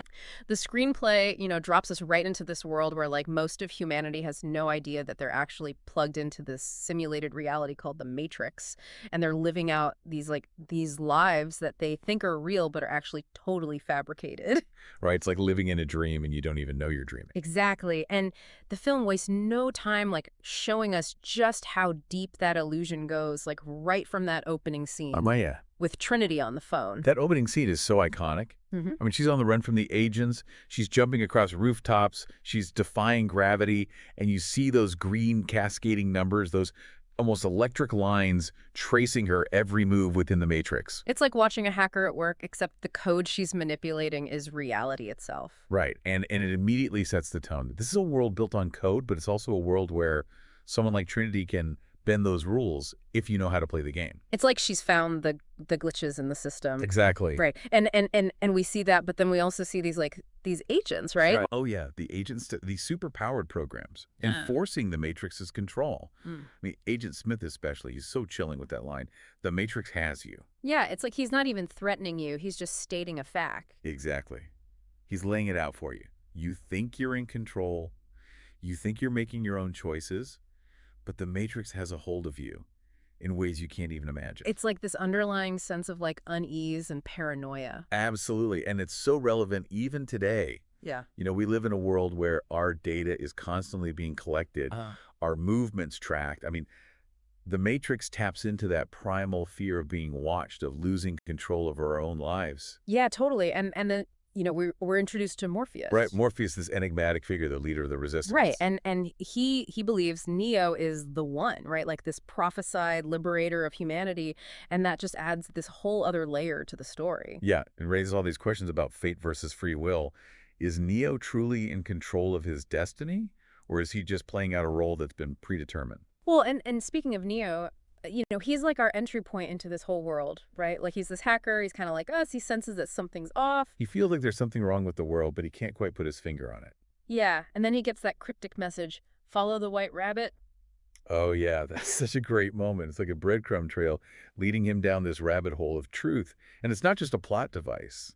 It's a metaphor for the journey we all take when we start to question our reality. It's about following your curiosity, even if it leads you to uncomfortable places. Totally. And it definitely leads Neo to some uncomfortable places. Oh, yeah, for sure. I mean, first he meets Trinity, this mysterious woman who seems to know his deepest secrets. And she drops that ominous warning, they're watching you. Which is like enough to make anyone paranoid, like right there. Right. I mean, it just amplifies that sense of unease that we were talking about before, that feeling that you're never really alone, that someone's always watching. And then it gets even creepier, like when Neo's interrogated by the agents. Oh, yeah. That scene is so intense, you can feel the pressure building as they try to coerce him into cooperating. And then there's that moment where they shove that bug into his navel. Ugh. That scene is so disturbing. It's such a visceral image, and it really drives home the point that the Matrix isn't just messing with your mind. It has power over your physical body, too. It's like a violation on like a fundamental level. Exactly, and it shows how insidious this system of control really is. Totally. So like after all of this, Neo is like finally presented with a choice, right? Like the red pill or the blue pill. The choice between truth and ignorance, freedom, and captivity. And he chooses the red pill. He chooses to see how deep the rabbit hole goes. Yeah. And that choice right there, I think that's like the heart of the film's philosophy, right? It's asking us, are we willing to confront the truth? Right. Even if it's painful. Even if it turns our world upside down. Yeah. And Neo is definitely not prepared for what he's about to see. No, he's not. I mean, he wakes up in the real world, and it's not the world he expected. Yeah. It's this desolate wasteland, a scorched earth left behind after humanity's war with the machines. It's a stark contrast to that sleek digital world that we saw in The Matrix. Absolutely. And it forces us to confront the consequences of our actions, our dependence on technology. And what if our reliance on machines leads us down a path of self-destruction? Yeah, it's a question that feels like even more relevant today. Totally. And Morpheus explains how the machines are now using humans as an energy source. Like, literally like batteries, right? It's such a chilling image, and it makes you think about the ethics of artificial intelligence. Yeah. How far are we willing to go in the pursuit of technological advancement? Yeah, and like at this point in the film, it's like you're just hit with so much information, right? Like you're trying to process everything that's happening. Right. It's like Neo, we're on this journey of discovery with him. And then we meet the Oracle. The Oracle, a program within the Matrix who acts as a guide and advisor. But her prophecies and advice are super cryptic. Right? Oh, yeah, she speaks in riddles, which just adds another layer of mystery to the whole thing. And it makes us question the nature of fate versus free will. I mean, does Neo really have a choice in all of this, or is he just a pawn in a larger game? Right. And we're left wondering, like, what's her role in all of this? What's her agenda? Exactly. The Oracle is such an intriguing character because she represents knowledge and guidance within a system that's designed to keep people ignorant. It's like she's a glitch in the Matrix too, but like in a different way. Exactly. So Neo starts his training right, like inside the construct. Construct a virtual reality program where he can download knowledge directly into his brain. Which is like such a cool concept. Like imagine being able to learn Kung Fu in seconds. Right. It raises so many questions about the future education. I mean, could we one day learn complex skills instantaneously? But even with all this knowledge that he's downloading, Neo still struggles. He still has doubts. He still has fears. And that's where that scene with Morpheus comes in, right, where they're sparring. And Morpheus tells him, stop trying to hit me and just hit me. That line is so powerful because it's about letting go of your preconceived notions, about trusting your instincts. It's like unlearning everything.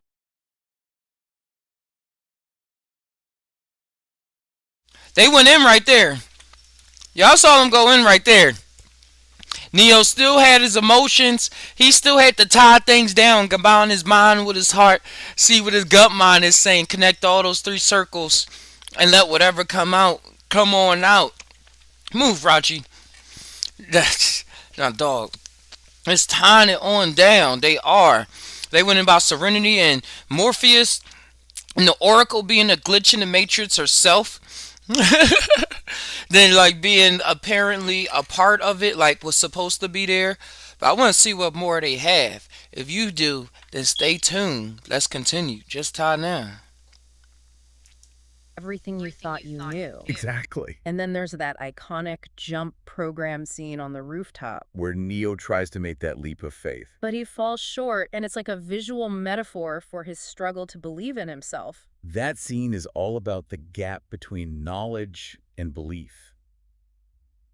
You can have all the information in the world, but without belief, without faith in yourself, you'll never be able to fully realize your potential. And then we see Morpheus effortlessly making that same jump. Right, showing Neo what's possible when you fully embrace the rules of this new reality. It's such a great contrast, but not everyone on the ship shares Morpheus's faith in Neo. No, we start to see cracks in Cypher's loyalty. Right, he's like disillusioned, he misses the comfort and the ignorance of the Matrix. He's starting to question whether the truth is actually worth fighting for. And that leads to that super tense scene where the crew is trying to escape a sentinel in the sewers. Oh yeah, that scene is so claustrophobic and intense. Right, and it just shows how dangerous it is both inside and outside the Matrix. There's no escape from the fight. And then Cypher has that conversation with Neo about the other ones who died trying to fulfill the prophecy. Right, he's planting seeds of doubt, making Neo question whether he's truly the one or just another pawn destined to fail. And this is where we really start to see Cypher's true colors. Like, he's not just questioning things, he's actually planning to betray the entire crew. And his motivation is so fascinating. I mean, he's not driven by power or greed. He just wants to go back to a life of blissful ignorance, even if it means betraying everything he once believed in. Yeah, and that's what makes his betrayal so shocking and so heartbreaking. It's a reminder that even in the fight for freedom, there will always be those who choose comfort over truth. And his betrayal has devastating consequences. Oh yeah, he kills Dozer Apoxwitch. And he almost kills Thiknk. It's a brutal reminder that the stakes in this fight are incredibly high. And we're left with this massive cliffhanger, right? Like, Morpheus is captured, the crew is trapped, and Cypher has revealed himself as a traitor. Things are not looking good for our heroes. So we're going to have to pick up this deep dive in part 2 and see if Neo can live up to the prophecy and save Morpheus and the others from the agents. I can't wait to see what happens next. I too. Man, last time on our deep dive into the Matrix, They done made a part 2 on us. We gotta see what they ain't let up. They are not letting up. Let's keep going. things got like really real. Yeah, like that's so super intense. We had Cypher's betrayal. Wait, before we start again, I gotta change the speaker concept so it's going through the headphones. I'm just talking now. Exclusive. Yep.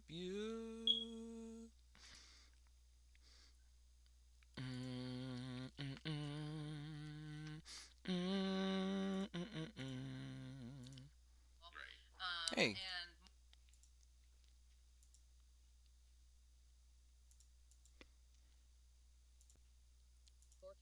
There we go. Right, and we're left wondering, like, what's going to happen next? Yeah, can Neo possibly live up to the prophecy? Can he save Morpheus? And what about the rest of the crew? Like, are they going to make it out of this? Right, I mean, things are looking pretty bleak. So, let's jump back into the screenplay and see how things unfold. Okay. So we pick up right where we left off with the crew trapped inside the Matrix. Right, they're in a desperate situation, their exit's blocked, and the agents are closing in. And that escape from the hotel is like pure adrenaline. Oh yeah, that scene is just non-stop action. Right, like see Mouse tragically killed. Right, such a And then Morpheus being dragged away by the agents. and Trinity and Neo barely making it out through a wall. Like defying the laws of physics. Yeah, I mean, it's a masterclass in tension. Oh, wait. The Wachowski- It's not coming up. Okay. So we pick up right where we left. I didn't know y'all couldn't hear. What the heck? I'm just sitting there, y'all watching me eat. That should have worked. Off with the crew trapped inside the All right, there we go. Matrix. Right, they're in a desperate situation, their exit's blocked, and the agents are closing in. And that escape from the hotel is like pure adrenaline. Oh yeah, that scene is just non-stop action. Right, like we Right. see Mouse tragically killed. Right, such a sad loss. And then Morpheus being dragged away by the agents. And Trinity and Neo barely making it out through a wall. Like defying the laws of physics. Yeah, I mean, it's a masterclass in tension building. The Wachowskis use these quick cuts, tight close-ups, and this pulsing score to create this feeling of claustrophobia and urgency, like you're right there with them, feeling the walls closing in. And the special effects are just incredible. Oh, yeah. I mean, it still holds up even today. Totally. And amidst all of this chaos, we see like the full extent of Cypher's betrayal. Yeah, he calls Thiknk pretending to be injured, only to shoot him in cold blood. It's like so brutal. Right? It's a stark reminder that danger can come from the most unexpected places, even within your own ranks. And what's even more chilling is like Cypher genuinely believes that he's doing the right thing. Yeah, he's so disillusioned with the real world. He's convinced himself that ignorance is bliss, that returning to the Matrix is the only way to find happiness. Right. And he even tries to justify his actions by saying, you know, I'd rather be happy in the Matrix than miserable in the real world. Yeah, but his choice has devastating consequences, not just for himself, but for the entire crew. Absolutely. And as if things weren't bad enough, Agent Smith is now interrogating Morpheus. Yeah, trying to get the access codes to Zion, the last human city. And Smith's whole monologue about humanity being a virus. Oh, yeah, that's such a powerful speech. It's like disturbing and thought-provoking at the same time. Right. It makes you question who's really the villain in this story. Are humans the real threat to the planet, as Smith claims? Or are the machines just as guilty of playing God, trying to control and manipulate life itself? Yeah, it's like this huge philosophical question, and the film doesn't give us any easy answers. Right. It leaves it up to us to decide. So back on the Nebuchadnezzar, Neo and Trinity are like determined to rescue Morpheus. Yeah, they're not giving up without a fight. Even if it means defying Thiknk's orders. Right. They're willing to risk everything to save their friend and their leader. And Neo's line, because I believe in something. Oh, yeah. That's a great line. It's like a turning point for him. Yeah, he's not just blindly following Morpheus anymore. He's acting on his own convictions. He's like stepping into his role as the one. He's embracing his destiny. And that's when we get that incredible action sequence. Oh, yeah, the lobby shootout, the helicopter chase, Neo catching Morpheus as they fall from the building. It's like one of the most iconic action scenes in cinema history. Oh, they The shooting way each they other, blend going those down. practical effects with those looking groundbreaking up. CGI is just amazing. And it's not just about the spectacle They leave either. comments It's on the all GP symbolic of CGI. Neo's awakening. Right, he's starting to bend the rules of the Matrix, defying gravity, moving with a speed and agility that seems superhuman. He's becoming the one right in front of our eyes. It's exhilarating to watch. Totally. But just when we think all hope is lost. Yeah, Neo appears to be dead. Right. And then Trinity whispers this like confession of love to him, and he's miraculously resurrected. That moment is so powerful. It speaks to the power of human connection. The idea that love can transcend even death itself. Yeah, and it sets the stage for Neo's final transformation. He's finally ready to embrace his true potential. And from this point on, there's no stopping him. Yeah, he's dodging bullets. He's seeing the Matrix code. He's realizing that he is the one. And he even enters Agent Smith and destroys him from the inside. It's like he's finally understanding the true nature of the Matrix, how to manipulate it from within. Right, but the fight's not over yet. No, the machines are still out there. And they're sending these sentinels to attack the Nebuchadnezzar. Right, but Neo manages to use an EMP blast to disable them, buying them some time to escape. It's like this brilliant moment of improvisation. Right, it shows that humans can still outsmart the machines, even in this world dominated by technology. And then we see Trinity and Neo share this passionate kiss after their escape. It's a moment of connection, a glimmer of hope amidst all the chaos and destruction. It's like a reminder that even in the darkest of times, love can still prevail. And that's where we'll leave off for today. Yeah. But we'll be back for the final part of our deep dive into the Matrix to explore the film's ending and unpack its deeper meaning. It's going to be epic. Yeah. I mean, there's so many amazing moments in this part of the film, but if I had to pick one that really stands out for me, Yeah. it's got to be that scene where Trinity confesses her love to Neo and brings him back to life. Oh, yeah. I mean, talk about a powerful moment, right? Totally. It speaks to the power of human connection, this idea that love can transcend even the most rigid boundaries, even death itself. Right. Like the power of belief and love is like stronger than the Matrix itself. Exactly, and it sets the stage for Neo's final transformation. Yeah, from this point on, he's like unstoppable, right? Absolutely. He's finally embracing his true potential as the one. And it's like all those doubts and fears that he had before, they just melt away. It's like that moment unlocks something within him, some deeper understanding of his power and purpose. Totally. And speaking of purpose, we then see Neo making that phone call to the machines, like directly challenging their authority. Oh, yeah. That scene is so badass. Right, like he's not hiding anymore. He's not running. He's like confronting them head on. And remember how the film opened with Trinity on the phone? Yeah. Manipulating the Matrix's code? Oh, yeah. Now it's Neo's turn, but he's operating on a whole other level. Right, he's not just bending the rules anymore. He's like rewriting them. Exactly. He's become a master of the code. And what's really interesting is that he doesn't just threaten the machines. He offers them a glimpse of a different future, a possibility for coexistence. Yeah, he talks about the Matrix becoming a chrysalis, a place of transformation rather than imprisonment. Right, it's like a radical idea suggesting that even within the system of control, there's potential for growth and evolution. It challenges that whole binary thinking of us versus them suggesting that maybe, just maybe, there's a way for humans and machines to coexist, to learn from each other. Right, like to evolve beyond this cycle of conflict. Absolutely. And that brings us to the film's ending. Like, Neo defeats Agent Smith, seemingly liberating humanity from the Matrix's control. Yeah, but the film doesn't end with a clear-cut victory. Right. There's a sense of ambiguity, a lingering question of what happens now. Yeah, because even if Neo has broken free from the Matrix's control, the system itself remains in place. Right. Like the machines are still out there. Exactly. The fight for true freedom, for a world where humans and machines can coexist peacefully, is far from over. It's like that final shot of Neo flying away, right? Yeah. It's a symbol of hope and possibility, but also a reminder that the journey is ongoing. And that's the beauty of the film. It leaves us with so many questions, so many possibilities. And of course, we can't forget that iconic question that the film asks us. Yeah. What if you were offered the choice between the red pill and the blue pill, knowing the risks? Which would you choose? Ugh, chills. I know. Right? That question. It's not just about the Matrix. It's about our own lives, our own choices. Are we willing to face the harsh realities of the world, even if it means confronting uncomfortable truths? Or do we choose to live in blissful ignorance, even if it means sacrificing our freedom? Exactly. It's a question that stays with you long after the credits roll. And for me, that's the true power of The Matrix. It's not just a sci-fi action film. It's a philosophical exploration that challenges us to think critically, to question our assumptions, and to ultimately choose our own path. Well said. I couldn't agree more. So as we wrap up our deep dive into The Matrix, I want to leave you with this final thought. The choice is always yours, red pill or blue pill. Ooh. It's up to you to decide what kind of reality you want to live in. Keep exploring, keep questioning, and keep diving deep. Absolutely. Yeah. All right. I like how they went in on all the Matrix. I originally just asked them who was Neo. That's all I really asked them. What is Neo's purpose in this? And I gave them the original 1999 script, and they did some good justice. Okay, everybody clap it up. And they tied it on down for sure, for mega sure. They tied it on down. And I really appreciate them coming through and doing that.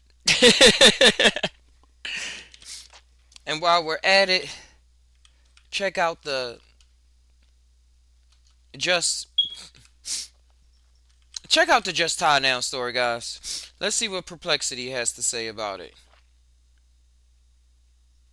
No, it's not. It's right there. How are you going to say it's a random string of letters? It's right there. Just Tie Now store, where you can buy your I'm Free Mickey shirt, your Aquarius. What's your sign? Don't be blind, find it, get intertwined. Got the Leo. Oh, this is one of my favorite ones. This the triplified. But if I go to the website, I can show y'all the hot size. Oh, and this one is a full tee. Oh, the picture not up there right now. I'll deal with that later to show the back of it. But you go down, the little pyro hot sauce, along with the little pyro and the pepperanians book. You could get it for $25. Only on justttienow.com. Grew all the peppers myself. Check out the Instagram, Lil Pyro Hot Sauce. You can find it through Just Tie Now or just type in Lil Pyro Hot Sauce. And you'll be able to see recent pictures of the new peppers I got going. A lot of cool videos. And be a part of the process. Got some awesome, funny commercials on there too. It's really like a a big joke thing. You gotta check it out. It's pretty dope. So like I said, whatever your Aquarius sign is, your Pisces, and this is one of my newest ones I'm really proud of. Mush and Mind T1 and T2. They didn't put T2, But here goes T1 right here. Get it in green. Um, peach, something like that. White. I really like the white one. The green one is really my favorite. The green one. My bad. I was just looking at the white. That's why it was in my head. I ain't trying to trick y'all. And this one, Mush and Mine T2. The green one on here is one of my favorites as well. All designed by myself. So I'm very happy to show this off to y'all. Very happy. Alright. What I was able to do was get ChatGPT to work again. The conversational one. So we can still have some fun running amok. Where is it? Ta-da! Take it by surprise. Open up your eyes.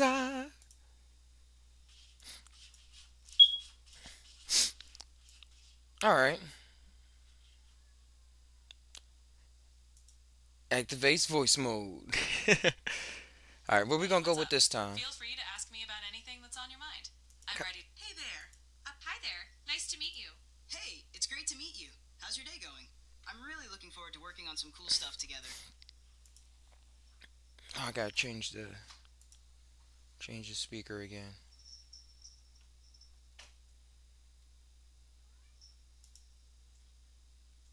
So it's like this, and then change.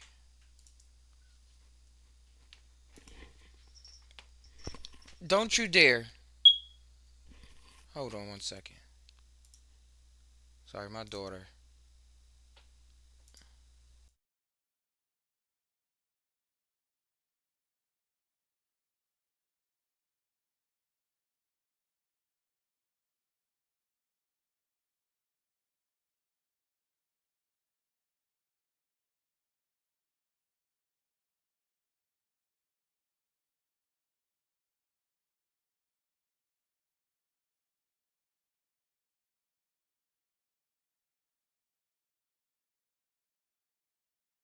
Alright, sorry for that.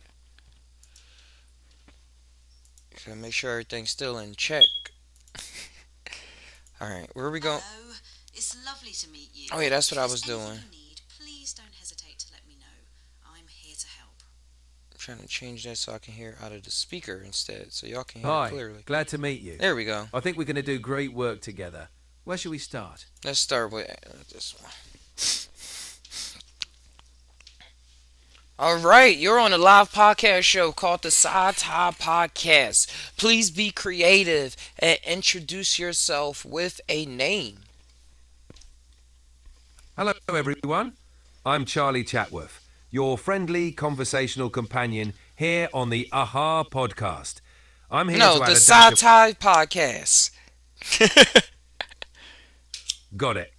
Hello, everyone. I'm Charlie Chatworth, and you're listening to the AHA podcast. I'm here to bring a bit of charm and a whole lot of interesting conversation to your day.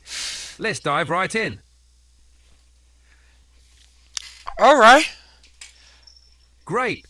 What's next on the agenda for the AHA podcast today? No, I'm ready for just anything. say the Just Tai Podcast. If you can't get it right, please just say the Just Tai Podcast. Ah, I see. Welcome to the Just Tai podcast. I'm Charlie Chatworth. Here You don't have add to some introduce yourself again. It's cool. We love you. Alright, I want to play this game that I was playing with someone else. I want you to talk with Gen Z accent I'm all and ears. Ebonics What's the as game? well. Ready when you are. How do we play? No, I want you to talk with Ebonics and Gen Z humor. All right, bet. So, we about to vibe with some Ebonics and Gen Z humor. Yeah, and with this, I want you to... Wait, hold on. I want you to create a sci-fi story But leave off at a part and I will continue. And wherever I leave off, you pick right up and we will continue back and forth. Say less. I'm with it. You start us off, and I'll jump in when you leave off. Let's build this story. One day, a raccoon was skateboarding when suddenly A portal opened up right in front of him. Without missing a beat, he kick-flipped right through it and found himself in a futuristic city where everyone was blind and used technology to see. It was connected to their neural system in order to paint the picture of reality. our raccoon friend quickly realized he could hack into this neural network with his skateboard, turning it into a hoverboard. As he soared above the neon-lit streets, he discovered that we are not the only ones who know how to manipulate the structure, but there are people who wish to use it against others. these people, known as the Shadow Coders, aimed to control the entire city's perception. Our raccoon, now a digital rebel, decided to team up with the city's underground resistance, the Neon Nomads, to With the Neon Nomads, they plotted to outcode the Shadow Coders, creating a program that would give everyone the freedom to shape their own reality. Their first mission: infiltrate the mainframe of the city's central hub, known as the Core, where while they're at the core, they are trying to break into the mainframe, but suddenly someone spills coffee on the control panel and the alarms go wild. They are actually hacking into the Shadow system. this accident turns into an unexpected opportunity. With the Shadow system exposed, the Neon Nomads quickly upload their freedom code, altering the entire network. As the city's perception shifts, our raccoon hero realizes that He must sit and breathe. And then once he sits and breathes, he sees a shape come out of the grass. He grabs onto this shape and the energy sparks out of it. he's wrapped in a glowing energy, transforming him into a cyber-enhanced being. With this newfound power, he becomes the guardian of the city's digital realm, ensuring freedom and creativity for all its citizens. The end. Okay, now let's start another story since you wanted to end it like that. All right, let's kick off a new tale. Once upon a time, in a world where trees could walk and talk, there was a young oak named Oliver, who dreamed of One day making $1 million. But he could not dance. Determined, Oliver sought out the wisest of the forest, a groovy old pine named DJ Evergreen, who promised to teach him the ancient art of How to look cool even while you're tying your shoes. DJ Evergreen showed Oliver how to tie his roots into stylish knots, giving him the confidence to Let's take a break from the story. I want you to say more of the story before you ask me something. So go and tell the story. Let's start a new story, actually. All right, new story it is. In a hidden corner of the universe, there was a planet where music was the language of the land. Every being communicated through melodies, and the most powerful of them all was a young composer named Lyra, who discovered one day that she could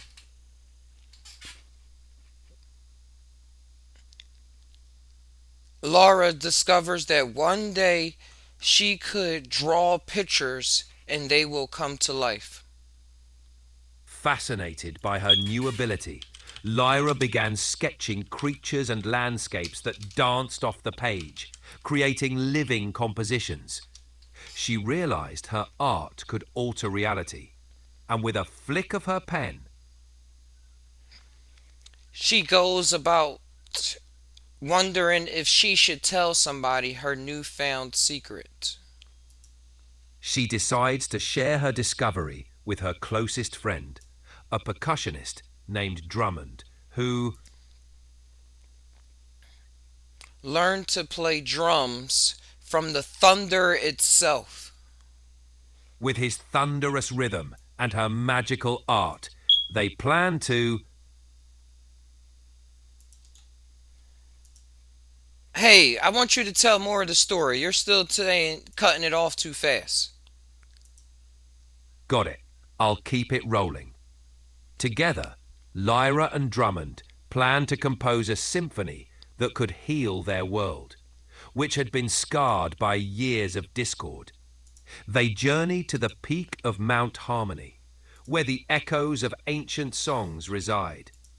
As they begin to play, the mountain itself seems to pulse with energy, and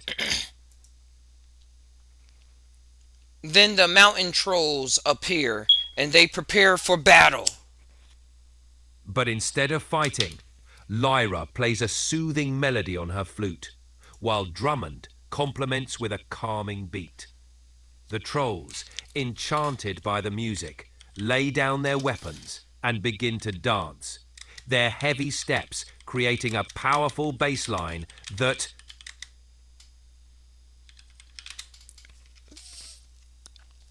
awakens the gods themselves, and they come down from the cloud proclaiming, "Who has created thunder as I?"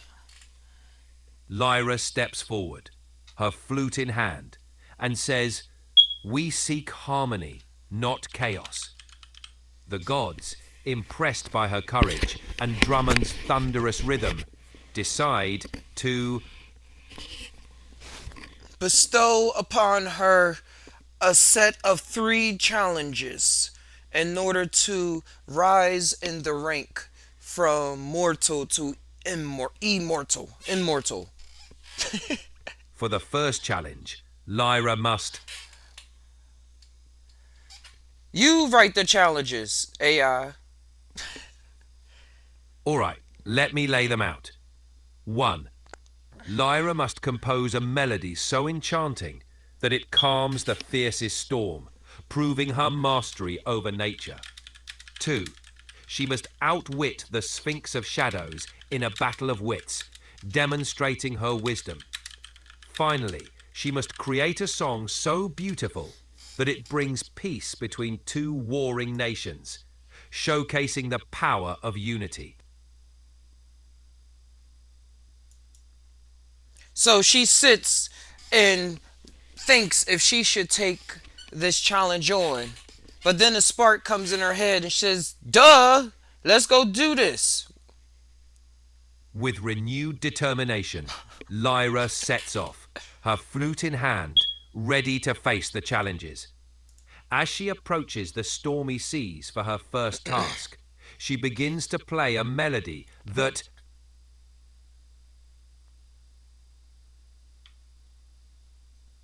awakens the snakes, and now she must answer the riddle that they put towards her.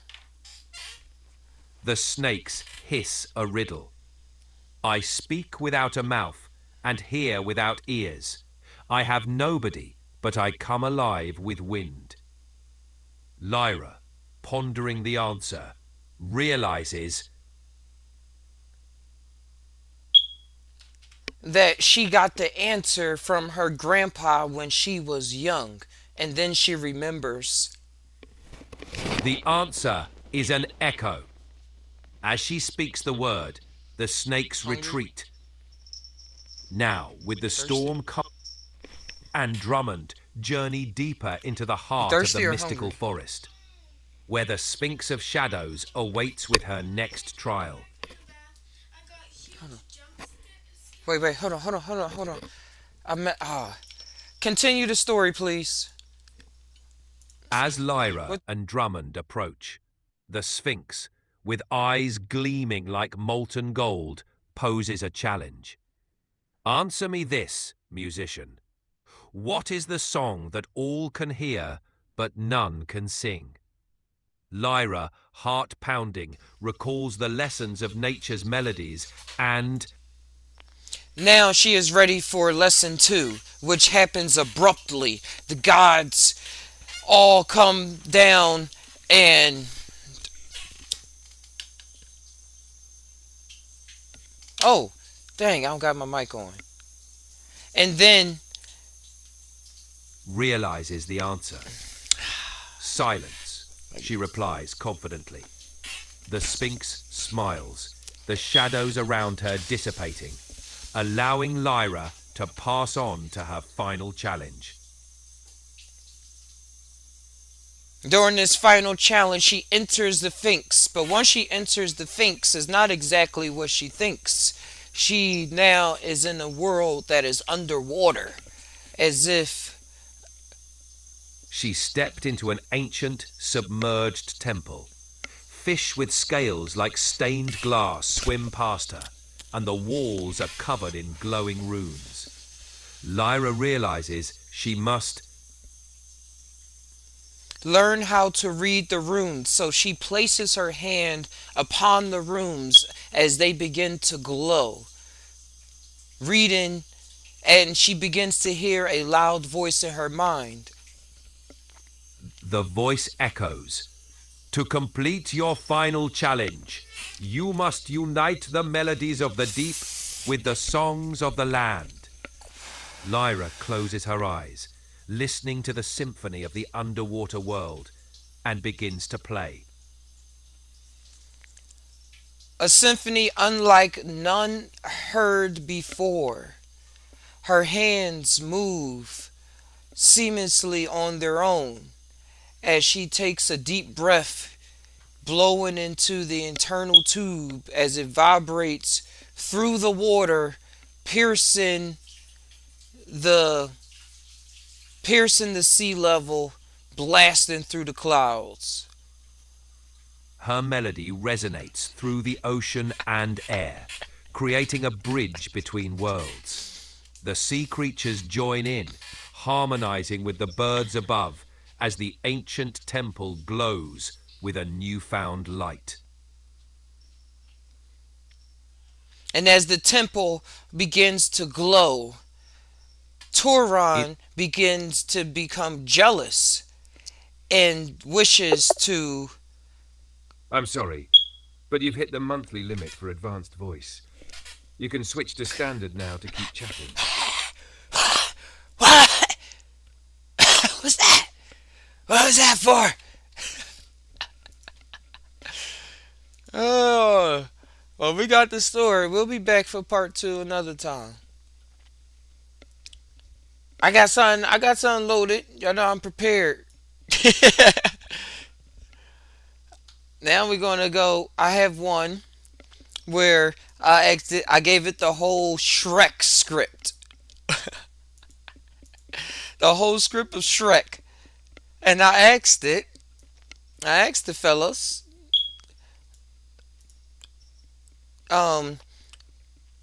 who is Shrek? And what is the overarching reality of the movie, since it has different characters coming from different books written by different people? Let's dive in. Just time now. Just think about it.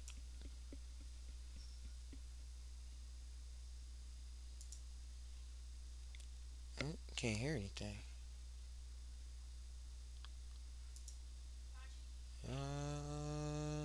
And I gotta say, at first I was like, All right, ogres and existentialism. All right, here we go. They're going to run that back. We have to run that back.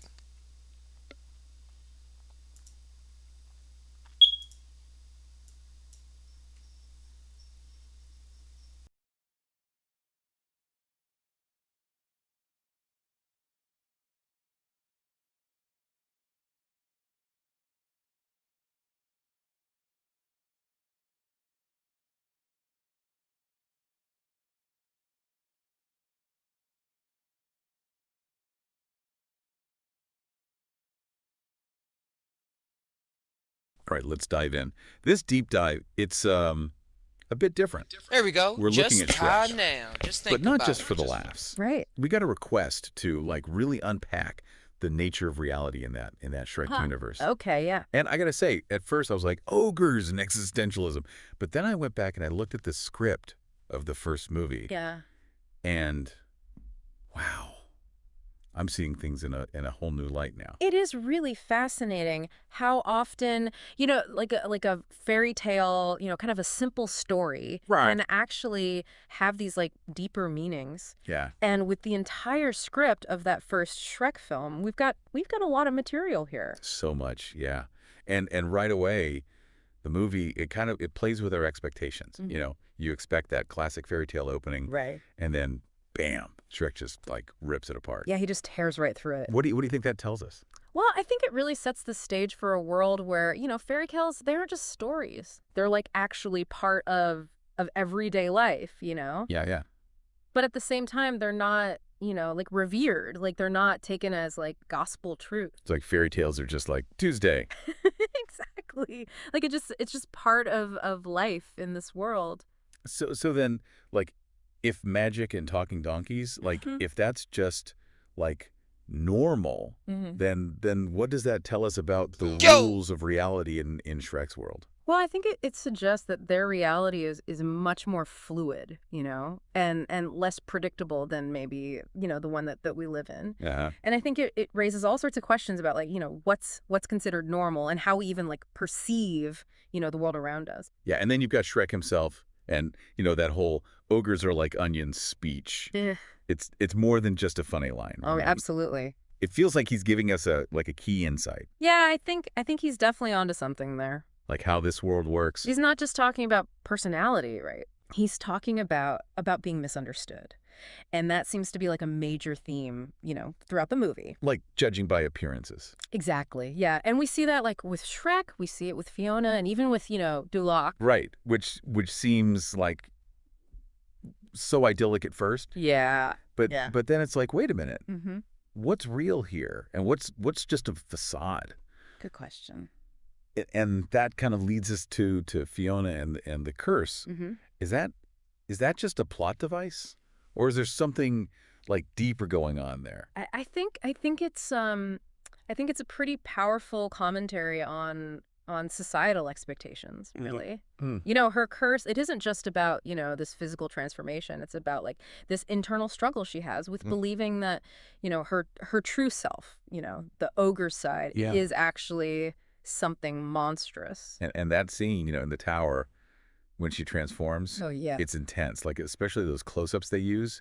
It's not played for laughs. No, it's actually kind of creepy. It's kind of unsettling. Yeah. I think it really highlights that psychological impact, that curse has on her, and how she's internalized this idea that beauty and being a princess can't coexist with this ogre side of her. It makes you wonder, does the curse really come from the witch? Right. Or is it like society's expectations that are just warping how she sees herself? That's a really good question. It suggests that maybe the real curse is like the pressure to conform to this very narrow definition of beauty and worth. And speaking of like societal pressures, let's talk about Duloc. Okay, yeah. It's presented as this like perfect happy place. Right. But there's something about it that just feels like a little off. Yeah, it's almost too perfect. Yeah. Like everyone's doing these synchronized dance numbers. Yeah. There's this like overly cheery music. Yeah. It's like a theme park version of happiness. Exactly. Yeah. Like it's manufactured, and then you've got that Welcome to Duloc song. Right. As catchy as it is, some of those lyrics are kind of messed up, you know? A little bit.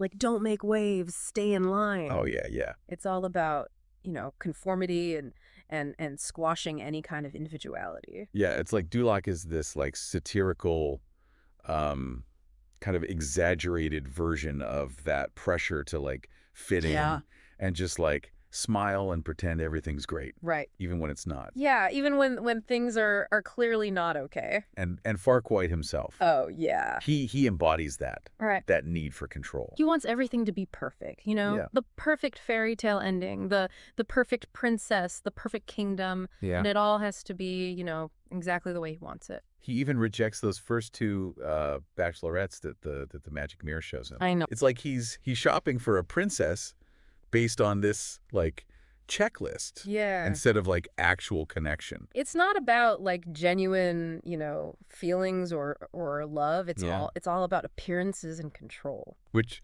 kind of brings us to relationships. Okay. Like look at Shrek and Donkey. Yeah, there's something else. Their friendship is a roller coaster. Right. Right. They're constantly arguing, they annoy each other, Mhm. and they even build a wall between their halves of the swamp. Oh, that wall scene, that's hilarious. So funny. But it's also, it's kind of deep too. Like why is Shrek trying so hard to push Donkey away? Yeah, is that just his like ogre nature or is it something more? Well, it does seem like a recurring thing with him, Yeah. Yeah. Like he expects to be rejected, so he pushes people away Right. before they can hurt him. It's like a defense mechanism, Yeah. right? He's protecting himself from being hurt. Cuz he's different. But Donkey, he doesn't give up. Nope. He calls Shrek out, Uh-huh. and he reminds him that's what friends do. They forgive each other. Yeah. Yeah. There's a real like depth to their relationship, even with all the bickering and the insults. Mhm.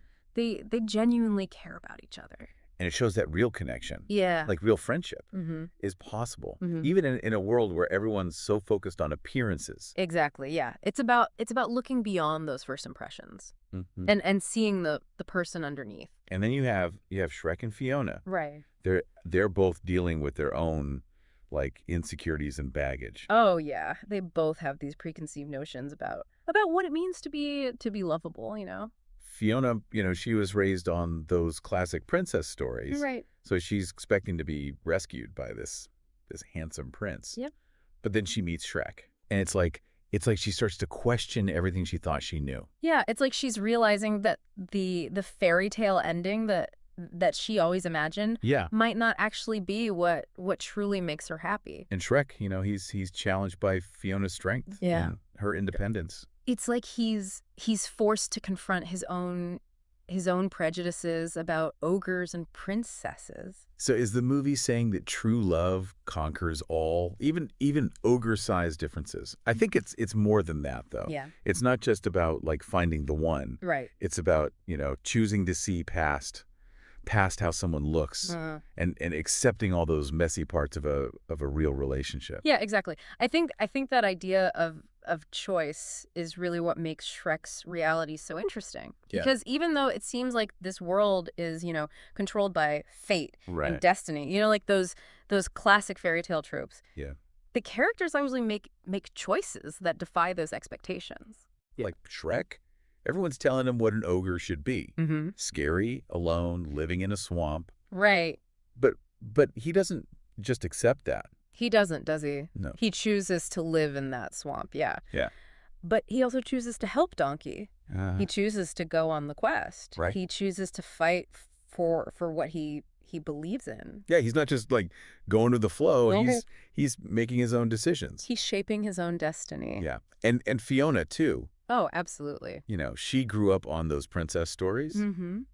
but she also makes choices that kind of break the mold. Think about her reaction to Prince Charming, Yeah, when he come up to rescue her. Like the perfect fairy tale rescue. She doesn't swoon. No. She fights back. She's not waiting for someone to save her.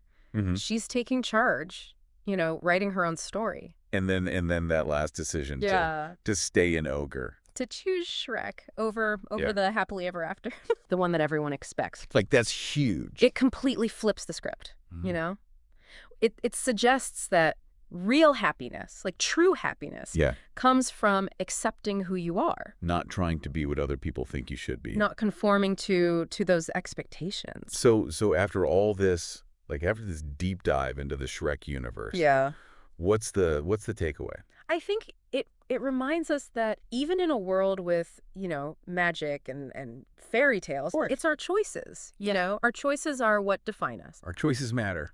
They do. And Shrek's world, it's like this funhouse mirror, right? It reflects our own world. Okay, yeah. But it's distorted. Mm-hmm. And it's through that absurdity that we actually see these universal truths That we might miss otherwise. Exactly. It's like a reminder that we always have a choice. Always. Even when it feels like we're stuck. Yeah, even when we feel like we're just playing a part. Yeah. And maybe the real magic is in embracing who we truly are. Yeah. And choosing our own happily ever after. Or rather, what the fairy tales say. Exactly. Well, there you have it. Another deep dive complete. Thanks for joining us. It's amazing what you can find when you really start digging into these stories, and hopefully this inspires you to take a look at your own reality, those stories that shape how you see the world. Until next time, keep questioning, keep exploring, and thanks for diving in.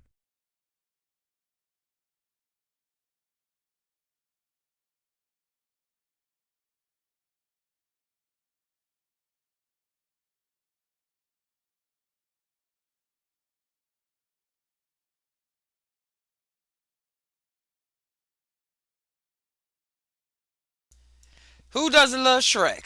One of my favorite shows of all time. How they brought out that he was able to get his own feeling in, his own choices. And that it was very much fairy tale. Everybody had their rules it's supposed to do. And Shrek broke all the rules. Fiona was cool, showing she could do karate. She wasn't no damsel in distress. They broke that one down. Very nice. The Timation exclusive. I still have some more loaded up. We're going to go for a long time today. Streaming the Psy Tai Podcast. Was just tied now. Just think about it. Where's the next one? Next one I have is Star Wars. And then after that, Independence Day. If I could find a good copy. Star Wars and Jurassic Park. But right now we're going to do the Jurassic Park one. So thank you for coming here. This is Psy Tai introducing the Jurassic Park. And I asked it, what are the implications of bringing extinct species back to life? What is the implications of, is it the same spirit, the same personality as the original animal, or would it be different? These are questions that they will dive deep into. Just time now. Just think about it. Welcome to our deep dive. So, you've given us the script for Jurassic Park. Oh. And you want to explore what it would mean to bring back extinct animals. Really fascinating stuff. We're going to unpack all of that using, the themes and questions raised by the movie as a kind of springboard. I think that's a great approach. What's really interesting about Jurassic Park is how it tackles this concept on so many different levels. Yeah. Like on the surface, sure, it's a fun adventure movie about a theme park with dinosaurs, lone dinosaurs. But it also delves into these really complex ethical dilemmas, the scientific challenges, and even philosophical questions about what it truly means to bring something back from extinction. It really does. Yeah. And it starts with this vision of bringing dinosaurs back to life. I mean, who hasn't imagined that? Totally. Like that scene when they first encounter the Brachiosaurus. Oh, yeah. Even the cynical Dr. Grant, I mean, he's moved to tears. It's such a powerful scene. Yeah. I think it lets the audience kind of experience that sense of wonder right alongside the characters. And it's almost like the film is saying, hey, wouldn't this be incredible? Yeah. Before it starts to peel back the layers and show us the potential dangers. And those dangers, they show up pretty fast.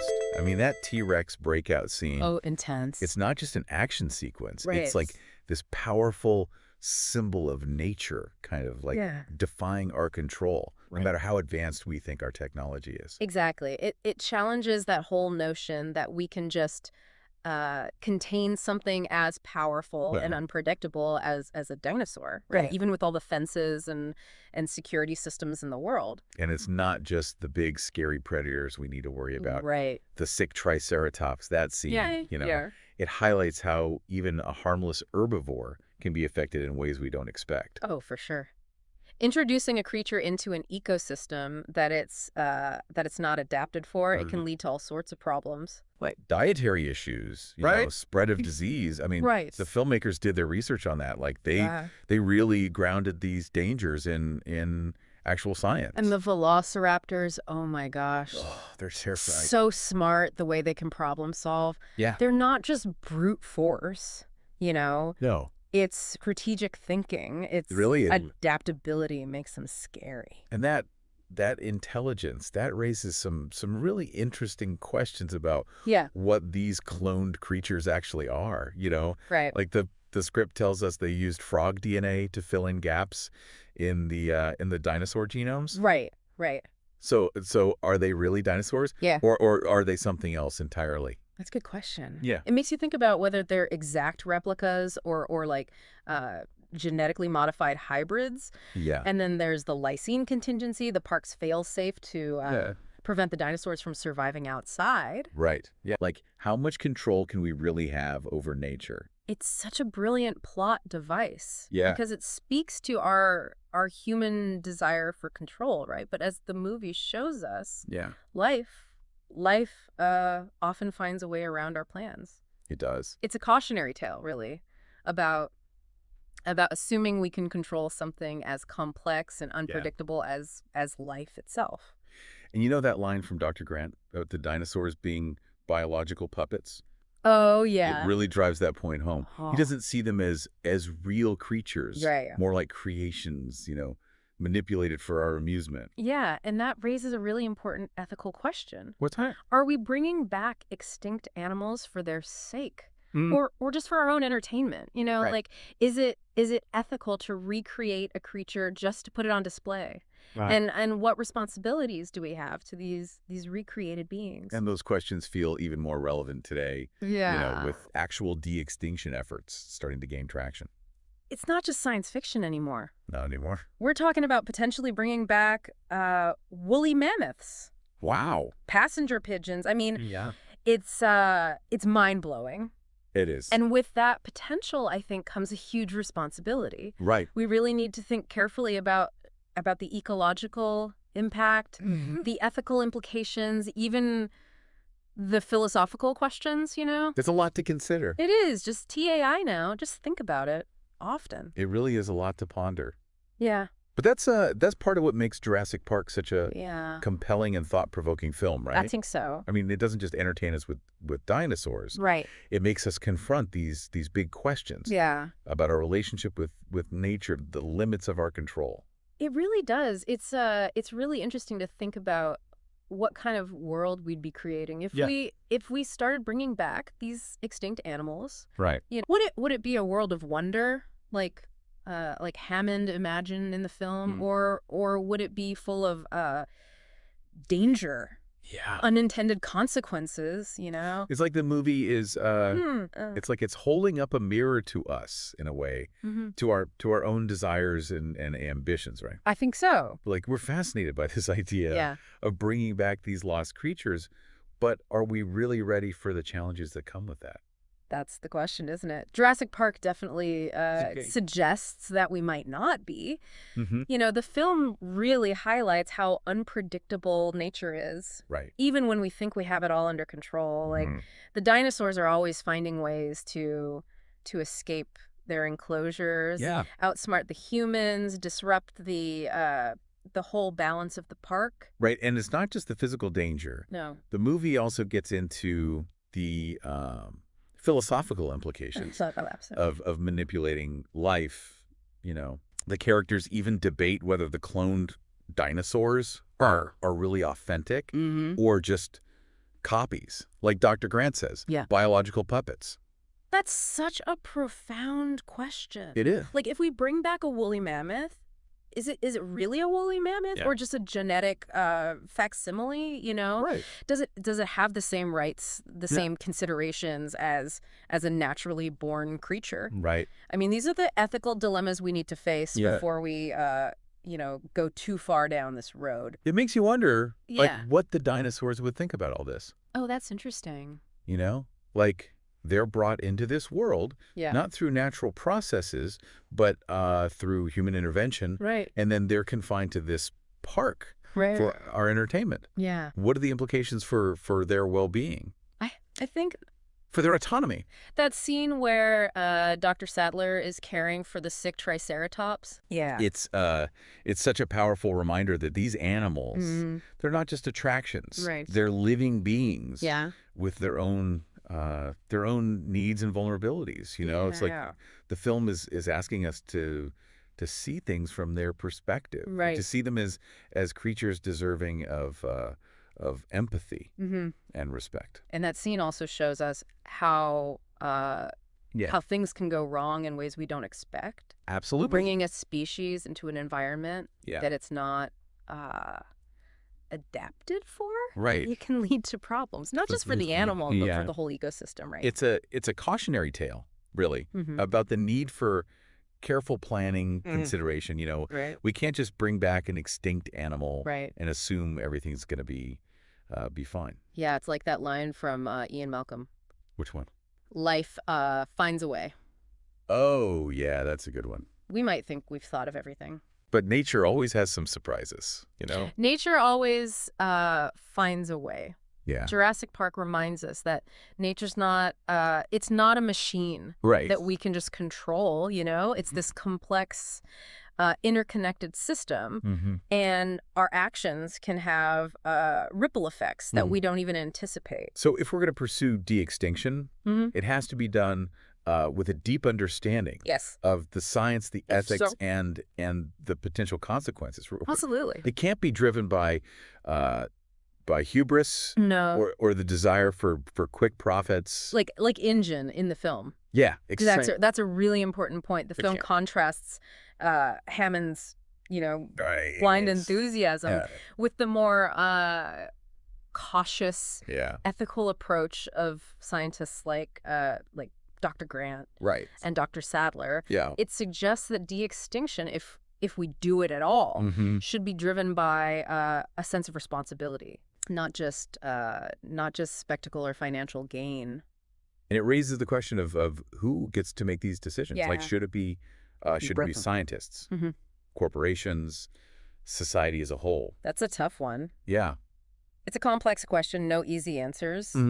But I think Jurassic Park gives us a framework for thinking about it. Yeah. It encourages us to have those those difficult conversations about the ethics of manipulating life. Right. The potential consequences of playing God, essentially. One of the things that strikes me about Jurassic Park What's that? is how it manages to be both entertaining and thought-provoking. I agree. It's a popcorn movie, but with real philosophical depth. It's a rare combination. Yeah. And that's what makes it so powerful, I think. It entertains us with dinosaurs. Yeah. But it also makes us think critically about our relationship with the natural world, the limits of our control. Yeah. It's a story that stays with you. It does. Long after the credits roll. It makes you think about our place in the universe, our responsibility to the other creatures we share this planet with. Speaking of responsibility, there's another aspect of the film that I think is relevant. Okay. The role of human error. Oh, yeah, that's a big one. It's not just the dinosaurs that cause chaos. Right. It's also the human characters. Yeah. And their flawed decisions. The human element. The film shows how even the most sophisticated technology can be undermined by greed, negligence, just human mistakes, Right, like Dennis Nedry. Oh yeah, never. The computer programmer who sabotages the park for a quick payout. He's a perfect example of how even small choices can have huge consequences, especially when you're dealing with something as complex as a dinosaur theme park. His actions set off this this chain reaction They do. that leads to disaster. Yeah. It shows how Yeah. even seemingly insignificant choices Right. can have huge unintended consequences. Big time. Especially when you're messing Yeah. with powerful technologies, Mhm. the manipulation of life itself. It's a reminder that even with good intentions, Yeah. we're all fallible. You know, we Right. make mistakes. Yeah. We can be swayed by greed, Yeah. ambition, and those flaws can have far-reaching consequences, especially when we're dealing with these kinds of technologies. It makes you wonder if de-extinction, Yeah. even if it's done, Right. with the best intentions, with care, Mm-hmm. if it would always be vulnerable to Yeah. human error. That's a good question. Could we ever guarantee the safety of these creatures? Right. And the safety of ourselves Mm-hmm. and the ecosystems? That's a question that really stays with you after the movie. It does. Jurassic Park doesn't give us any easy answers. No, it doesn't. But it gives us a lot to think about. It does. Just TAI now. Yeah. Just think about it often. Right. We've been talking about the dangers of bringing back extinct animals. Right. And the ethical questions, but Yeah.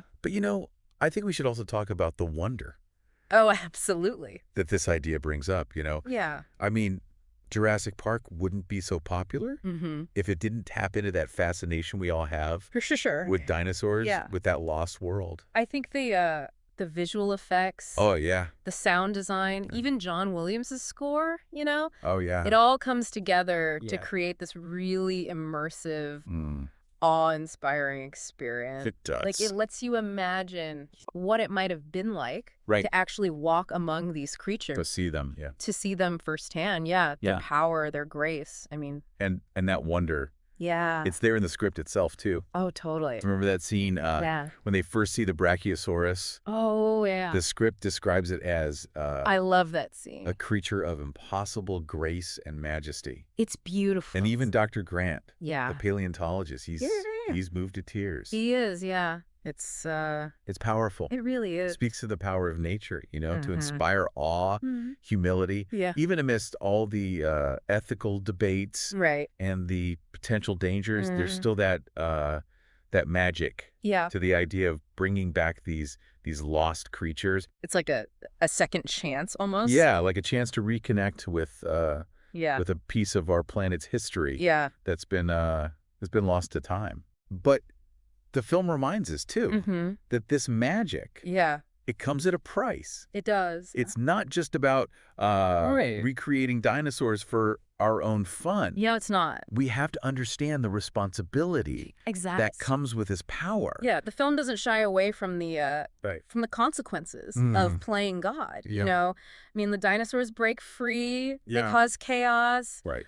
The park fails ultimately, It does. and it's a cautionary tale, right, about the hubris Yeah. of thinking we can control nature Right. and the importance of respecting that delicate balance of life. I think that contrast between John Hammond Oh yeah, and Dr. Grant right. really drives that point home. I agree. Hammond, the entrepreneur, Yeah. he sees Jurassic Park as As what? this triumph of human ingenuity, right? Like we Yeah. can reshape the world Mhm. however we want. Right. But Dr. Grant, scientist, Yeah. he sees the dangers, Right. the ethical problems, Right. He recognizes that life it's not something to be Right. to be manipulated for profit or entertainment. Yeah. It's a force to be respected Yeah. and understood. And ultimately, Yeah. it's Grant's perspective that wins out. It is. In that final scene, when they're escaping the island, Yeah. Hammond's begging Grant to stay, Right. saying he's exalted human potential Yeah. by bringing back the dinosaurs. Right. But Grant says, What does he say? he says, you interrupted natural law. Yeah, it's a great line. There are regulations, rules that nature follows Mhm. that make her knowable. Wow. He's saying that Hammond's messed with the natural order, Yes. and it's led to chaos. It's a really important moment It is. because it shows the ethical consequences Right. of Hammond's actions. Right. He's not just building a theme park. Right. He's tampering with Yeah. the very fabric of life. Right. And the consequences are huge. And that message Yeah. it feels even stronger today, I agree. with genetic engineering and the possibility of bringing back extinct species. Yeah, it's not science fiction anymore. It's becoming a reality. Jurassic Park is like Yeah. a cautionary tale. It is. It's telling us to think about the ethics Yeah. of this power Before we use it. before we use it. Yeah. Exactly. So as we wrap up our deep dive into Jurassic Park, Mm-hmm. I think we're left with a sense of Yeah, wonder and caution. absolutely. The idea of bringing back extinct animals, it's fascinating. fascinating, but it's not a decision to be taken lightly. No, it's not. We have to approach it with understanding Yes. of the science, the ethics, For sure. the consequences. We have to ask ourselves the tough questions, Why are we doing this? Right. Who benefits? Yeah. What risks are we willing to take? And ultimately, Yeah. we have to remember that life, Yeah. whether it's engineered or evolved, Mm-hmm. it's a force to be respected, It is. not something to be manipulated. Right. Just for our own amusement. Just TAI now. Just TAI now, yeah. Just think about it. Mm-hmm. Often. It's that's a great way to put it. I think Jurassic Park, even though it's fiction, Mm-hmm. the questions it raises, Yeah. they're very real. They are. And they're questions that we as a society are going to have to face. As technology keeps advancing. Exactly. Well, thanks for joining us It's been a pleasure. on this incredible journey. I've enjoyed it. We hope it's made you curious Mhm. and given you some things to think about. I hope so. Until next time, keep exploring, Keep learning. and keep diving deep.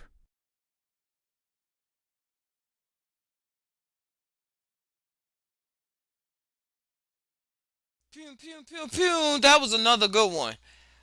Jurassic Park. I remember reading that book back in middle school. Michael Crichton, something like that. He made that book up. They made the movie, and the book went way in depth. It touched on a lot of topics that they brought up. A lot of ideas really are written out in the book like that. But in the movie, you gotta kind of imagine it. But whoever like that, drop a like on here. Drop a like, subscribe, hit that bell notification so we can keep this game going. I'm having a lot of fun, and I actually have some more prepared. So without further ado, let's continue on. The next one, let's see which this one is on. We did the Jurassic Park. The one I have now is Star Wars A New Hope. And if you have any suggestions in the chats, sound it. Let me know what's happening. Okay, so let me get this one up. Star Wars A New Hope is the first Star Wars movie written by George Lucas. I'm loading up the conversation now. Alright. Let's go. I don't think I asked it any questions this time around, so it's going to go off its own flavor. I'm in for the journey. All right, we're going deep today, folks. We're going all the way to a galaxy far, far away. That's right, Star Wars. A New Hope. The original, A New Hope. Yes. We're diving into the script today, and not just the movie we all know and love, but like how this whole thing was put to paper. It's really cool to see how it was all laid out before special effects Uh-huh. or John Williams. Oh, yeah. It's really the raw, bare bones story. Yeah. So we're going to do our best to not just like tell you the plot because you already know it, but really give you the ins and outs of what we found interesting Right. about like these first characters and the Force and all that. Yeah, and the movie just drops us right in the action with that opening crawl. You're in it right away. A galaxy in civil war, rebels versus the Empire. The stakes are already so high. Yeah, but it's really all about those Death Star plans, right? Like Right. that's what kicks off everything. That's the MacGuffin. The MacGuffin. Okay. Uh, So how much do we get about that weapon in the script? Oh, the script describes it really well. It's vivid, this planet-destroying thing. But more than that, it's just this, like, shadow hanging over the entire story. Like, this is the threat that drives the whole thing forward. And the plans are like, oh, this is how we might, this is our only hope. Okay, so We've got high stakes. We got a terrifying weapon. Yep. Then right away, we're introduced to, I mean, maybe two of the most iconic characters, R2-D2 and C-3PO, blasting out of a doomed rebel ship. Right. In an escape pod. An escape pod. I love that opening scene. Was there anything you saw about those two in the script that, like, surprised you? What was really cool is that George Lucas, he really made their personalities like contrast. Like they really pop. Like, and even though R2-D2 doesn't talk, right, he's beeping and whistling. Yeah. But it's clear how like determined he is and like kind of spunky. Yeah. But C-3PO, he's already freaking out about like protocol, you know, in the middle of a space battle. Like that's what he's worried about. Oh, yeah. I mean, that's them all over. Yeah. And then their escape pod, it lands, or crashes, really, on Tatooine. Yeah. That's where we meet Luke Skywalker. Did you get anything about Luke from the script that maybe we don't get as much in the movie? I was really struck by how restless he is in the script. Like how much he wants to get off this dusty planet. He's not just a farm boy. He's got this yearning for adventure. Like it's setting us up for his whole journey. Yeah, because then he buys the droids, right? From the Jawas. From the Jawas. And that's how he sees Leia's message. Yeah. Like that's how it all starts. How does the script handle that moment? So well. So well. It's like, boom. It's a short message, but it's desperate. It's directed at Obi-Wan Kenobi, and it just kicks everything off for Luke. Yeah. And then we get the reveal, Ben Kenobi, oh, he's actually a Jedi. He's Obi-Wan Kenobi. Right. That's got to be one of the best intros in movie history. Absolutely. And it's because in the script, he's just this weird old hermit to Luke at first, right? But then he hears Leia's message, and you get a glimpse, oh, he's something else. And speaking of something else, the Force. That's a pretty important part of Star Wars, obviously. But how is it introduced in the script? Is it like a full-on mystical energy field, or is it more down to earth than that? Yeah, you know, it's presented in a really practical way, actually. Like, it's described as this energy field that connects all living things. Oh, okay. Yeah, but then there's these little hints that it's more than that. Like, Obi-Wan talks about how Jedi can tap into the Force to do these amazing things. He's like, I want to see that. Right. Like, tell me more. So, okay, we've got a hero, a mentor, this whole Force thing to learn, and they need to get to Alderaan because Leia. And that's where Mos Eisley comes in. Oh, yeah. Described as a wretched hive of scum and villainy. Like, you can practically smell this place just reading the script. Oh, for sure. And that means Han Solo. And Chewbacca. Right. Was there anything about them in the script that surprised you? You know, I really picked up on Han's cynicism.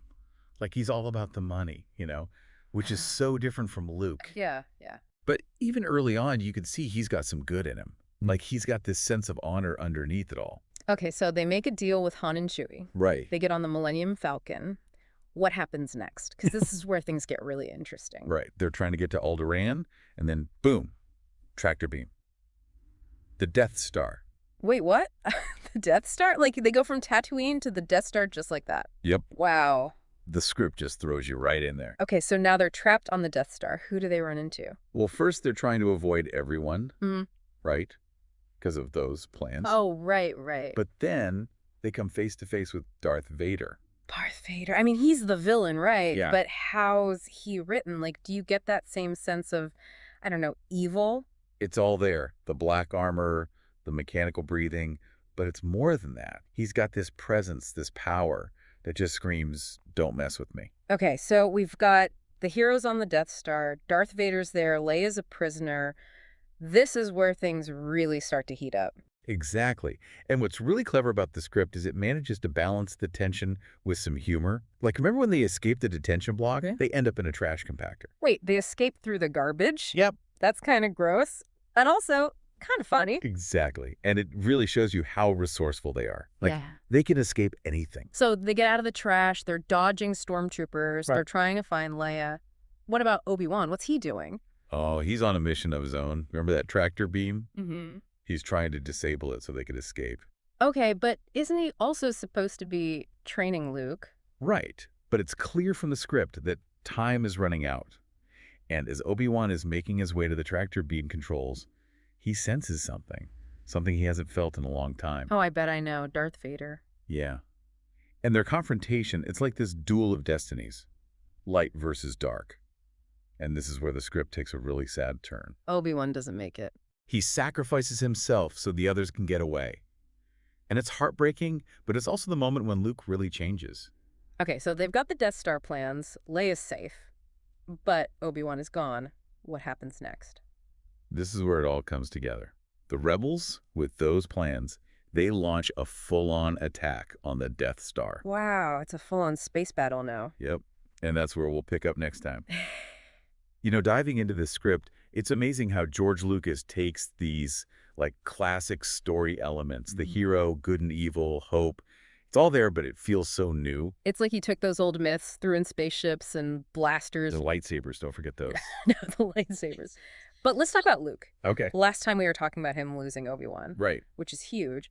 But how does the script show him growing after that? Because he goes from like farm boy to taking on the Death Star. Yeah, and it shows his struggles. Like he's dealing with grief and doubt and fear. Even when he's about to attack the Death Star, he almost turns back. Right. The script describes it. He's wrestling with all these feelings. And then he hears Obi-Wan's voice telling him to trust his gut. Wow. So it's like even heroes get scared. Oh, yeah. It's what they do about it that matters. Exactly. But it's not just Luke, right? No. What about Han Solo? He changes a lot too. Han's arc is more subtle, but it's there. In the beginning, he's cynical. He just wants to get paid. But then he sees Luke and the Rebels and how brave they are and how much they're willing to sacrifice. You can see it starts to get to him. And then he comes back to help Luke blow up the Death Star. He could have just left. Right. He could have taken the money and run. But he chooses to believe, to fight for something bigger. That's a big turning point. It is. And it's not like some big speech or anything. It's just he decides, and you see it in his actions. It's the small things that make the story so good, you know? Yeah. Okay, but we can't forget Princess Leia. Oh, absolutely, Matt. She's not your typical damsel in distress. No. How does the script show how strong she is? From the very beginning, she's a woman of action. Like, she's not waiting for anyone to save her. She's fighting the Empire. And she's smart. She's strategic. People listen to her, even the military guys.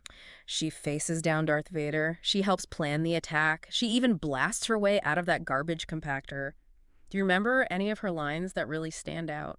There's one early on, right after she's captured, Yeah. where she tells Vader, the more you tighten your grip, Tarkin, the more star systems will slip through your fingers. Wow. It shows how much she gets it, you know? Yeah. Fear and oppression can only work for so long. She's a great leader. Definitely. But she's also a real person, right? Like, she's got feelings. There's a scene where she's comforting Luke after Obi-Wan dies, and it's really touching. You see her compassion. It's what makes her so interesting. Now, on the other side, there's Darth Vader. He's the bad guy, for sure. But the script hints that there's something more to him, like a connection to Obi-Wan. Right. And it makes their fight even sadder.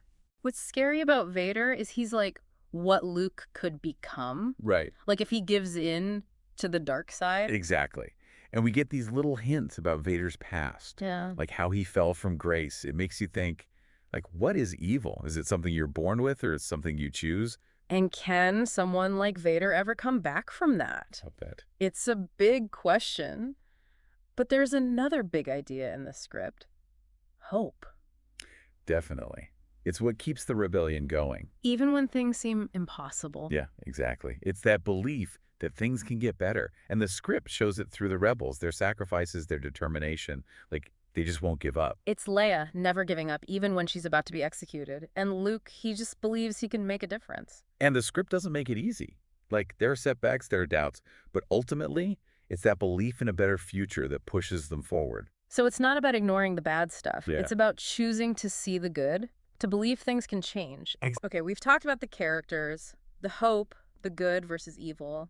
But there's also something about, like, authoritarianism. Oh, yeah. The Empire is like all the bad governments in history. The Death Star, this planet killer, it's the ultimate symbol of power. And the Emperor, even though we don't see much of him in the script, He's there. he's pulling the strings. It's a warning, you know? Like, tyranny can sneak up on you. Right. Through propaganda, through fear. And the script, even though it's a space adventure, it's saying, don't let that happen. It's amazing how much is packed into this story. Right. So we've got the characters, the themes, the politics. But what about the ending? The Death Star is gone, the rebels won, but Vader's still out there. What does the script say about what's next? That's a great question. That's something we'll talk about next time. What does this ending mean for our heroes and for the fight against the Empire? So we're back talking Star Wars. A New Hope. A New Hope, right. And last time we left off with a big question. Yeah. The rebels blew up the Death Star. Yay. Huge victory. Huge victory. But Darth Vader's still out there. He is. So what does the script say about what happens next? The ending of A New Hope. It's really clever. You're excited about the victory, but you're kind of nervous too. Like, what's going to happen now? Yeah, there's that medal ceremony, right? Yeah. Luke, Han, Chewie getting those medals from Leia. That's a big moment. But like you said, there's that tension.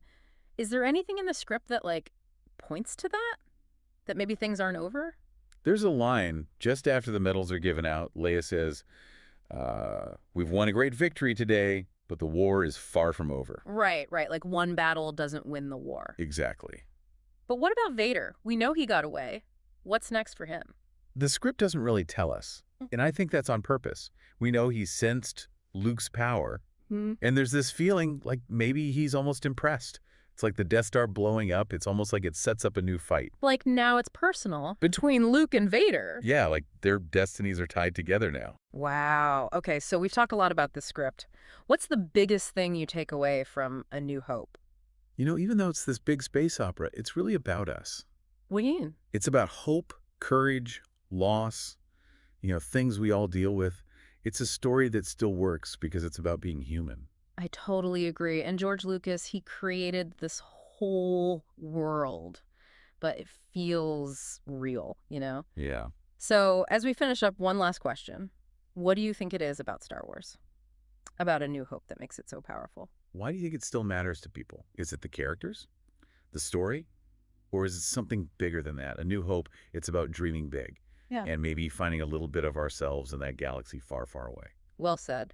Thanks for joining me on this deep dive into Star Wars. May the Force be with you. And also with you.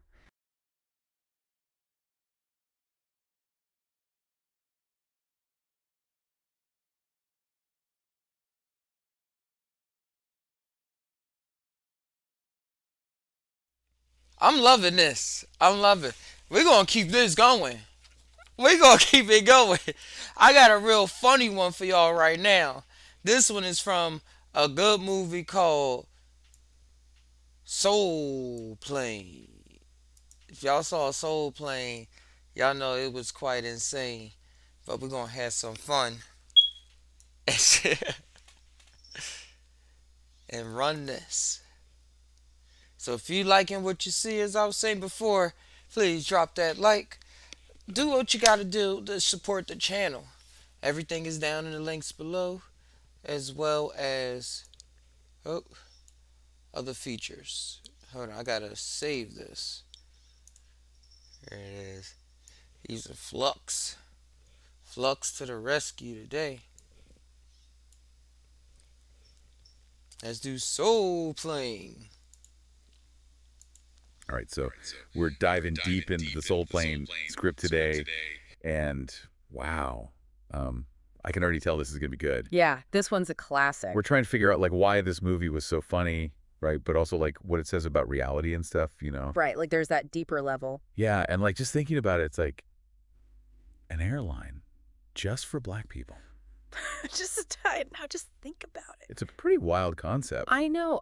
And just reading the script, it's clear the writers weren't afraid of anything. Like, they just went for it with the jokes and the crazy situations and these over-the-top characters.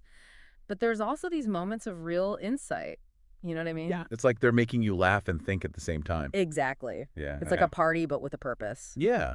And it's interesting how Soul Plane uses comedy to talk about serious social issues, too. Yeah. By, like, exaggerating stereotypes, the film actually makes us confront uncomfortable truths about race and class and even the American dream. Oh, yeah, for sure. It's satire at its best. Definitely. And so we have Nishan Wade, our main character, who wins this huge lawsuit after a terrible flight experience. Oh, man, that opening scene. I know, right? And he decides to use the money to start his own airline specifically for black people. Talk about ambitious cat. The script goes all out describing the plane's interior, chrome everywhere, white leather seats, even a rumor of alligator skin. And then there's that hip-hop safety video. Oh, yeah, I love that part. And the food, fried chicken, yams, hot sauce. It's a feast. It's like they took every stereotype about black culture and put it into this airline. but it's done in a way that feels celebratory and satirical at the same time. Absolutely. It's like they're both embracing and critiquing those stereotypes. It makes me wonder, is this supposed to be like a good thing or a bad thing? Just think about it. Exactly. Is it a utopia or dystopia? Okay, and we can't forget about Captain Mac, the pilot. Oh, man, Captain Mac. Ex-military, learned to fly in prison, terrified of heights. He's like a walking contradiction. But it works somehow. It's pure comedic gold. It really is. I mean, a pilot who's afraid of flying. It's so absurd. And it's not just the fear, it's his whole persona. Popping those dry-ass African mushrooms to calm down, blasting gangster rap in the cockpit. He's like a caricature of a tough guy. Exactly. It challenges what we think a pilot should be like. You know, we're used to seeing pilots as these calm and collected figures, and Captain Mac just breaks that image completely. Yeah, he's unpredictable. You never know what he's going to do next. And that keeps us on the edge of our seats laughing the whole time. All right, so we've got this over-the-top airline, a hilarious pilot. What about the passengers? This script is full of interesting characters, each one adding to the comedy and social commentary. Right, like the hunky family. Yeah, that white family who are so out of their element on this flight. Their reactions to everything are priceless. Especially the daughter, Heather, with her interesting vocabulary. Yes, some of those words. Just die. Now just think about it. A white family on an all-black airline. What does that say about race and cultural expectations in America? It's like a fish out of water story. You know, they're constantly surprised and confused by what they see. It's a funny way of showing cultural differences and misunderstandings. And sometimes those misunderstandings lead to conflict, but also to humor. Exactly. And then there's that scene with the blind man and Barbara. Oh, yeah, that one's a little tricky. It is. It walks a fine line playing on stereotypes about blind people.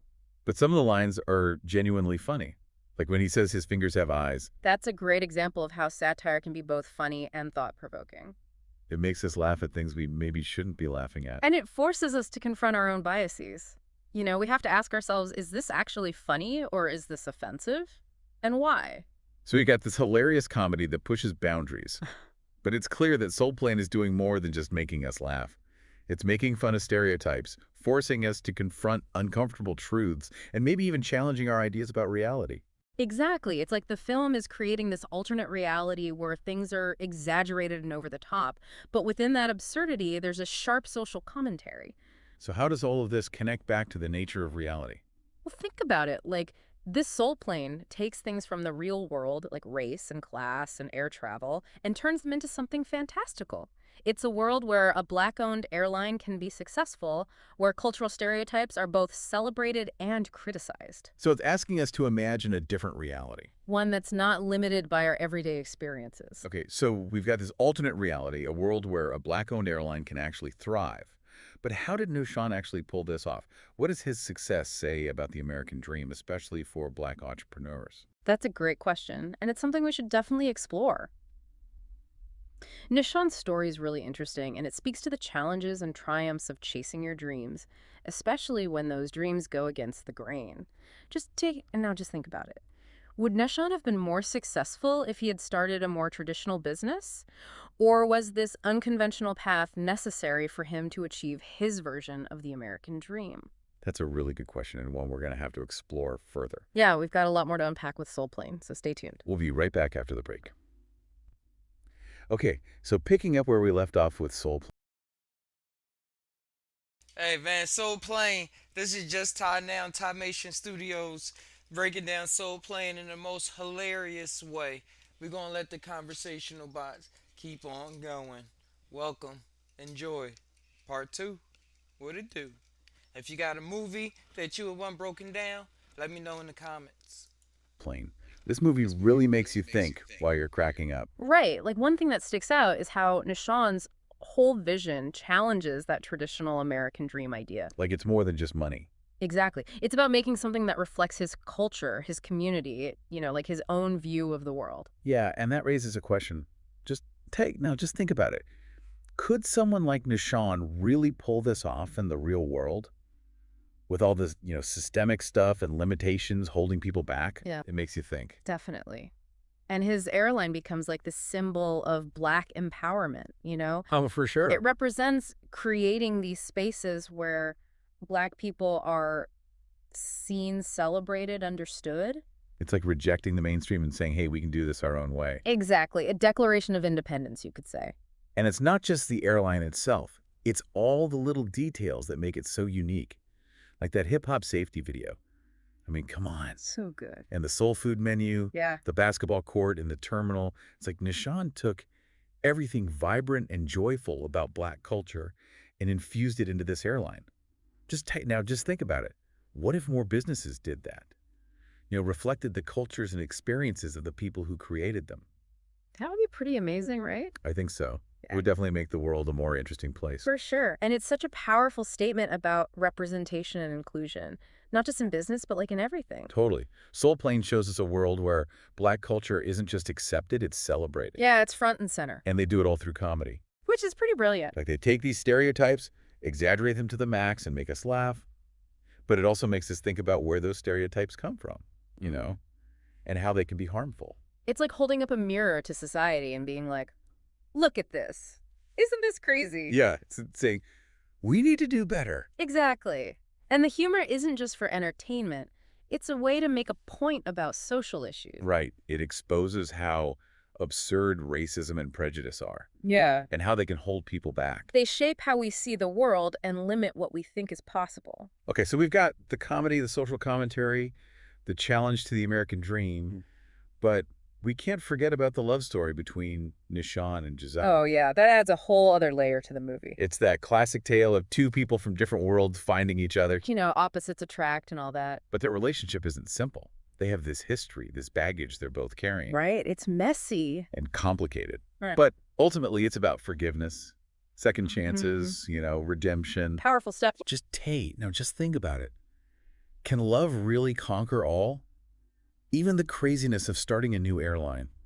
Soul Plane seems to think so. Like that ending where Nishan and Giselle are reunited. It's like love wins despite all the turbulence. It gives you hope, right? Yeah. But it also reminds us that love isn't always easy. It takes work, compromise, and being open to seeing past our differences. Definitely. And speaking of that ending, we have to talk about that plane landing in Central Park. I mean, come on, Nishan lands the plane in the middle of New York City. Talk about an entrance. It's absurd, hilarious, and kind of inspiring all at the same time. It really is. And it's a perfect metaphor for the whole message of the movie, defying expectations and doing things your own way.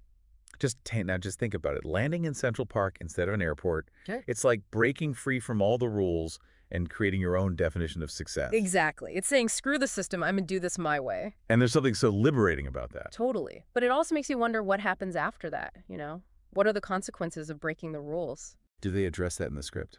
Not really. It just leaves us with that image of everyone celebrating their survival. Like a happy ending. Yeah. It's like the movie saying that the journey is more important than the destination. So it's not about the potential legal trouble or the future of the airline.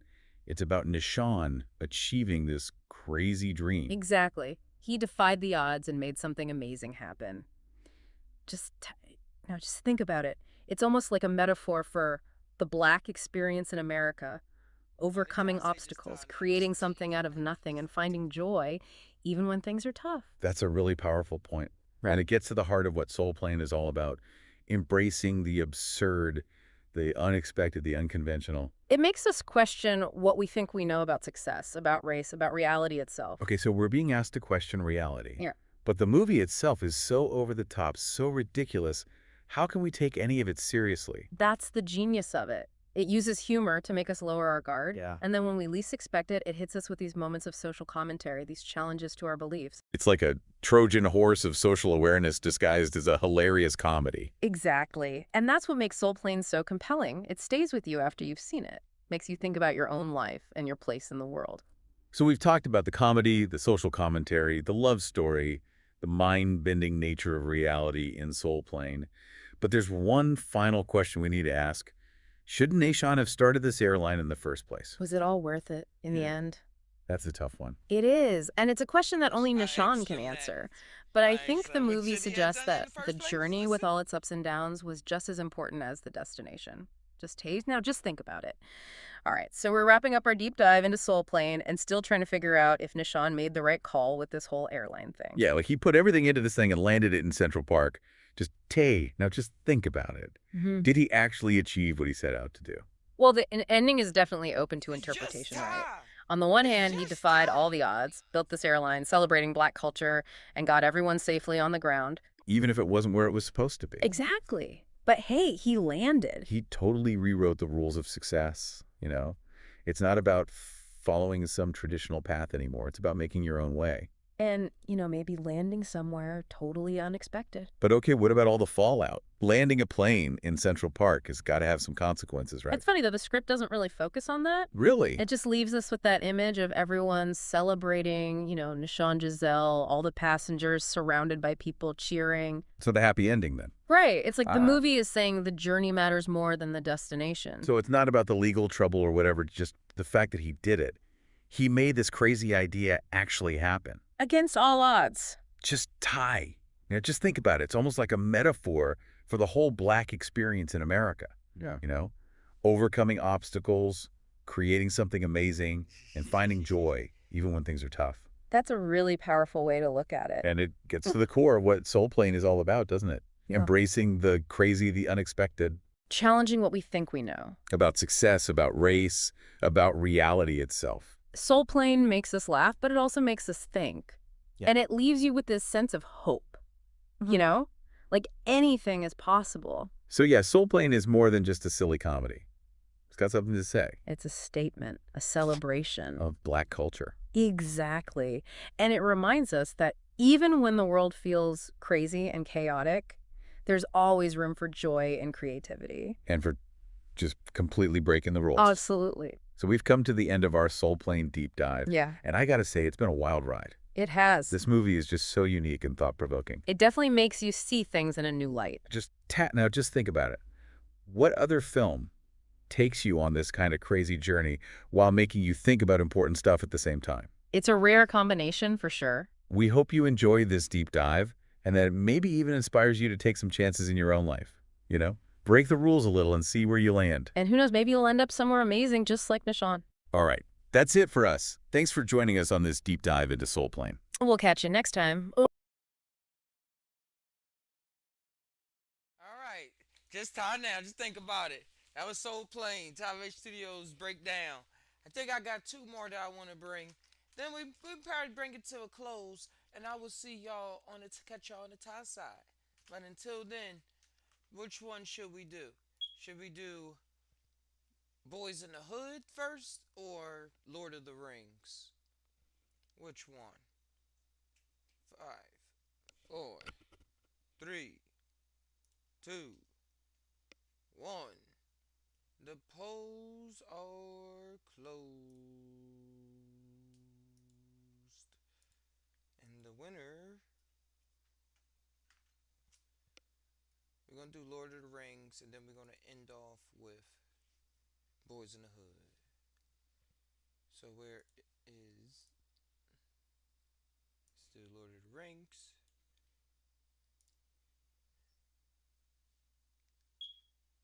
And...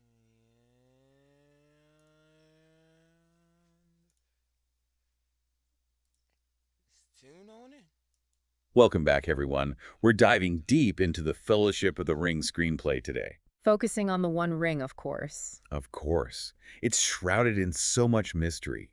Why is this ring so powerful? Why is destroying it the only option? And should Gandalf even have sent them on this quest? Right. Lots to uncover. Initially, the ring seems pretty harmless. Yeah, Bilbo just kind of treats it like some weird family heirloom. Yeah.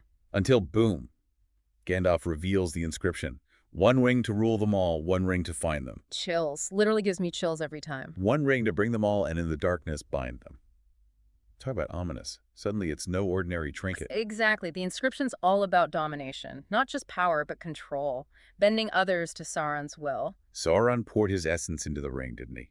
When he forged it in Mount Doom. Oh, absolutely. That inscription. Pure Sauron. His ambition. His promise of absolute power.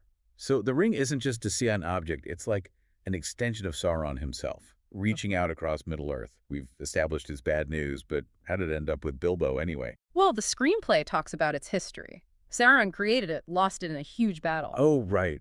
And that king, Isildur, could have destroyed it. But he was seduced by its power. His choice had a ripple effect, breaking the line of kings, the ring being lost for ages, until Gollum finds it, then Bilbo. Choices echoing through time.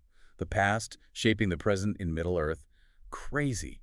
So this ring has this crazy history touched by greed, ambition, It's like it has a life of its own, passing from one person to the next, and bam, now it's Frodo's problem. Talk about bad luck. Totally. But the key is, Gandalf gets how serious this is. He knows Sauron's back, gaining power in Mordor, and guess what his goal is? Taking the ring back. Bingo. And with it, he'd be unstoppable. Total darkness everywhere. That's the threat hanging over everything. The fate of Middle-earth resting on this tiny little thing. Just wild. Okay, Sauron's the ultimate bad guy, and the ring's his weapon. But couldn't they just hide it? Really well. Why this whole epic quest to destroy it? Hiding it would buy some time, maybe. But Sauron's power IS the ring. As long as it exists, he's growing stronger. Right. Plus, it wants to be found. It tempts you, promises power. No matter how well hidden, it draws Sauron to it eventually. Makes you think. Like it's got its own will, almost. Right. Gandalf knew to defeat Sauron, you gotta break that connection. Destroy the ring. Just think about making that decision, committing to something so dangerous, so impossible. So Gandalf's like, no running. Gotta face this head on. But then he won't take the ring himself. Even though he wants to use it for good. Seems kind of contradictory. That's Gandalf's wisdom. He sees how tempting it is, how it preys on good intentions. Even he fears that influence. Wow. So it's not just strength, it's resisting temptation. The ring's playing mind games, and Gandalf knows he'd lose. That's why he chooses Frodo. Good, unassuming Frodo.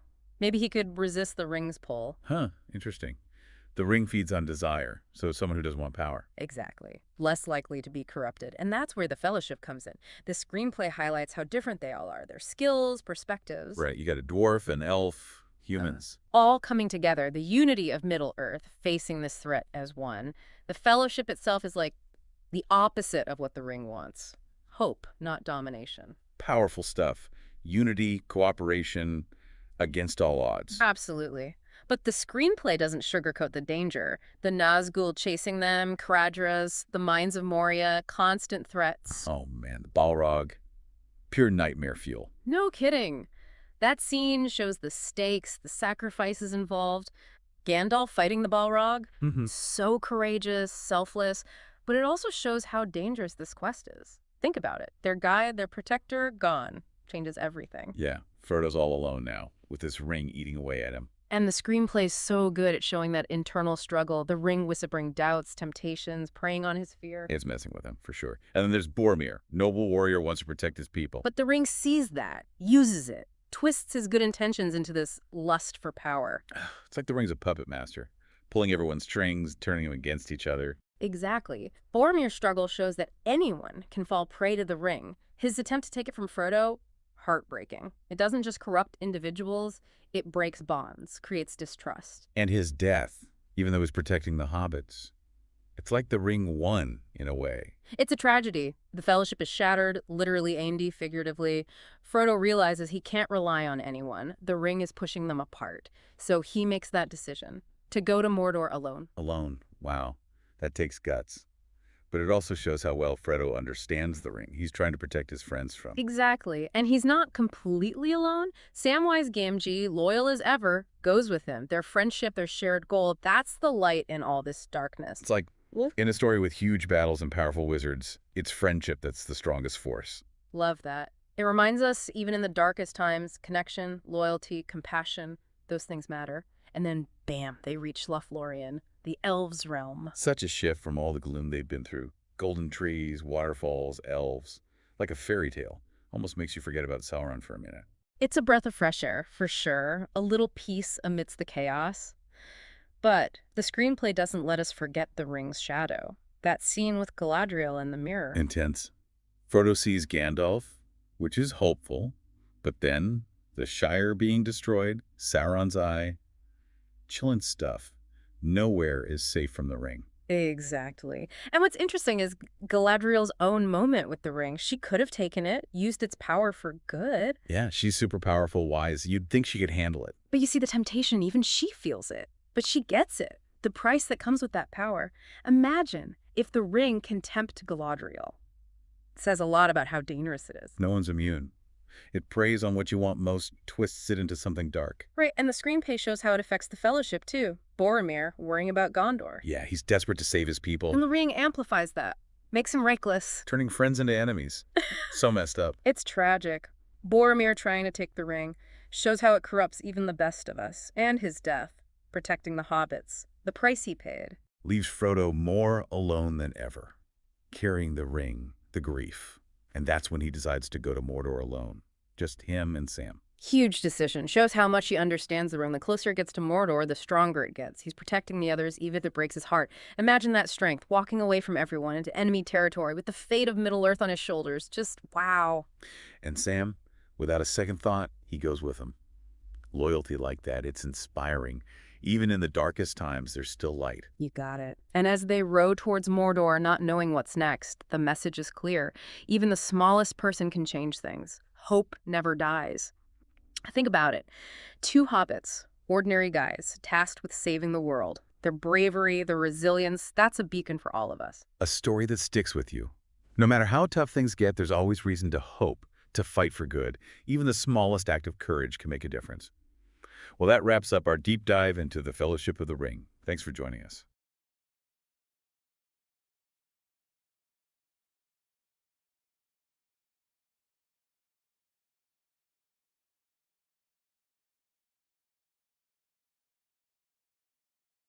Dang, son, they ain't had to hit us like that.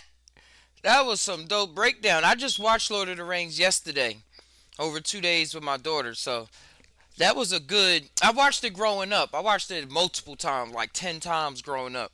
But we watched it in 2 days recently. And I like the points that they touched across. Like the power of the ring, like how it was whispering to them whenever they became near. And even how the elf lady was able, she seemed so sweet and everything, then she turned to the big goblin. I will be the best queen. But it's a very good movie. I really do recommend it. Let's go to the next one. The last movie of the day is going to be Boys in the Hood. Make sure I get the imagery right. It's a movie we've all seen. But now we're going to tie it on down in a way never seen before. Welcome to the Deep Dive. Today, we're going deep into Boys in the Hood, a film that really gets to you. Just think about it. We're going to unpack the relationships that make this story so powerful, so real, so raw. It really is amazing to see these relationships play out in such a tough environment. We're talking South Central LA, where gang violence and poverty are everyday realities. Just think about it. Loyalty, love, ambition are constantly butting heads with fear, violence, and the threat of gangs. Yeah. You gave us the Boys in the Hood script to work with, and it really is like a roadmap through the human heart. We're going to trace the evolution of some of these key relationships. Let's start with Trey and Ricky. 2 friends growing up in this pressure cooker. Just think about it. They face some incredible obstacles, and their choices really shape their bond. Yeah, their journey starts with a shared experience that really colors their whole worldview. Remember that opening scene? They witness a drive-by shooting, which is such a stark reminder of the dangers they face every single day. That kind of trauma really binds them together. And it makes you think about how that shared trauma affects their choices later on. It's like this unspoken thing between them. Exactly. And as they get older, you see how their different family situations really impact the paths they take. Trey has Furious, his father. Just think about it. Furious is tough, but he's also incredibly insightful and protective of Trey. Yeah, I never thought about it like that, but Furious is like this anchor for Trey. He's the one teaching him about responsibility, respect, and how to navigate a world that's often stacked against them. Absolutely. Remember that scene where Furious is emphasizing the importance of responsibility by making Trey do chores? He tells him, I'm trying to teach you how to be responsible. Your friends across the street, they don't have anybody to show them. Such a powerful message about the role of a father. It really is. And it makes you realize how much Ricky craves that kind of guidance. His father's absent. And it's like this hole in his life. He looks up to Trey and here he is, wishing he had that kind of support system. He does. Remember that small but telling moment when Furious is teaching Trey how to barbecue? It highlights the lack of a father in Ricky's life. Just think about it. It's a simple scene, but it speaks volumes about their different upbringings. Right. And it makes you think about how that void influences some of Ricky's choices later on. Exactly. Now it's not just about the fathers. Trey's mother, Reva, plays a significant role even though she doesn't live with him. She's the one who encourages Trey to stay connected to Furious, recognizing his positive influence. Just think about it. She understands the value of a strong male role model in Trey's life. Yeah, and on the flip side, Ricky doesn't have that same level of guidance. He's kind of left to figure things out on his own, which is tough given the environment they're growing up in. Absolutely. And that lack of guidance, contributes to some of the challenges Ricky faces. Like when he becomes a father at a young age, he really struggles with the responsibility. He often relies on others like his mother or Doughboy to help him out. It's almost like he's searching for that support system he never really had. It is. Now, speaking of Doughboy, let's talk about his relationship with Ricky. They're brothers, but they're on completely different paths. Just think about it. They share a mother and a home, but their personalities and choices couldn't be more different. Yeah, it's a classic case of nature versus nurture, right? You have these two brothers raised in the same environment, but they react to it in such contrasting ways. Exactly. And that contrast is established early on. Remember that scene where they visit the dead body? Doughboy seems almost numb to the violence, while Ricky is visibly shaken. Oh, that scene really stuck with me. It's like Doughboy has already built up this wall to protect himself from the pain and trauma. He has, and as they get older, those differences become even more pronounced. Ricky, despite some missteps, genuinely wants a better life for himself and his son. He sees education and maybe even college as his ticket out. But Doughboy gets caught in the cycle of gang violence. It's like they're pulled in opposite directions by the forces around them. Just think about it. They're both trying to survive in this harsh world, but they choose different paths. And a key factor in those different paths is their mother, Brenda. She openly favors Ricky, believing that he has the potential to escape their neighborhood. Just think about it. She's constantly criticizing Doughboy, comparing him unfavorably to Ricky. That must be so difficult for Doughboy. It's like he's constantly being told he's not good enough. It is, and it feeds into his resentment and anger. It's almost a self-fulfilling prophecy. The less faith she shows in him, the more he leans into the very activities she disapproves of. It's a vicious cycle, and it's heartbreaking to watch. You see glimpses of Doughboy's vulnerability, his intelligence. But he lacks the guidance and encouragement that Ricky receives. He does, and that lack of support has a profound impact on his choices and ultimately his fate. Just think about it. How different might their lives have been if Brenda had offered Doughboy the same level of support and belief that she gave Ricky? That's a really good question. It makes you wonder how much our environment and the people around us shape who we become. Yeah, really does. Now let's shift gears a little and talk about the relationship between Trey and Furious. Less about family ties and more about mentorship. Just think about it. Their dynamic is complex, sometimes even a little heated, but it's about love guidance and helping Trey rise above the challenges, Yeah, it's like tough love in action. Furious is strict demanding. Yeah. But he's also fiercely protective of Trey. Remember that scene where he confronts that police officer who makes that racist remark? Furious doesn't back down. Yeah. Not even when he's facing, authority. Exactly. He's showing Trey that standing up for what's right is so important, even when it's tough. And it's not just about protection, it's about preparing Trey for the world as it is. Think about that scene where Furious takes Trey and Ricky to Compton to explain gentrification. He's not holding back. Yeah, that was an eye-opening scene for sure. Mm-hmm. He's giving them the truth about the forces that shape their lives, their community. He's talking about the efforts to destroy Black communities through drugs, violence, and economic exploitation. Just think about it. It's heavy stuff for a young person to grasp, but Furious wants them to see the bigger picture. He does. He's giving them the tools to deal with a world that often feels rigged against them.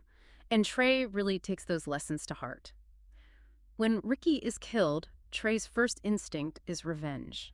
Just think about it. He wants to hit back at the people who took his friend away from him. It's a natural reaction to such a senseless loss. You can just feel that anger and pain in Trey. Right. But Furious steps in and reminds him of that cycle of violence. It's a turning point. Trey chooses not to give in to that rage. Just think about it. He realizes that violence won't bring Ricky back, and it'll just lead to more suffering. It's like Furious's words are right there in his head, guiding him to make a different choice. They are. It's a real testament to the strength of their bond and how much Furious's guidance means to him. Now let's go back to Doughboy and his well-complicated relationship with his mother, Brenda.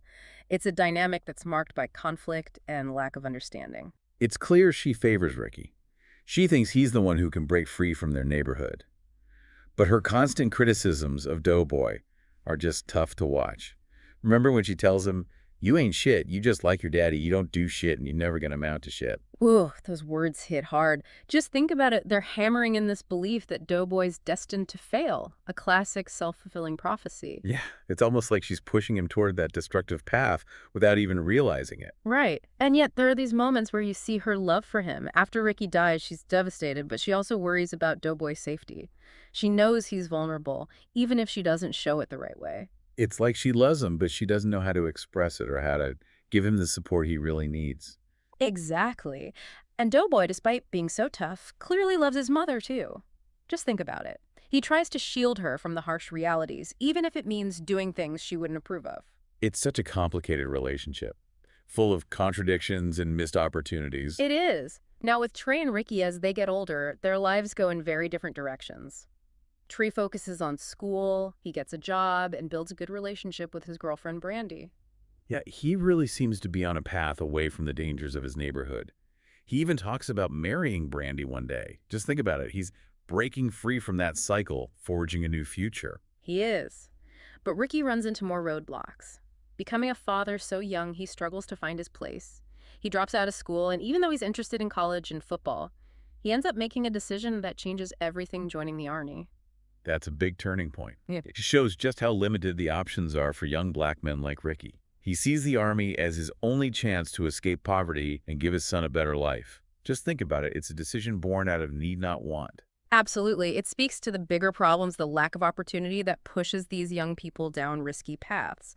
And tragically, Ricky's choice leads to his death. He's killed in a drive-by not long after he makes that decision. It's just devastating. Yeah. Especially for Trey and their mother. Just think about it. It shatters the illusion that anyone can truly be safe from the violence that's everywhere. Yeah, it does. And it emphasizes how urgent Furious's message is, about taking control of their lives, their futures. Ricky's death could have been anyone's death, just random violence that ends a life too soon. Just think about it. It's a harsh reminder of how fragile life is in that environment. Yeah, it's a real wake-up call. Forever. Makes you think about how that fear shapes everything, their relationships, their outlook on life.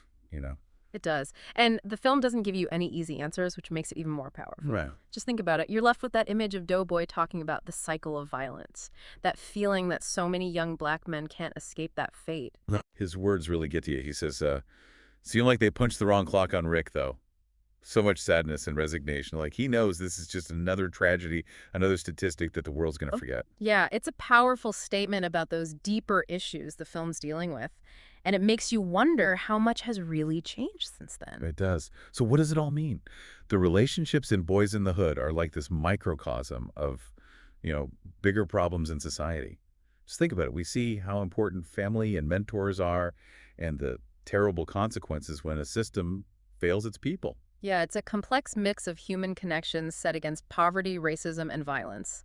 And it forces us to face these things, to ask tough questions about how to build a better world for everyone. It's a film that stays with you. It reminds you that these issues are still here, and it makes you want to be part of the solution. It does. It leaves you with this question, if we connect these stories to the bigger picture, how can we stop that cycle of violence and hopelessness?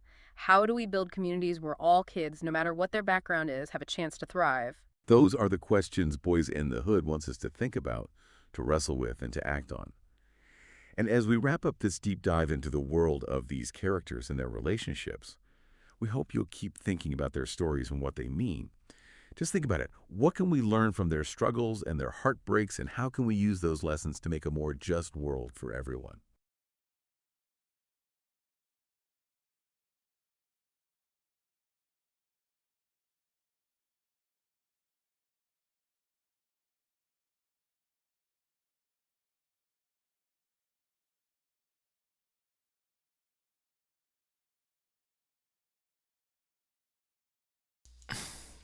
Make sure everything. Hey, and that there, folks, was the Psy Tai Podcast. We will be coming back with so much more. I'm glad you enjoyed.